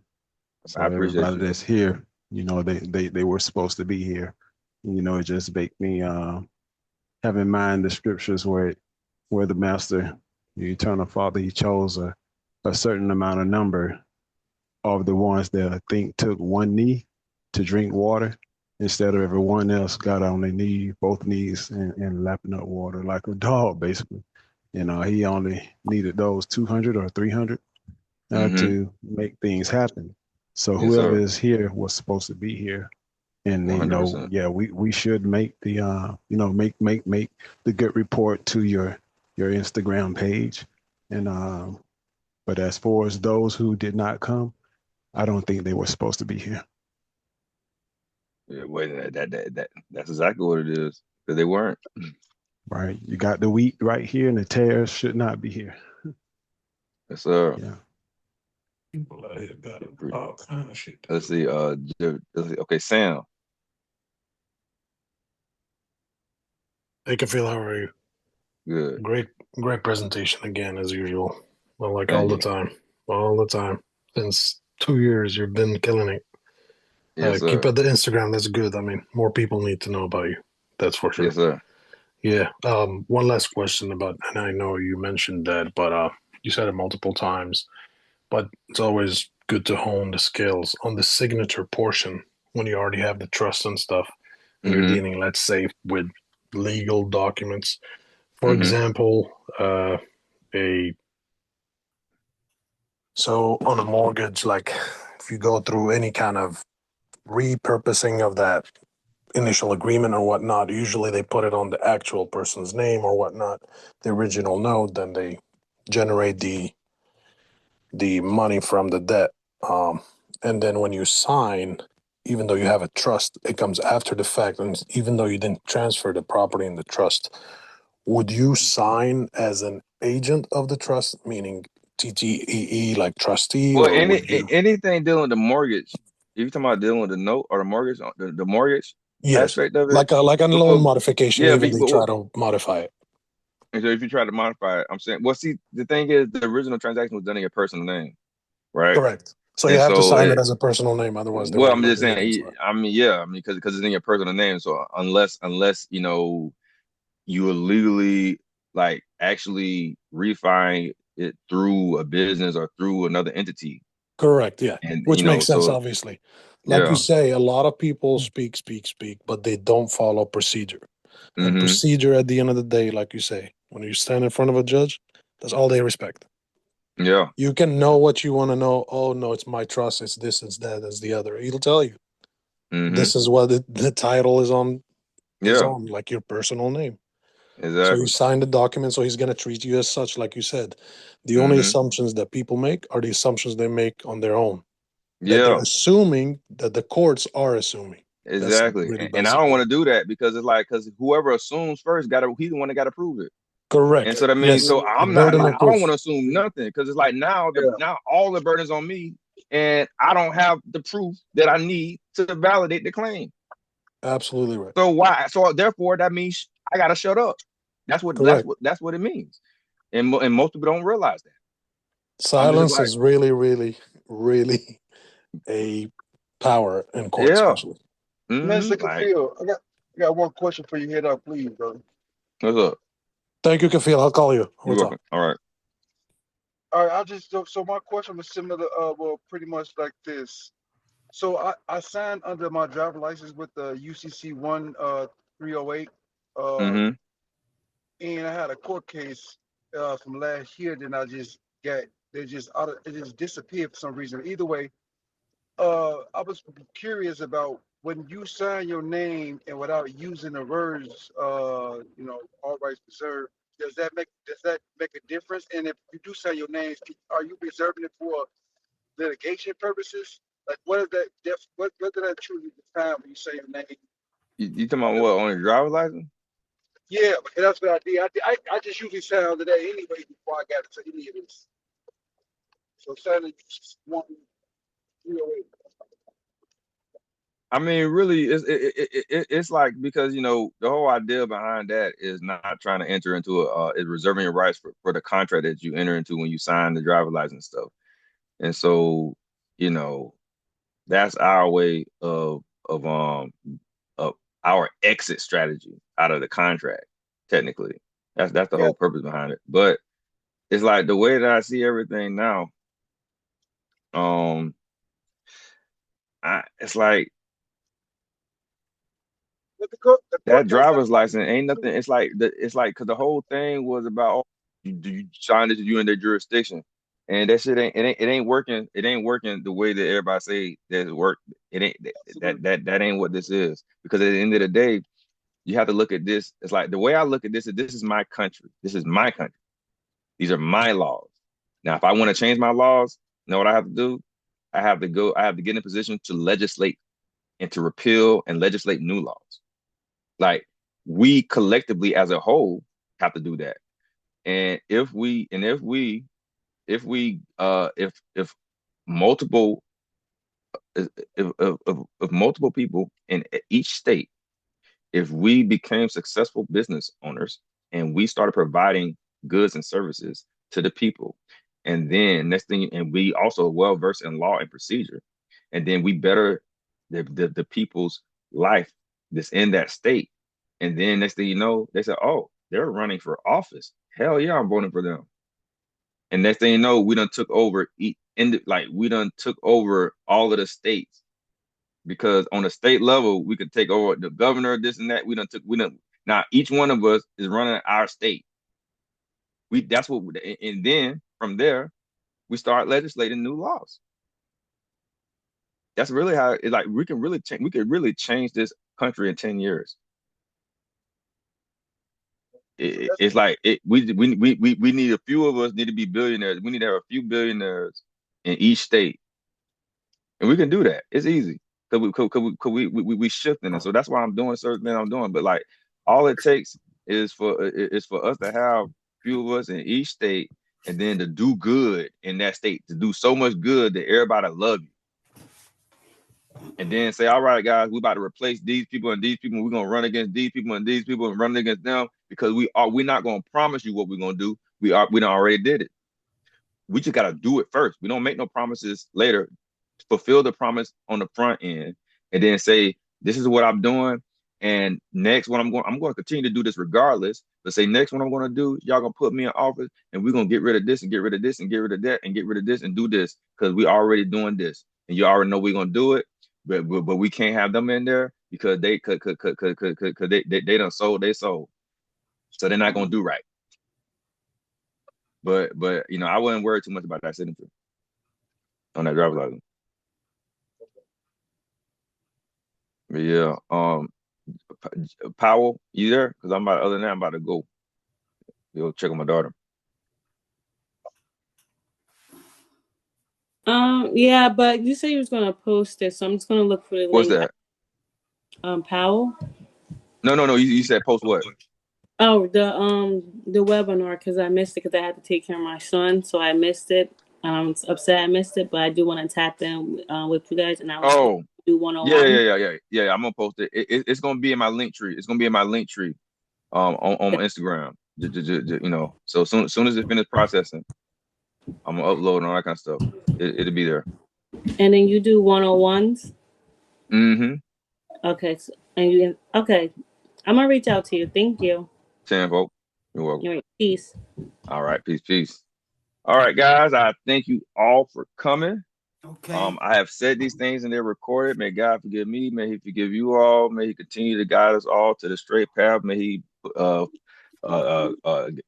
may He fill our hearts with mercy, kindness, and patience. Yes. And may we all take this wisdom today and use it, for the better. And I pray that anything that I say that is beneficial, it is from God, or anything that I say that was wrong and detrimental, it was from myself and my own ignorance.